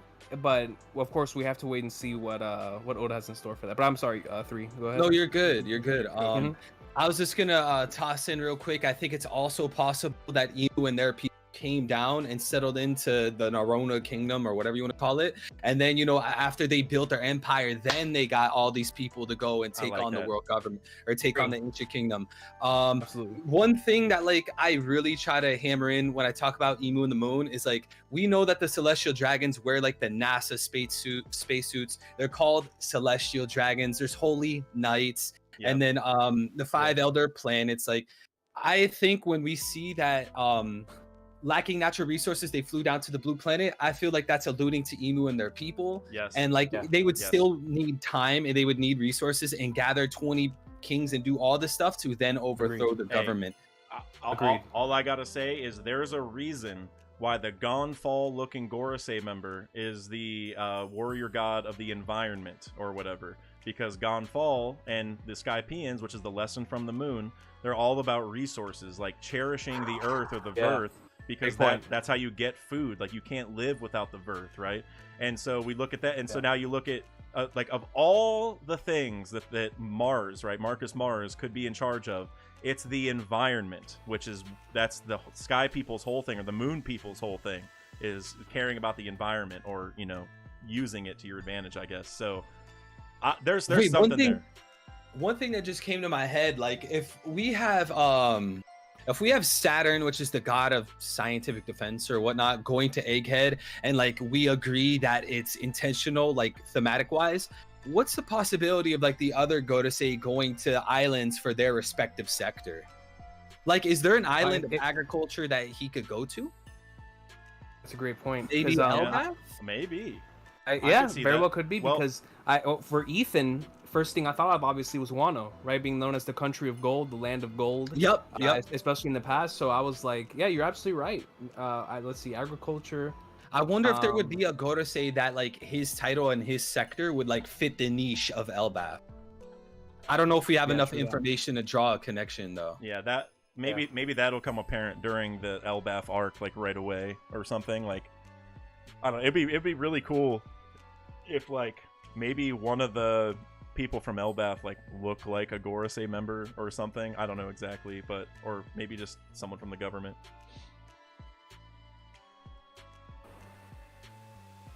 Trying to pull up, hold on. Oh, I knew it. Okay, I knew it. Okay, so with the days of the week, Threeple, I know you talk about this a decent amount with the Gorosei's names. In the days of the week, you know how like the days of the week in Japan tie to the planets and also tie to elements, like they all kind of connect.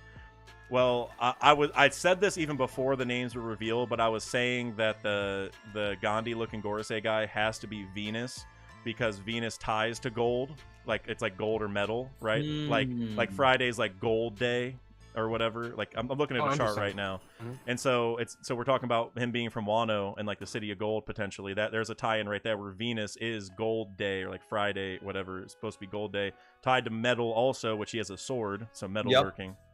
So I'm wondering, I feel like there's gonna be a lot more we can take from their past and stuff once we get there. I was looking at my original Gorosei Are Planets video, and I managed to get 2 of them right. And I like how you said the Venus with the whole iron thing, because that was one of them. Oh hell yeah, that's dope. That matters. Like, there's no doubt that he's connecting 100%. To gold or metal, and he's the sword guy. The whole gold thing. And then you could take that even further. Shout out to people like Joe 3 Skull Theories, where it's like, okay, if Wano was the country of gold, does this have something to do with Shandora? It was a whole pyramid, a whole temple made of gold. And not only that, like, they had poneglyphs, and it looked like they were meant to be storing poneglyphs there. So when Robin read the poneglyph on Skypiea, or I guess Shandora, she said something like, "We are the weavers in history, or of history, in harmony with the Great Bell." So that again implies that Wano and the Kazukis and whatnot are tied to Shandora, but like they're across the planet from each other. So was it moved? I mean, Shandora itself was moved. You know what I mean? So I'm almost wondering, like, I don't know, can Wano move? Is Wano a portable place? I mean, we've seen multiple Dude. islands that can move. You know what I mean? I remember. I was thinking. Sorry, I want You're to good. throw this out real quick. I was thinking, and I guess this is debunked, but man, it would have been really cool if Onigashima caused that whole kind of lore, and Onigashima was the missing eye of Jaya. See, Oh. back in the day during Dressrosa, people were saying that it was Greenbit. That was the missing Yeah, eye. Green Bit. Yeah, I heard about yeah. that one. Yeah. That's an So- interesting one too. So one thing that just popped in my head that I just want to get your guys' thoughts on, completely random, never, I don't know if I've ever mentioned this before, maybe I did, but I don't remember mentioning it. What if the Gandhi Gore, well, we know his name, Nusjuro now, I guess, Ethan Barron. What if his sword is gold? It's made of gold, as opposed to, Made of golds. yeah. Have we seen the actual material of it, I or has don't it think always so. been sheathed? Pretty sure it's always been sheathed, and he's just always holding it. Yeah. Mm. When he pulled it out, we didn't get to see it in against Sabo or Cobra. Yeah. Do you think what if he himself has a mythical zone fruit and then sword as a fruit? Hold on, you cut out. You said mythical zone That'd fruit, be and then so what? insane. Or you cut out for me at least. Said zone fruit. yeah. what? I was just saying, what if he himself had a mythical zone and then his sword had a fruit too? Yeah, I would love that. I want his fruit. Well, I'll say this: if his sword does not have a fruit, what I want is for him to multiply himself like Ashura, but more than 3 times, like 300 times or something. Like his sword is. Yeah, Shadow Clone So- Jutsu. So another Hunter connection for you, Recon. Netero. That's all. I'll just say that. You know, like imagine yeah. Gandhi pulling a Netero with his swords and just. Oh, Like Zoro was like, okay, I thought my 9 swords, like doing Asura with 3 sword stats, 9. Like I thought my 9 were good. Like, bro, you got 1,000 or whatever it is. You know what I'm saying? Like, Yo, I Yeah, got that'd some be awesome. tinfoil. I got some wacky tinfoil shit for you, Dad. what's that? I'm ready. So someone way earlier in the chat said clone no me, and then I think Recon, didn't you just say shadow clone jutsu? yeah. Oh, I was thinking, cloning there's a literally- shadow. There's no evidence of this, or at least I can't really think of any evidence. But how funny would it be if Oda made Emu look like Naruto and gave him like the shadow clone jutsu and a clone fruit? Which, I mean, you know, we have seen shadow clones with Raizo, so they're a thing. Oh shit! Yeah. almost fell out. Hey, that's how you know he was No, spitting. you're right. You're right. Look, that's gonna be my coping mechanism. That's just foreshadowing Emu. Hey, I mean, well- Raizo is the 10th Okage. That's nice. oh, my- It's- and that battle's Hey, going T. on right now in the anime. I've been telling people, look, I know there was a lot of hype for Zoro versus King and Sanji versus Queen. There's a lot of hype for Big Mom, fighting Kid-in-Law, and Gear 5th is going to be cool. But guys, we have the Hokage battle going on in the anime right now.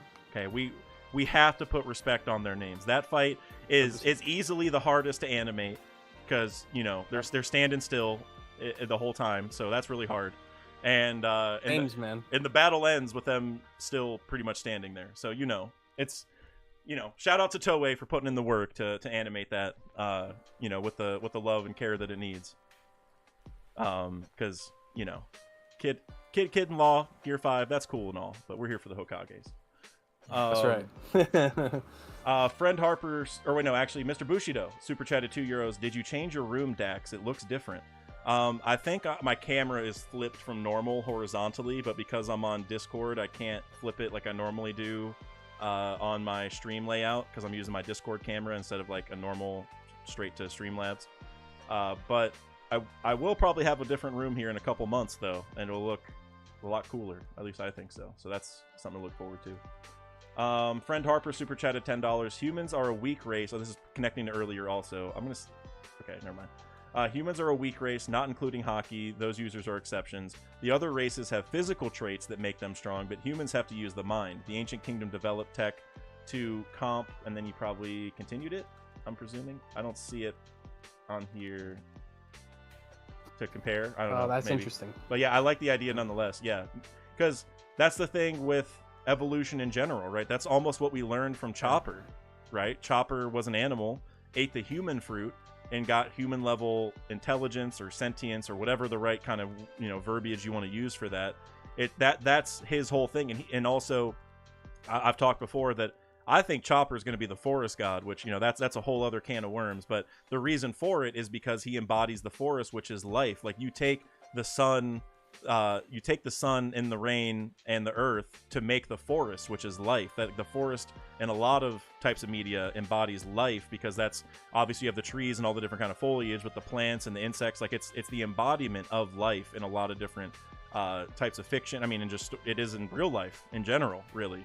So, Exactly. so I can see that, where talking all these other races, like, they have these physical traits, these other, you know, like, whether it's they can smell better or they're just physically stronger or faster or whatever, you just add on the fact that, like, the human level intelligence portion, and that's like what makes humans so special, and why, like, maybe hockey and, like, maybe why they all got along so well for the ancient kingdom. Like, if you have good-natured humans working with these other animals that have different traits that they can capitalize on, like, okay, we might have the intelligence, or at least we think we do, at least, and, like, maybe, you know, there's moles that can dig in the ground that one becomes Pluton because they combine the technology with the animal.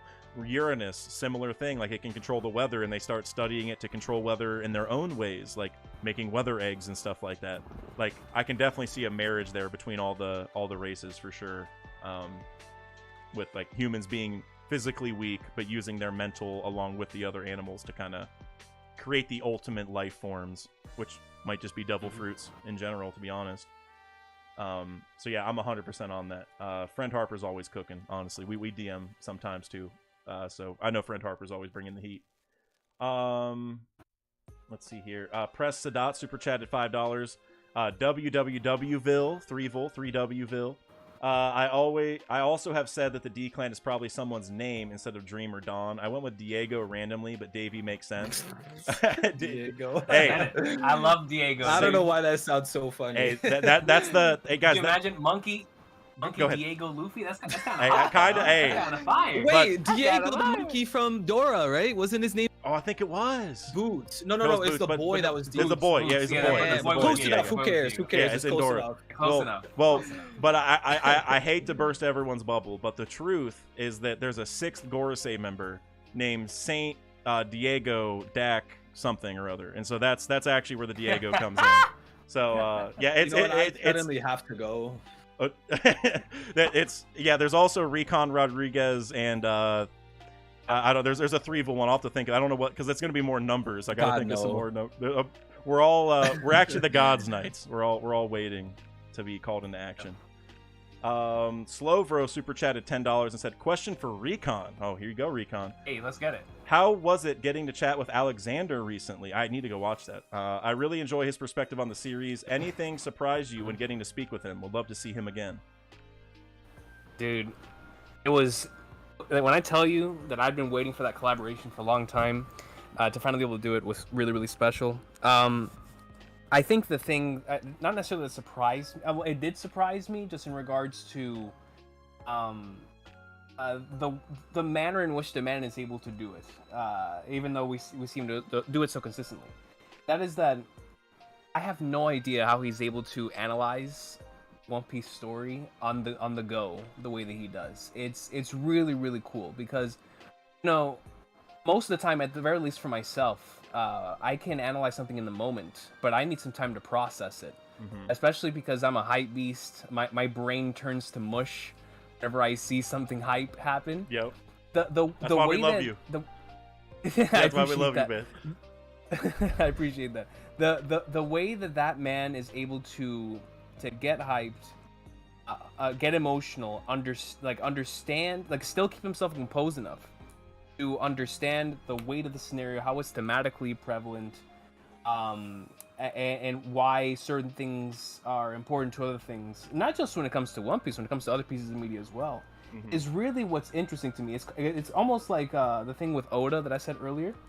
I'm really interested in the way that Oda's able to come up with ideas in the, like, almost, I'm not gonna say nonchalant, but he has like a process that just works for him, where he's able to get to like the 5th idea as quickly as possible.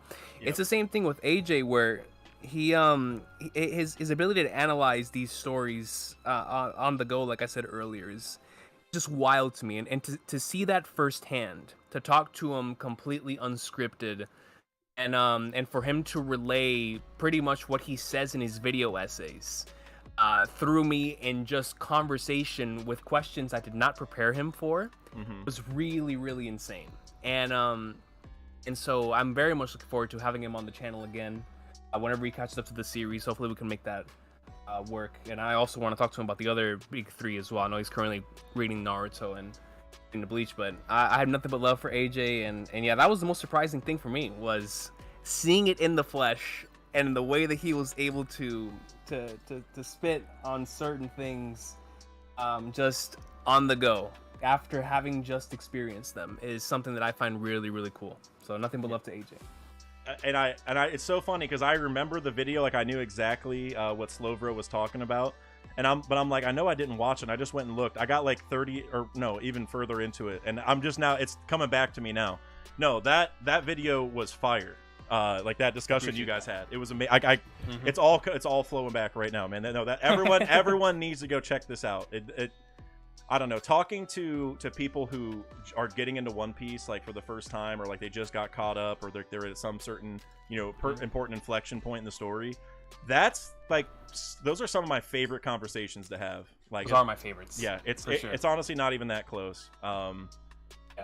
It's and like you said, it's such a pivotal moment too, right, Dak? Like the man just got to the time skip. Like we had the opportunity, because we all remember, the three of us remember how we felt coming off of the Sabaody Impel down Marineford insanity. This man just came out of that, and I had the privilege to hear his reactions and his have a conversation with him in regards to that. Like it's the best. It's because all we want is for people to hop on board, and that was the whole point of that first segment we had here on the thing, was how excited all of us are for more people to get on this series with the live action, with Gear 5, stuff of that nature. But to see someone living it and to ask them about it is such a cool experience. Agreed, 100%. And you just brought up the live action, so it's perfect timing.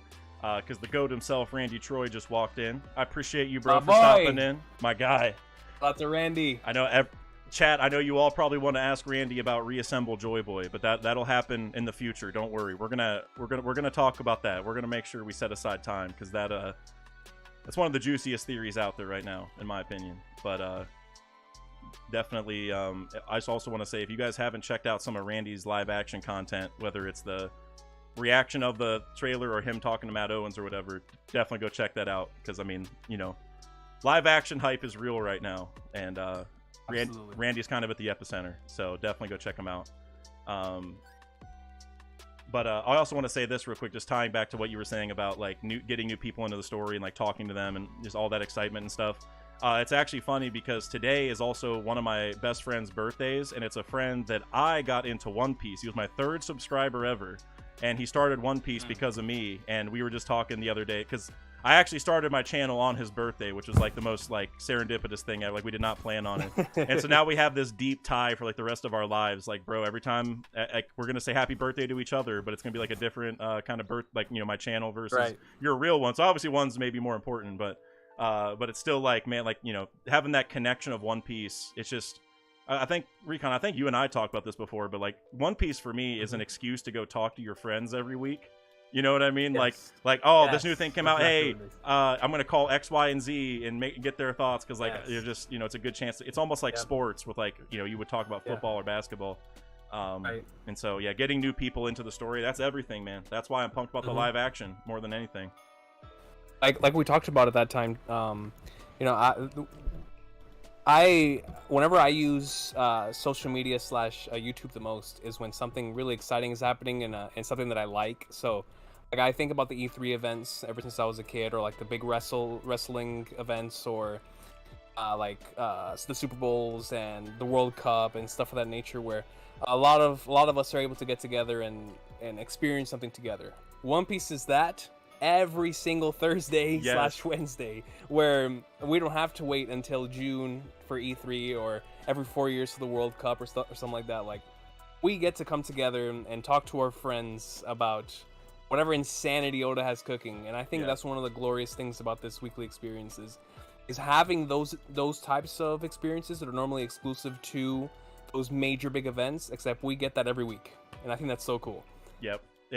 It's amazing, man. It's like, it's so funny too. We're like so I've always been a big sports guy. Like all my best friends growing up, we're all sports people, like maybe different sports, but, and like a lot of them that I get into the story, that's like, they all understand what I meant when I'm like, dude, it's like following your favorite sports team, man. Like, you know, whenever a chapter comes out, it's like your favorite player just got traded or something like that. And, you know, and it's like, or your team made a big trade, you know, if you get a theory right or something. So, which, speaking of, you know, we haven't talked about any sports this stream. I usually make a slight diversion every single stream, so I'll do that right now. We're in the middle of NBA offseason. I saw a rumor that the Cavs might be trading Darius Garland, and that is the biggest hunk of BS I've ever heard. The Cavs ain't getting rid of my boy. If anything, Cavs are getting Paul George or LeBron or something. That's what I'm hoping for, man. Jared Allen and some picks. Bring Paul George over to the Cavs, man. Dude, yeah, don't get rid of Darius Garland. What are they thinking? What's going on? There was a report that like Brian Windhorst was like, there's some outlandish stuff coming out of Cleveland. I don't want to comment on it. And then like right afterwards, someone's like, they're exploring Darius Garland trades, and I was like, okay, no, we're wrong. You guys are wrong. I don't care. There's no way. And then like an hour later, a different reliable source was like, they are not trading. There's no talks of trading Darius Garland. I was like, all right, that guy, I believe. I'm gonna be a little selective here, but. You know, can't. Yeah, it'd be crazy. Jared Allen's reasonable to be traded, but yeah, I mean, with the way this offseason has gone so far, I still can't believe CP3's the Golden State. It's so weird for me. So like, weird. It's just been such a weird offseason.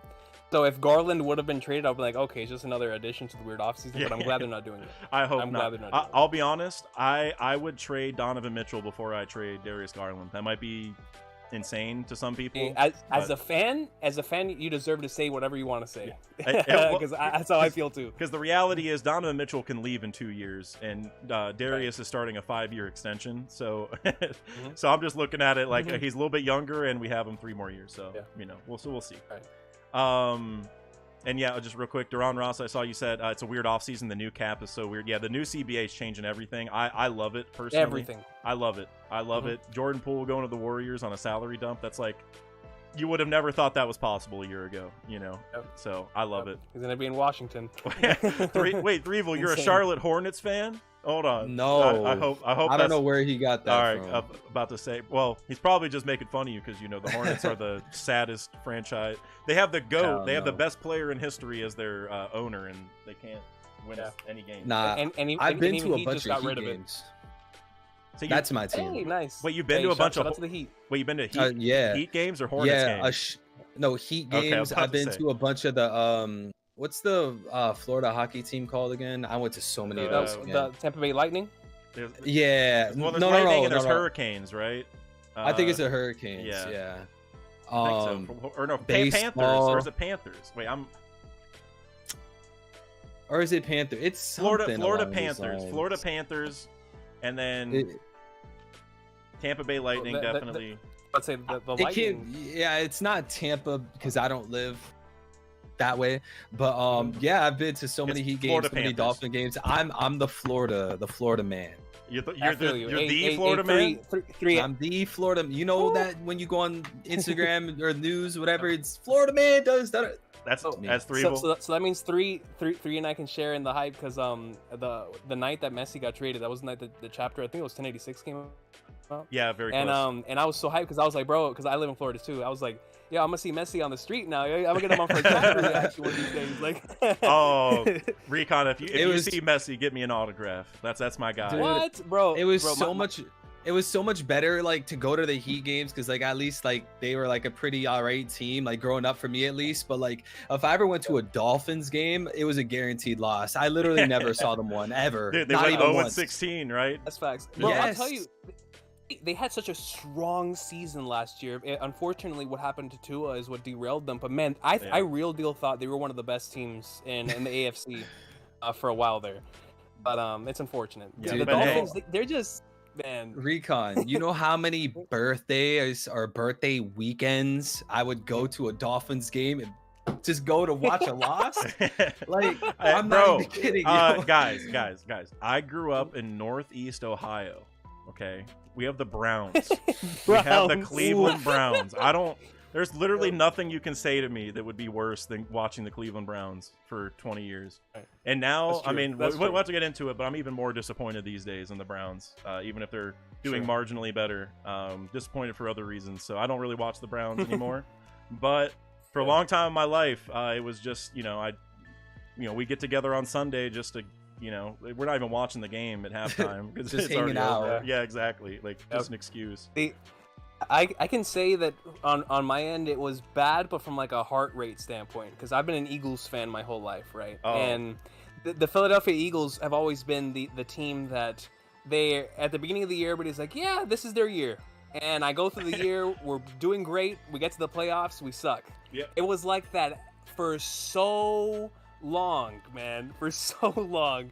And lately we've been getting some more success, but like, I can tell you, sometimes I wish I was like that, where I had no hope in my team, no faith in my team. But because I had faith in my team, I went into every year crushed, Yeah, destroyed. I completely get that, because like being a Browns fan, I was like, okay, like I gotta pick someone else. I want to care about the playoffs. Like that was literally my mindset. Like I have to pick somebody.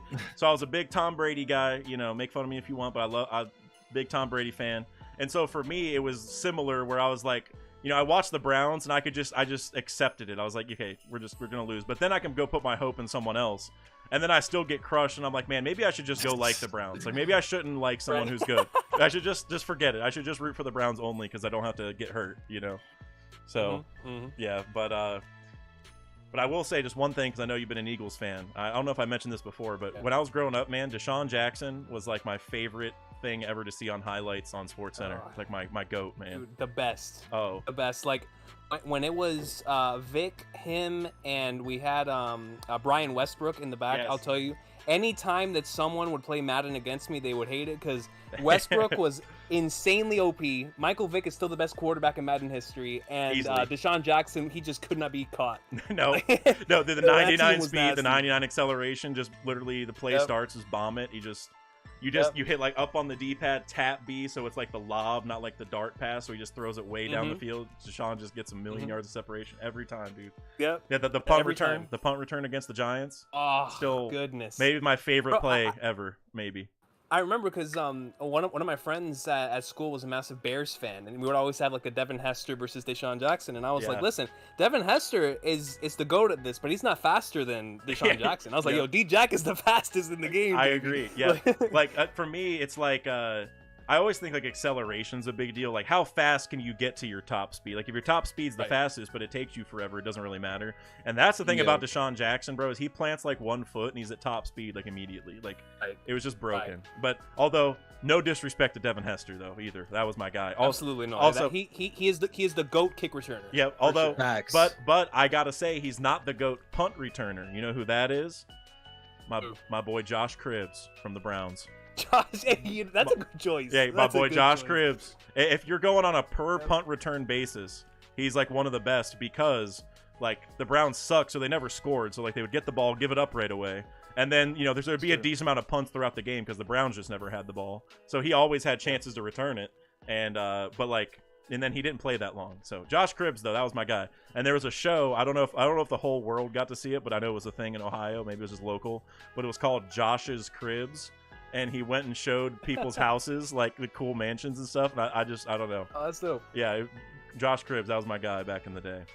All right, we got a couple more super chats though, and then we are gonna wrap up the stream because we're approaching 5 hours. So I appreciate you guys, because 4 was my stopping point. But we just been cooking, and the chat has been cooking, big time. So, let's see here. I think I am down at Will of Gills.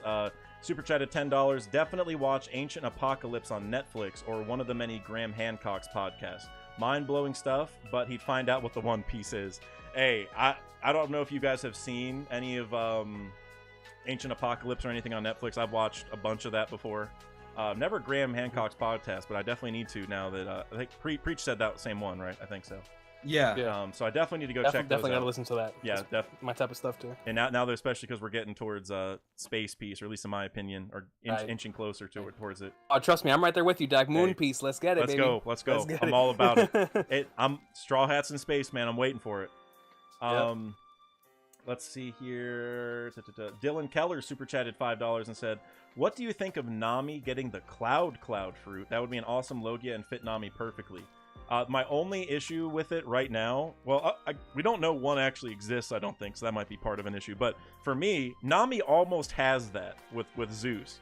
Right. Zeus. She's kind of cheating the system. Like, she has a devil fruit without actually having it, because, like, Zeus is made from a devil fruit power, obviously. But she's cheating the whole system, which I love that, because also, you know, Nami is the true Big Mom. That's, like, a kind of a video I want to make in the future where, like, Nami is a mother figure, but, like, the true mother figure, like how they should be. Like, Big Mom is, like, she thinks she's a good mom, but obviously she's not. And so I think Nami, end of story, is going to, like, have, like, her own orphanage, like Mother Carmel.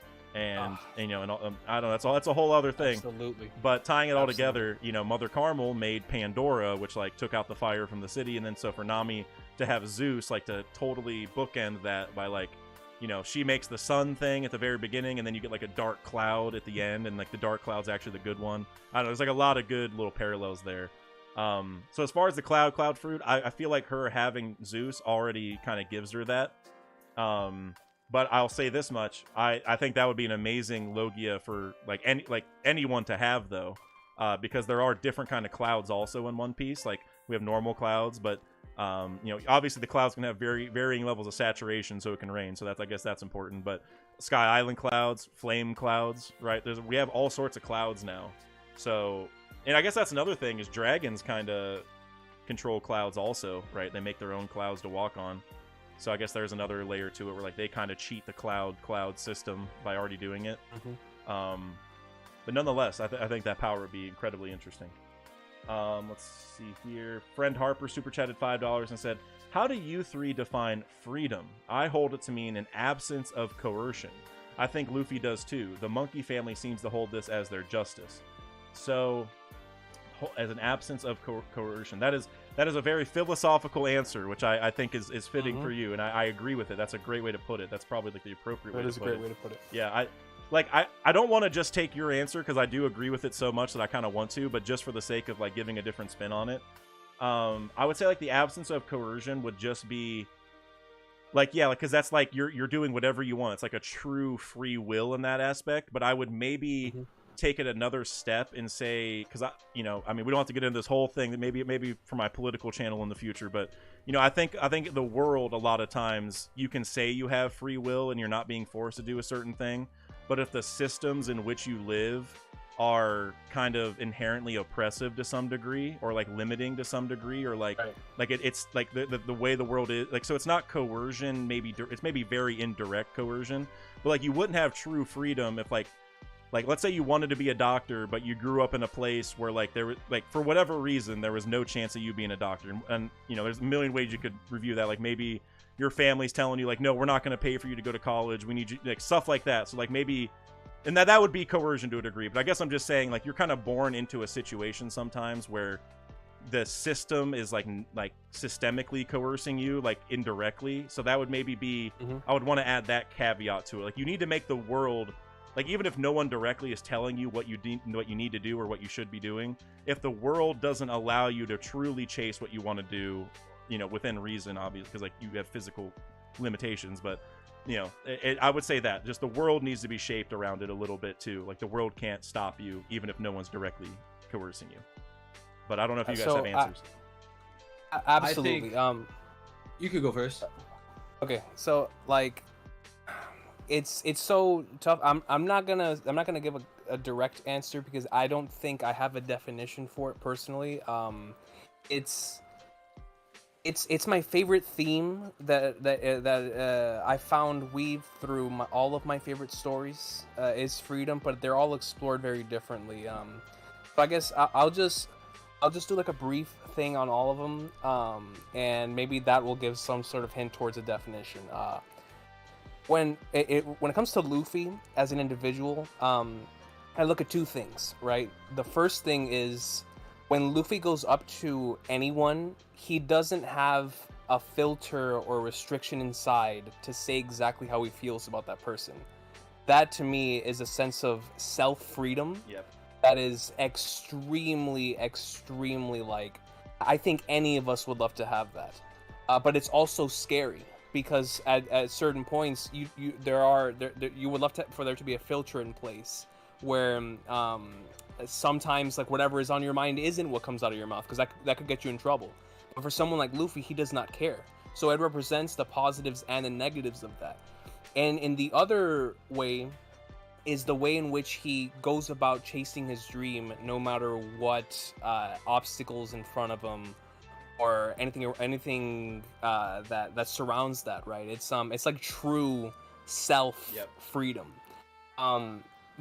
Something that really opened my eyes is there's an anime called Neon Genesis Evangelion.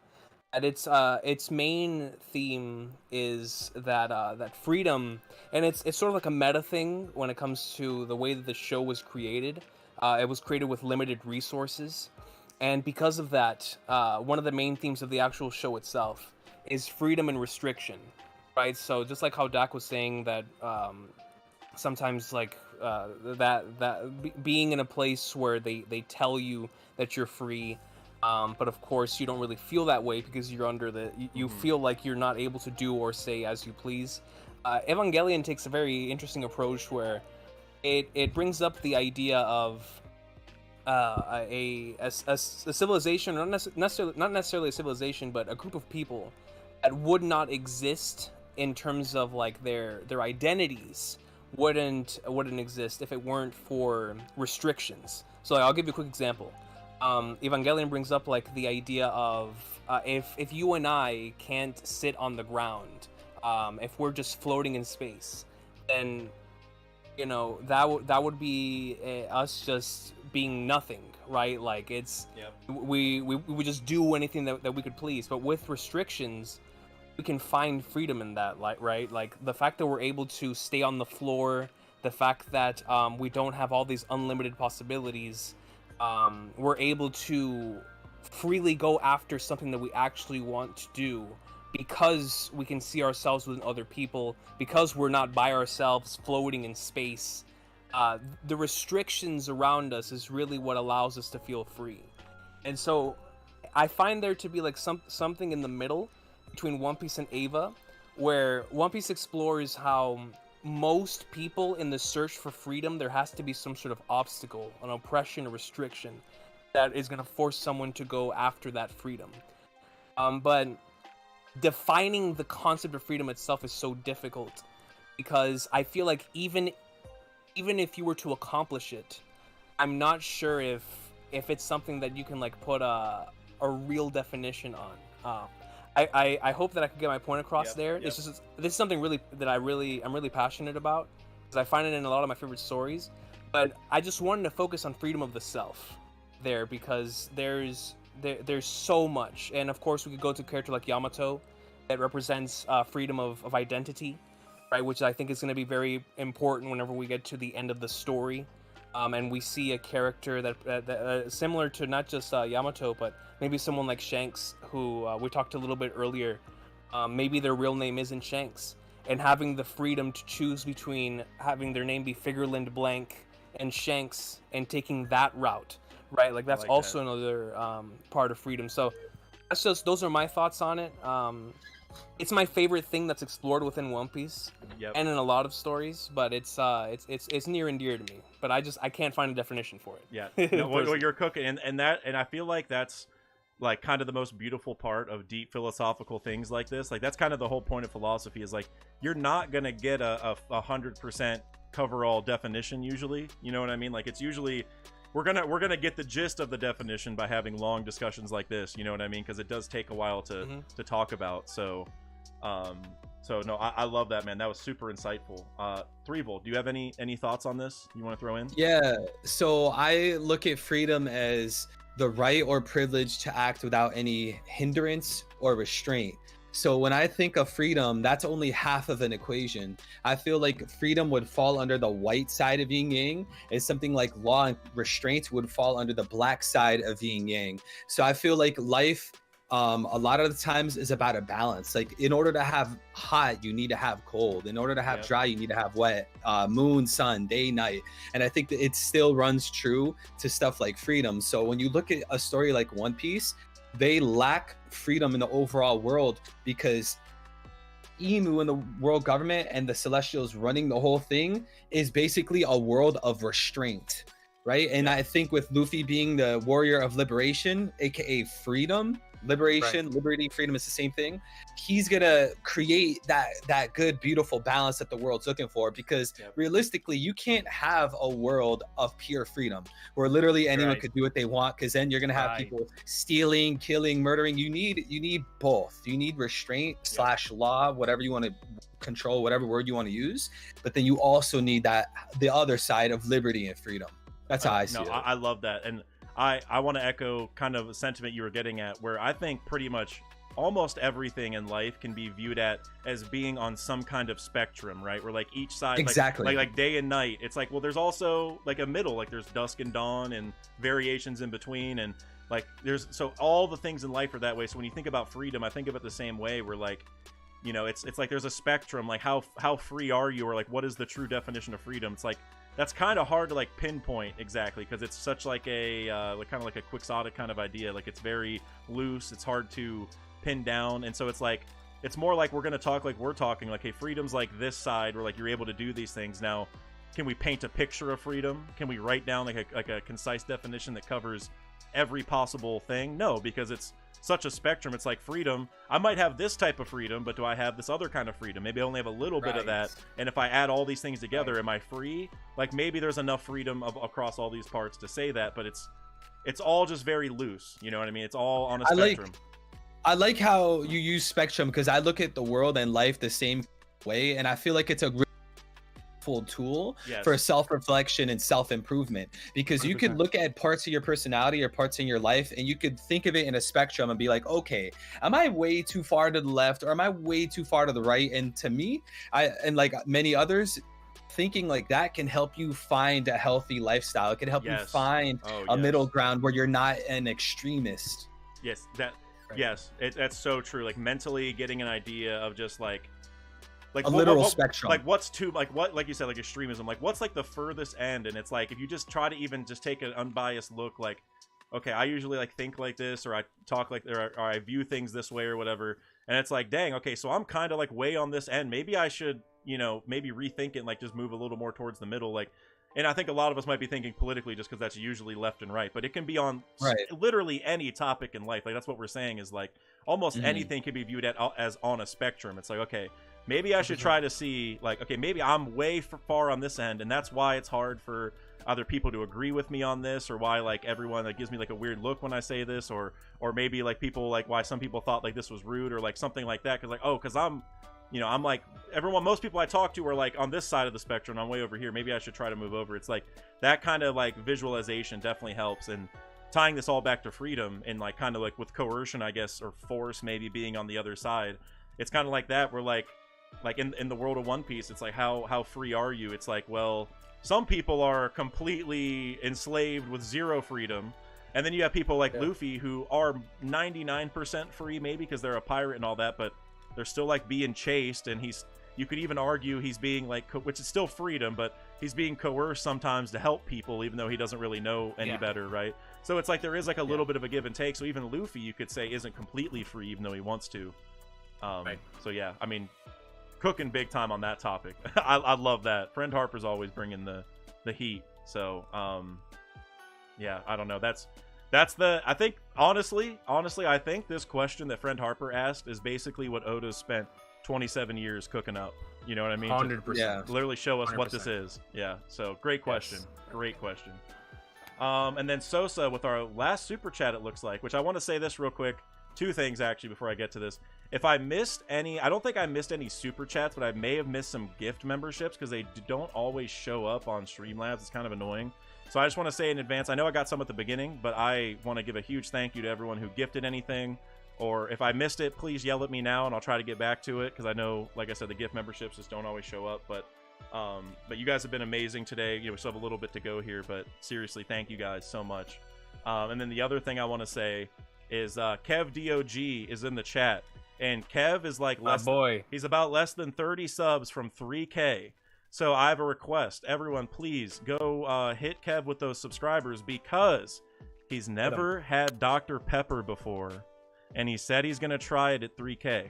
So if you want him to try Dr. Pepper, as we call it, please go subscribe to my boy. And then I think he said tattoo at 10K subs also. So he's putting the sub goals out there. And also, Kev doesn't like mac and cheese, by the way, but don't let that deter you from subscribing. I do remember that conversation. Yeah, it's a crazy conversation. You know, that's got to be that's the Void Century. We got to keep that hidden from the world. We can't. We can't. That's gonna be on a poneglyph. The one that Robin saw in the forest. That's Kev doesn't like mac and cheese.